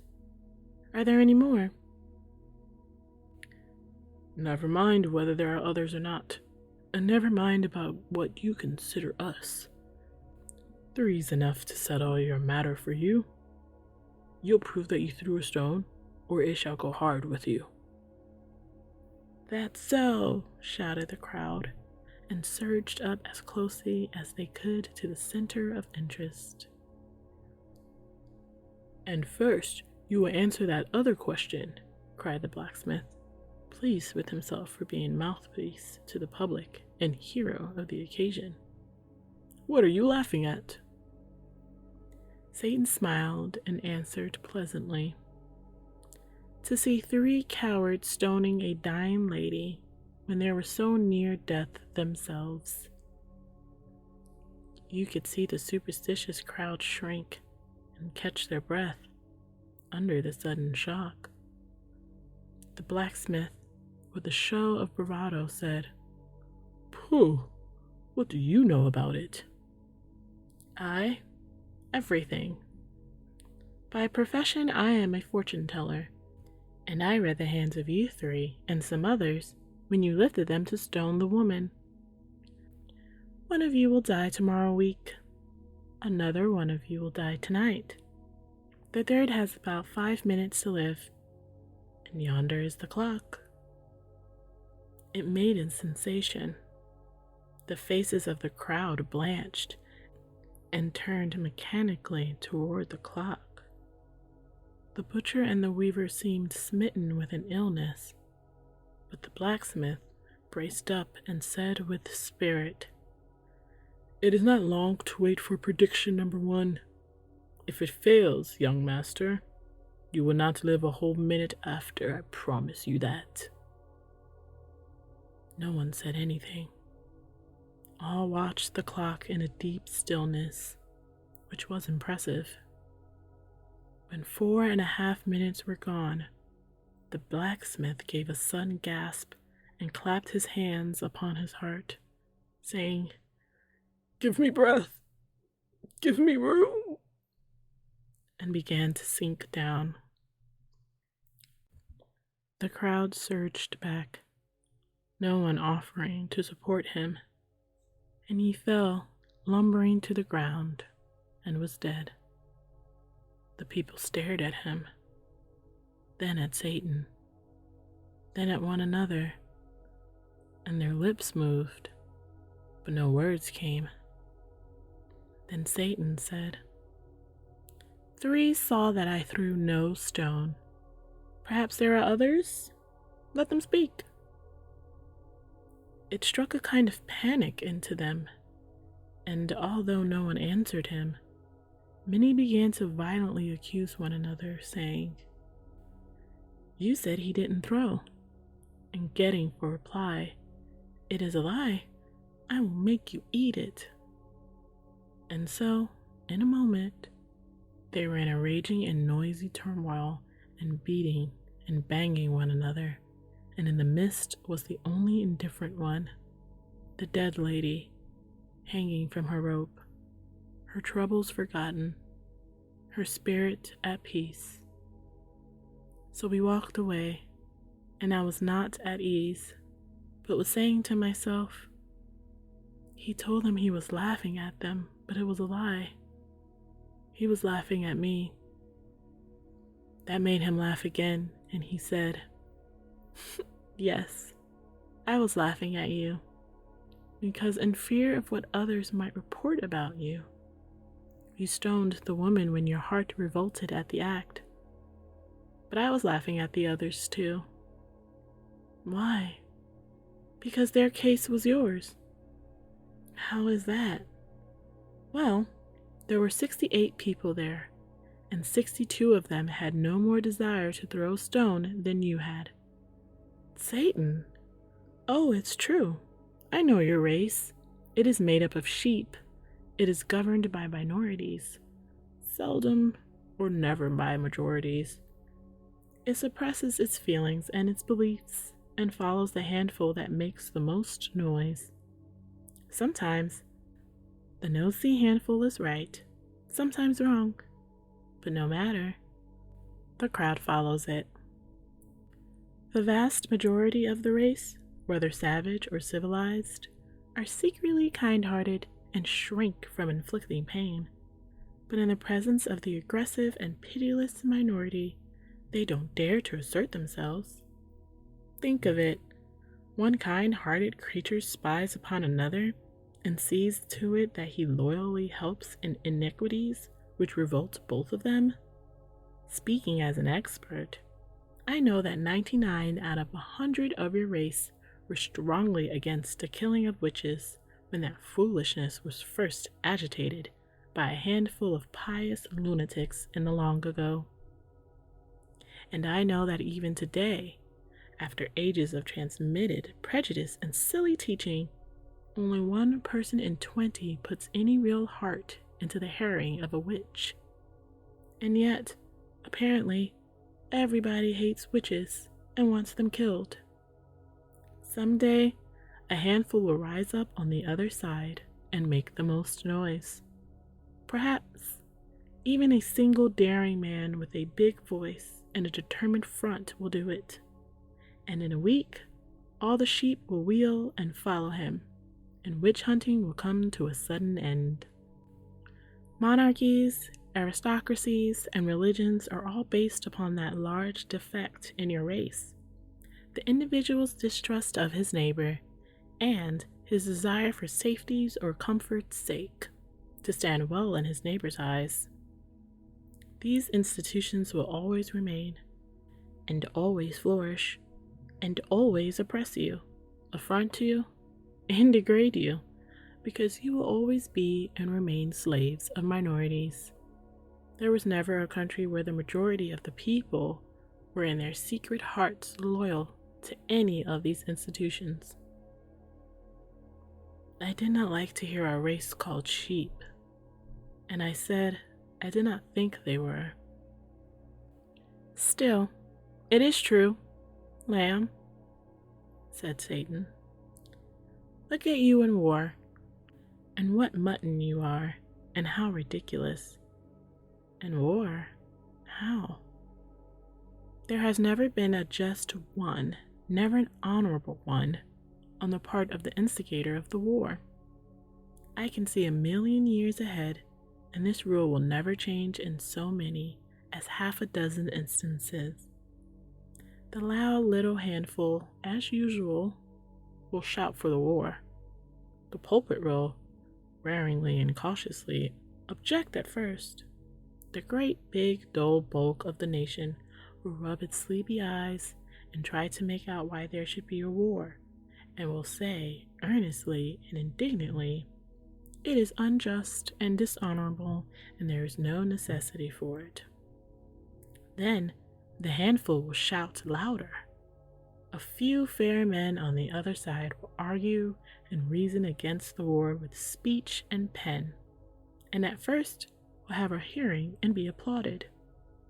But it will not last long. those others will outshout them, and presently the anti-war audiences will thin out and lose popularity.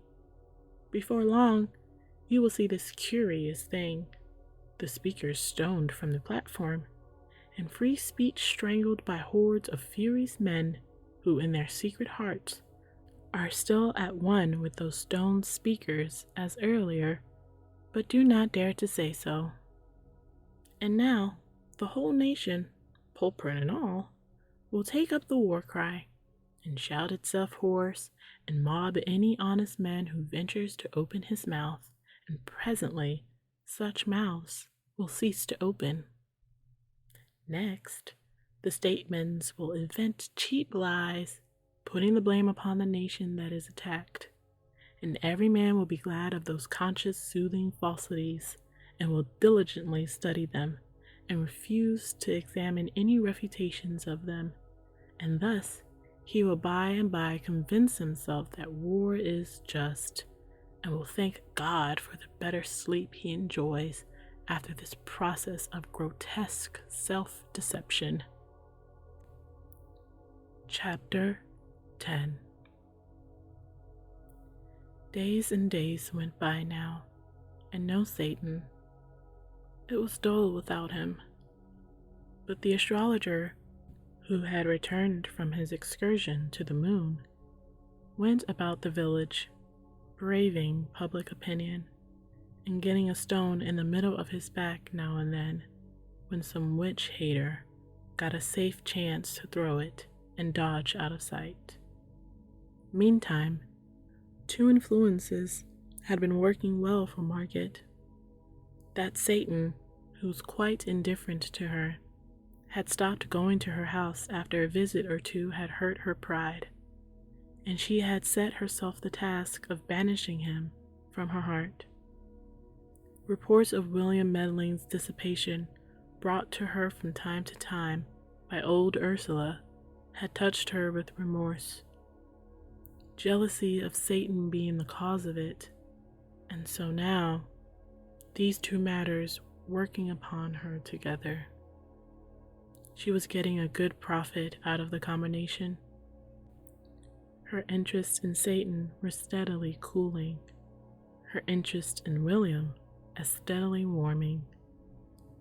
All that was needed to complete her conversion was that William should brace up and do something that should cause favorable talk and incline the public toward him again. The opportunity came now.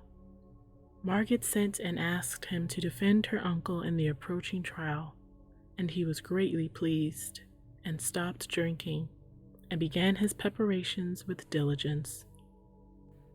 With more diligence than hope, in fact, for it was not a promising case.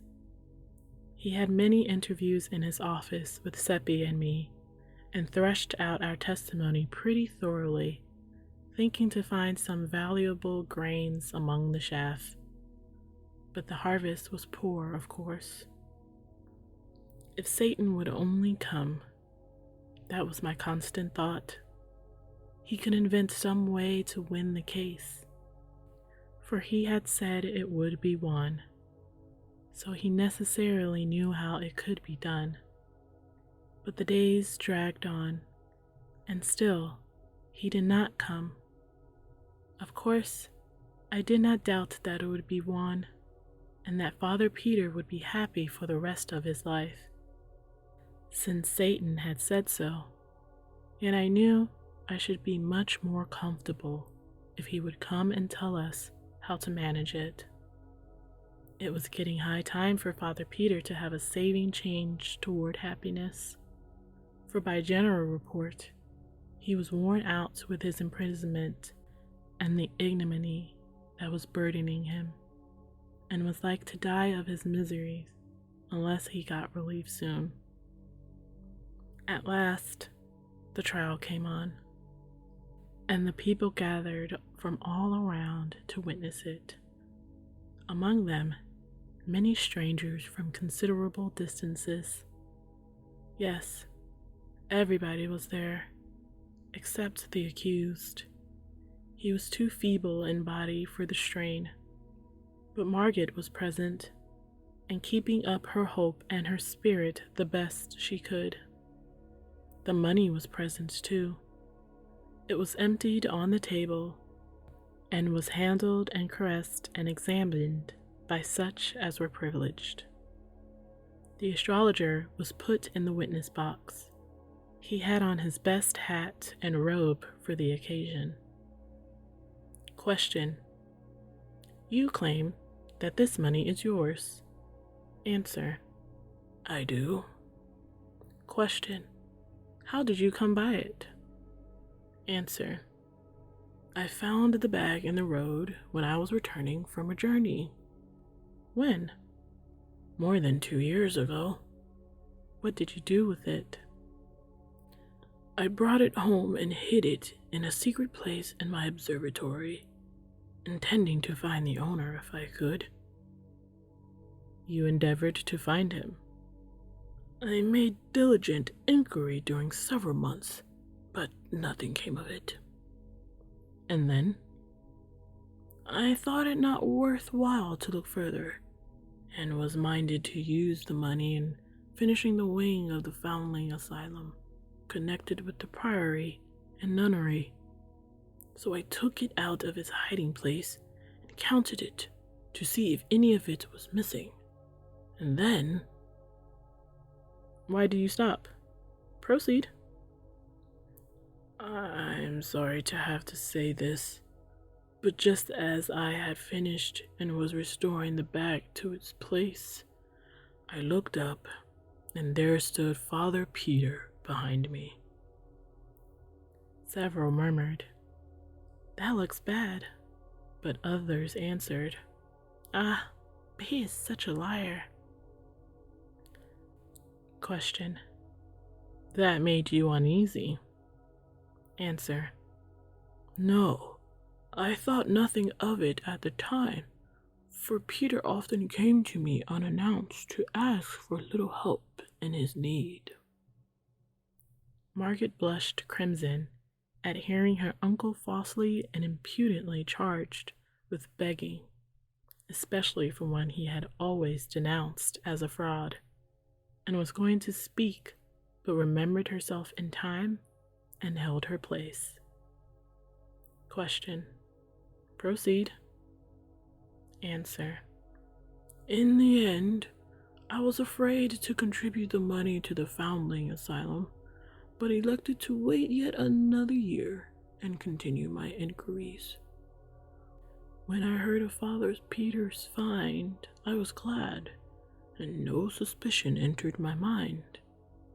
When I came home a day or two later and discovered that my own money was gone, I still did not suspect until 3 circumstances connected with Father Peter's good fortune struck me as being singular coincidences.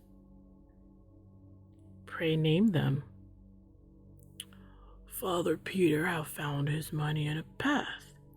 I had found mine on a road. Father Peter's find consisted exclusively of gold ducats. Mine also. Father Peter found 1,107 ducats. I exactly the same. This closed his evidence, and certainly it made a strong impression on the house. One could see that. William Medley asked him some questions, then called us boys, and we told our tale. It made the people laugh, and we were ashamed. We were feeling pretty badly anyhow, because William was hopeless, and showed it. He was doing as well as he could, poor young fellow. But nothing was in his favor, and such sympathy as there was now, plainly not with his client. It might be difficult for court and people to believe the astrologer's story, considering his character, but it was almost impossible to believe Father Peter's. We were already feeling badly enough, but when the astrologer's lawyer said he believed he would not ask us any questions, for our story was a little delicate and it would be cruel for him to put any strain upon it. Everybody tittered, and it was almost more than we could bear. Then he made a sarcastic little speech and got so much fun out of our tale, and it seemed so ridiculous and childish and every way impossible and foolish that it made everybody laugh till the tears came. And at last, Margaret could not keep up her courage any longer, but broke down and cried, and I was so sorry for her. Now, I noticed something that braced me up. It was Satan standing alongside of William, and there was such a contrast. Satan looked so confident, had such a spirit in his eyes and face, and William looked so depressed and despondent. We too were comfortable now, and judged that he would testify and persuade the bench and the people that black was white and white black, or any other color he wanted. We glanced around to see what the strangers in the house thought of him, for he was beautiful, stunning, in fact. But no one was noticing him, so we knew by that he was invisible. The lawyer was saying his last words, and while he was saying them, Satan began to melt into William. He melted into him and disappeared. And then there was a change when his spirit began to look out of William's eyes. That lawyer finished quite seriously, and with dignity, he pointed to the money and said, "The love of it is the root of all evil. There it lies, the ancient tempter, newly red with the shame of its latest victory, the dishonor of a priest of God, and his two poor juvenile helpers in crime. If it could but speak, let us hope that it would be constrained to confess that all of it is conquest. This was the basest and the most pathetic." He sat down. William rose and said, "From the testimony of the accuser, I gather that he found this money in a road more than 2 years ago. Correct me, sir, if I misunderstood you." The astrologer said his understanding of it was correct.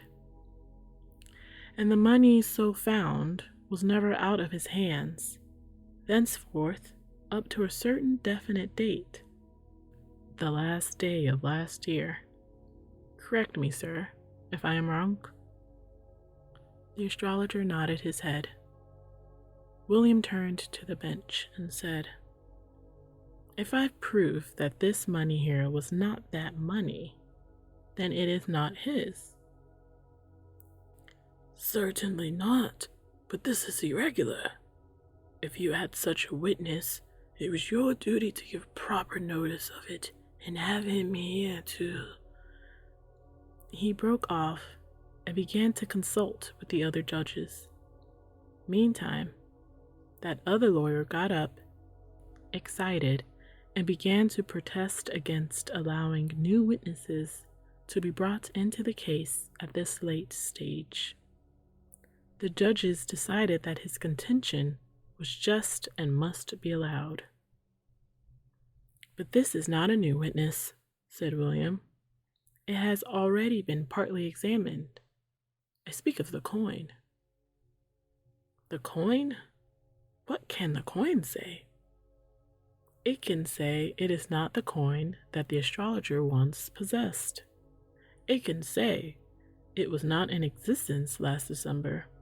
By its date, it can say this." And it was so. There was the greatest excitement in the court while that lawyer and the judges were reaching for coins and examining them and exclaiming. And everybody was full of admiration of William's brightness and happening to think of that neat idea. At last, order was called, And the court said, "All of the coins but 4 are of the dates of the present year. The court tenders its sincere sympathy to the accused and its deep regret that he, an innocent man, through an unfortunate mistake, has suffered the undeserved humiliation of imprisonment and trial. The case is dismissed." So the money could speak, after all, though that lawyer thought it couldn't. The court rose and almost everybody came forward to shake hands with Margaret and congratulate her, and then to shake with William and praise him. And Satan had stepped out of William and was standing around looking on full of interest, and people walking through him every which way, not knowing he was there. And William could not explain why he only thought of the date on the coins at the last moment instead of earlier. He said it just occurred to him all of a sudden, like an inspiration, and he brought it right out without any hesitation. For although he didn't examine the coins, he seemed somehow to know it was true. That was honest of him, and like him, another would have pretended he had thought of it earlier and was keeping it back for a surprise. He had dulled down a little now, not much, but still you could notice that he hadn't that luminous look in his eyes that he had had while Satan was in him. He nearly got it back, though, for a moment when Margaret came and praised him and thanked him and couldn't keep him from seeing how proud she was of him. The astrologer went off dissatisfied and cursing, and Solomon Isaacs gathered up the money and carried it away. It was Father Peter's for good and all now. Satan was gone. I judged that he had spirited himself away to the jail to tell the prisoner the news, and in this I was right. Margaret and the rest of us hurried thither at our best speed, in a great state of rejoicing. Well, what Satan had done was this. He had appeared before the poor prisoner, exclaiming, "The trial is over, and you stand forever disgraced as a thief by verdict of the court." The shock unseated the old man's reason. When we arrived 10 minutes later, he was parading pompously up and down and delivering commands to this and that and the other constable or jailer, and calling them Grand Chamberlain, and Prince this, and Prince that, and Admiral of the Fleet, Field Marshal in command, and all the fustian, and was happy as a bird. He thought he was emperor. Margaret flung herself on his breast and cried, and indeed, everybody was moved almost to heartbreak. He recognized Margaret, but could not understand why she should cry. He patted her on the shoulder and said, "Don't do it, dear. Remember, there are witnesses, and it is not becoming in the crown princess. Tell me your trouble.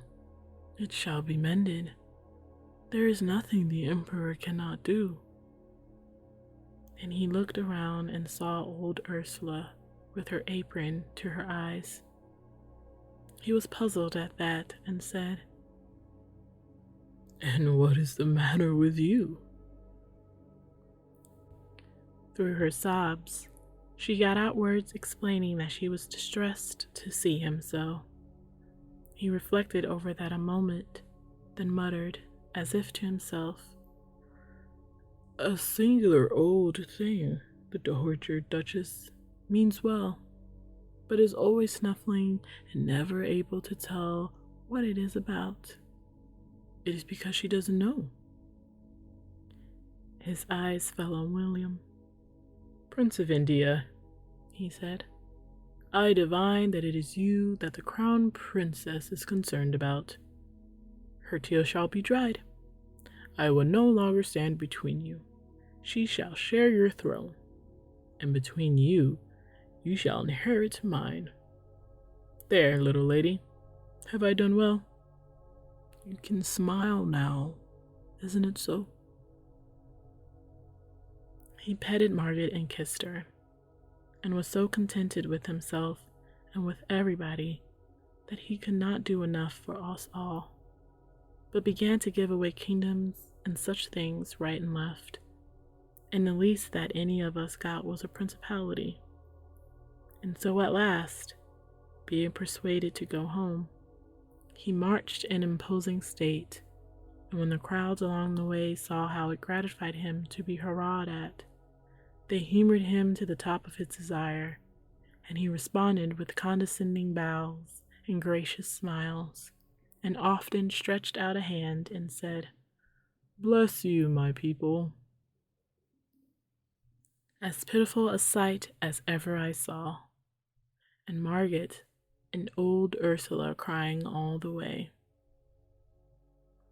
On my road home, I came upon Satan, and reproached him with deceiving me with that lie. He was not embarrassed, but said quite simply and composedly, "Ah, you mistake. It was the truth. I said he would be happy the rest of his days, and he will, for he will always think he is the emperor, and his pride in it and his joy in it will endure to the end. He is now and will remain the one utterly happy person in this empire." But the method of it, Satan, the method. Couldn't you have done it without depriving him of his reason? It was difficult to irritate Satan, but that accomplished it. "What an ass you are," he said. "You are so unobservant as not to have found out that sanity and happiness are an impossible combination. No sane man can be happy, for to him life is real, and he sees what a fearful thing it is. Only the mad can be happy, and not many of those. The few that imagine themselves kings or gods are happy. The rest are no happier than the sane. Of course, no man is entirely in his right mind at any time, but I have been referring to the extreme cases. I have taken from this man that trumpery thing which the race regards as a mind. I have replaced his tin life with a silver gilt fiction. You see the result, and you criticize? I said I would make him permanently happy, and I have done it. I have made him happy by the only means possible to his race, and you are not satisfied." He heaved a discouraged sigh and said, "It seems to me that this race is hard to please." There it is, you see. He didn't seem to know any way to do a person a favor except by killing him or making a lunatic out of him. I apologized as well as I could, but privately, I did not think much of his processes at that time. Satan was accustomed to say that our race lived a life of continuous and uninterrupted self-deception. It duped itself from cradle to grave with shams and delusions, which it mistook for realities, and it's made its entire life a sham. Of the score of fine qualities which it imagined it had and was vain of, it really possessed hardly one. It regarded itself as gold and was only brass. One day, when he was in this vein, he mentioned a detail, the sense of humor. I cheered up then and took issue. I said we possessed it.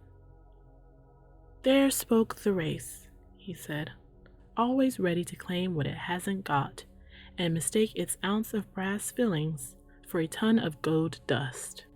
You have a mongrel perception of humor, nothing more. A multitude of you possess that. This multitude see the comic side of 1,000 low-grade and trivial things, broad incongruities, mainly. grotesqueries, absurdities, evokers of the horse laugh, the 10,000 high-grade comicalities which exist in the world are sealed from their dull vision.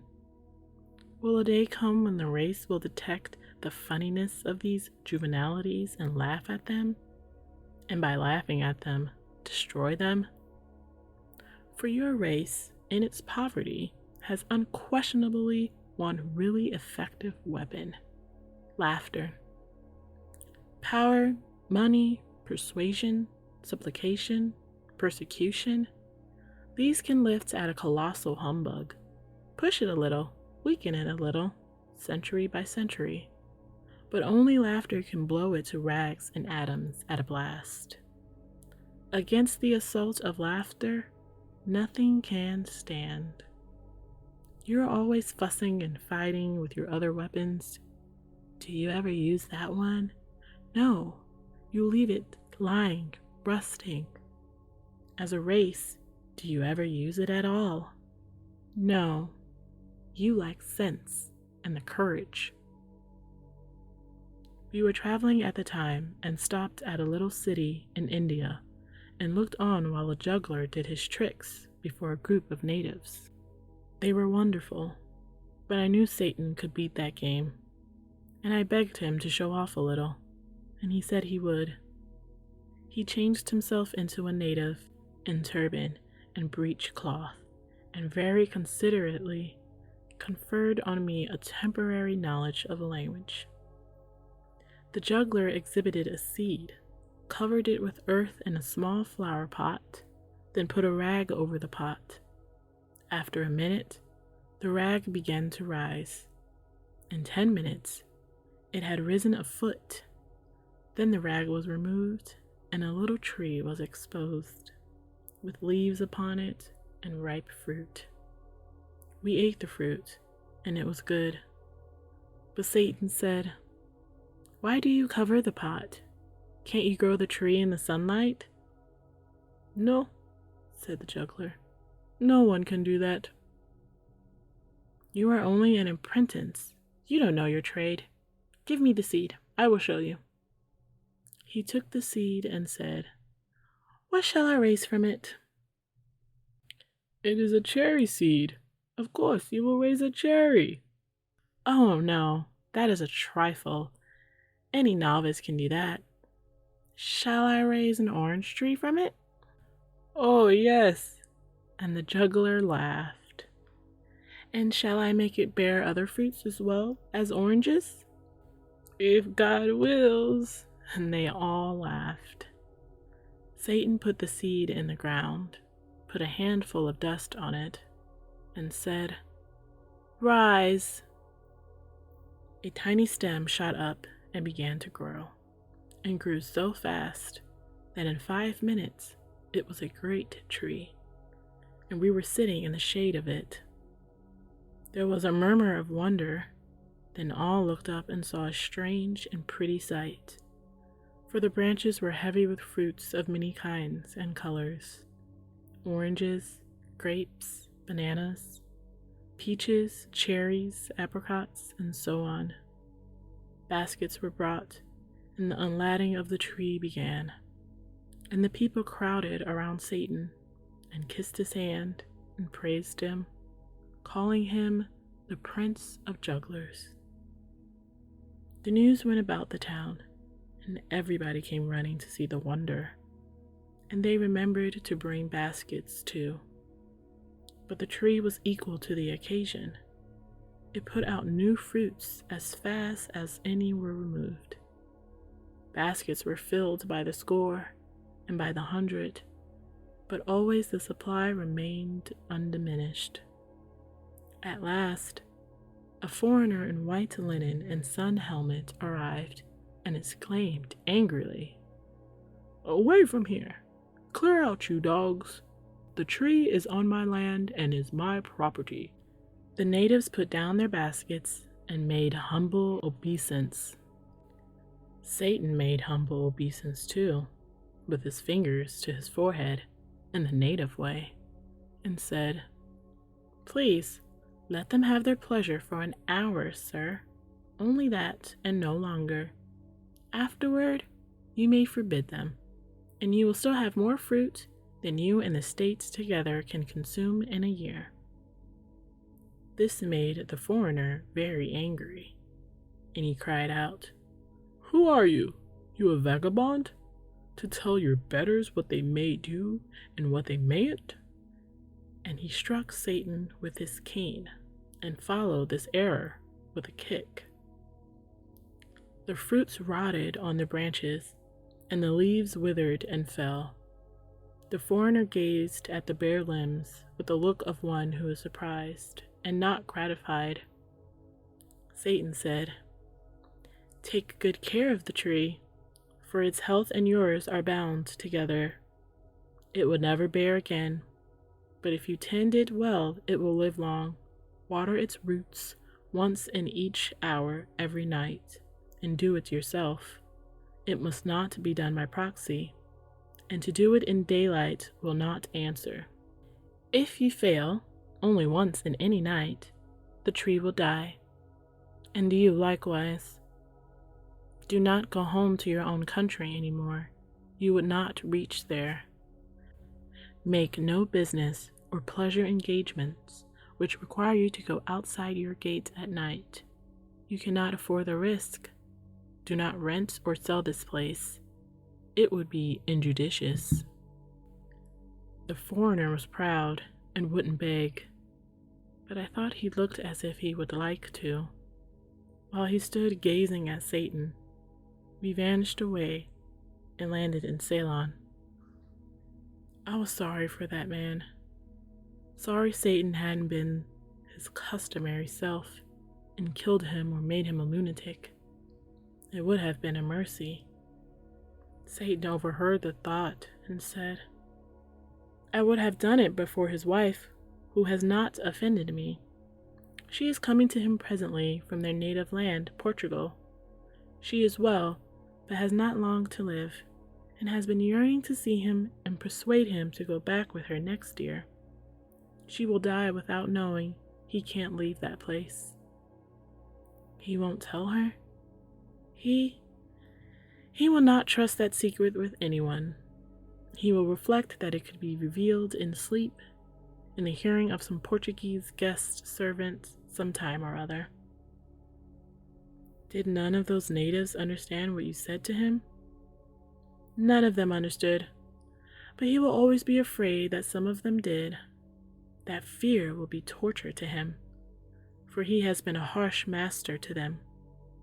In his dreams, he will imagine them chopping his tree down. That will make his days uncomfortable. I have already arranged for his nights. It grieved me, though, not sharply, to see him take such a malicious satisfaction in his plans for this foreigner. Does he believe what you told him, Satan? He thought he didn't, but our vanishing helped. The trees, where there had been no tree before, that helped. The insane and uncanny variety of fruits, the sudden withering, all these things are helps. Let him think as he may, reason as he may. One thing is certain, he will water the tree. But between this and night, he will begin his changed career with a very natural precaution for him. What is that? He will fetch a priest to cast out the tree's devil.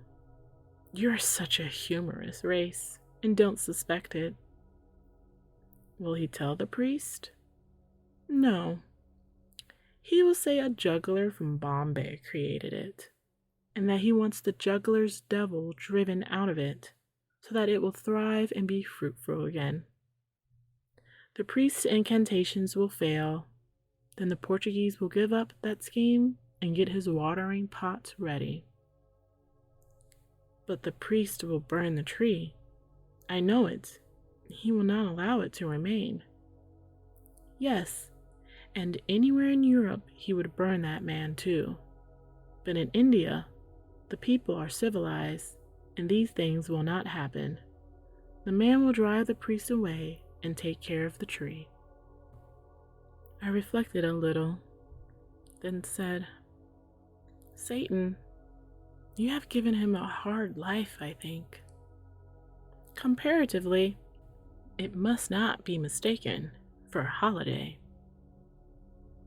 We flitted from place to place around the world as we had done before, Satan showing me 100 wonders, most of them reflecting in some way the weaknesses and triviality of our race. He did this now, every few days, not out of malice, I'm sure of that. It only seemed to amuse and interest him, just as naturalists might be amused and interested by a collection of ants. Chapter 11.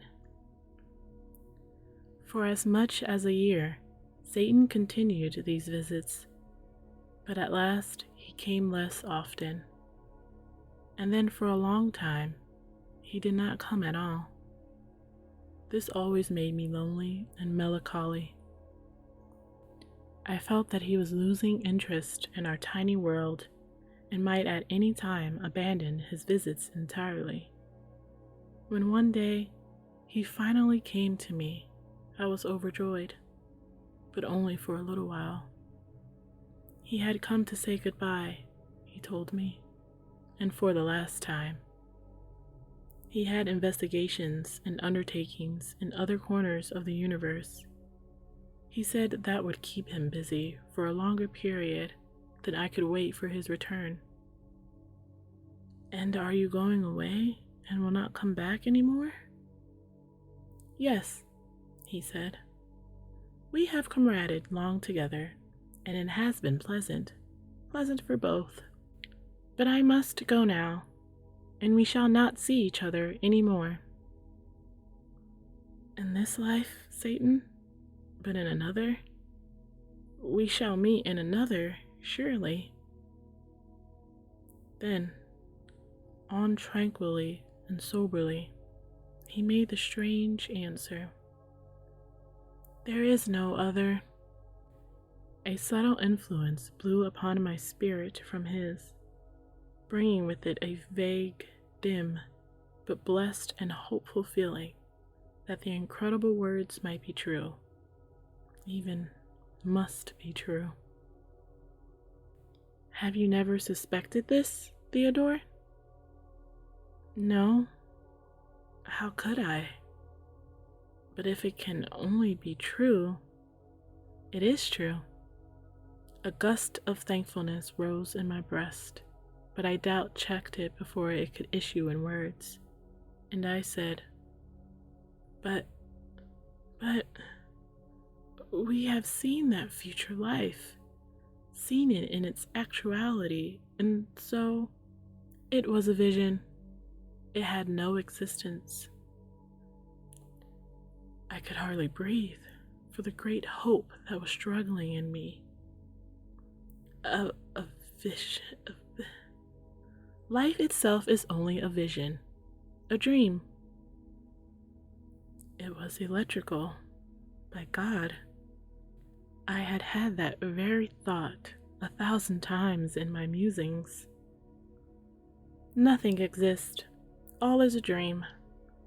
God, man, the world, the sun, the moon, the wilderness of stars, a dream.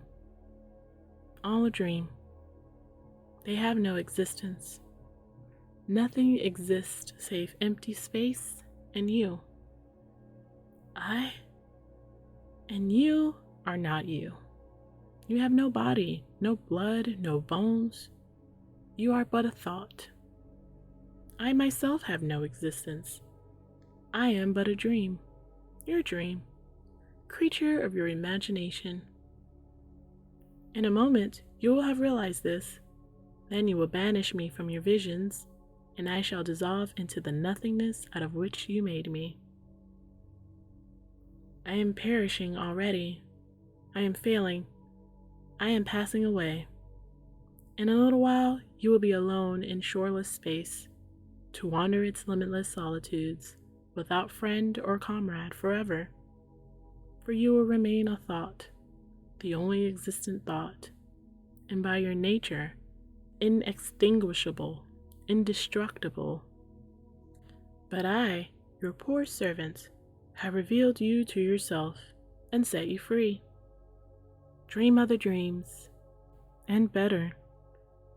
Strange that you should not have suspected years ago, centuries, ages, aeons ago. For you have existed companionless through all the eternities. Strange indeed that you should not have suspected that your universe and its contents were only dreams, visions, fiction. Strange, because they are so frankly and hysterically insane like all dreams.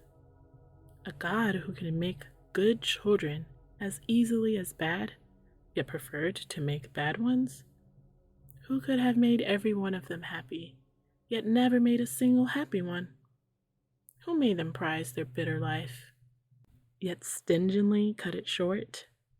Who gave his angels eternal happiness unearned, yet required his other children to earn it? Who gave his angels painless lives, yet cursed his other children with biting miseries and maladies of mind and body? Who mouths justice and invented hell, mouths mercy and invented hell, mouths golden rules and forgiveness multiplied by 70 times 7, and invented hell?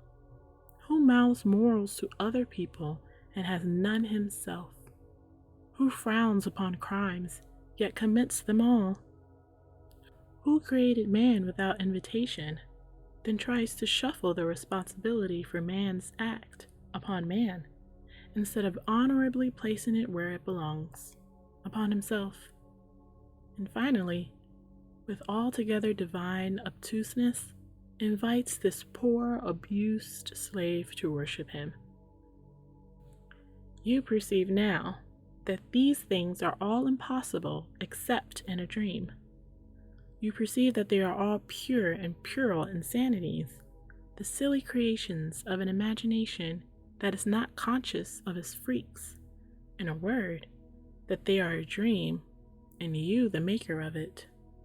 The dream marks are all present. You should have recognized them earlier.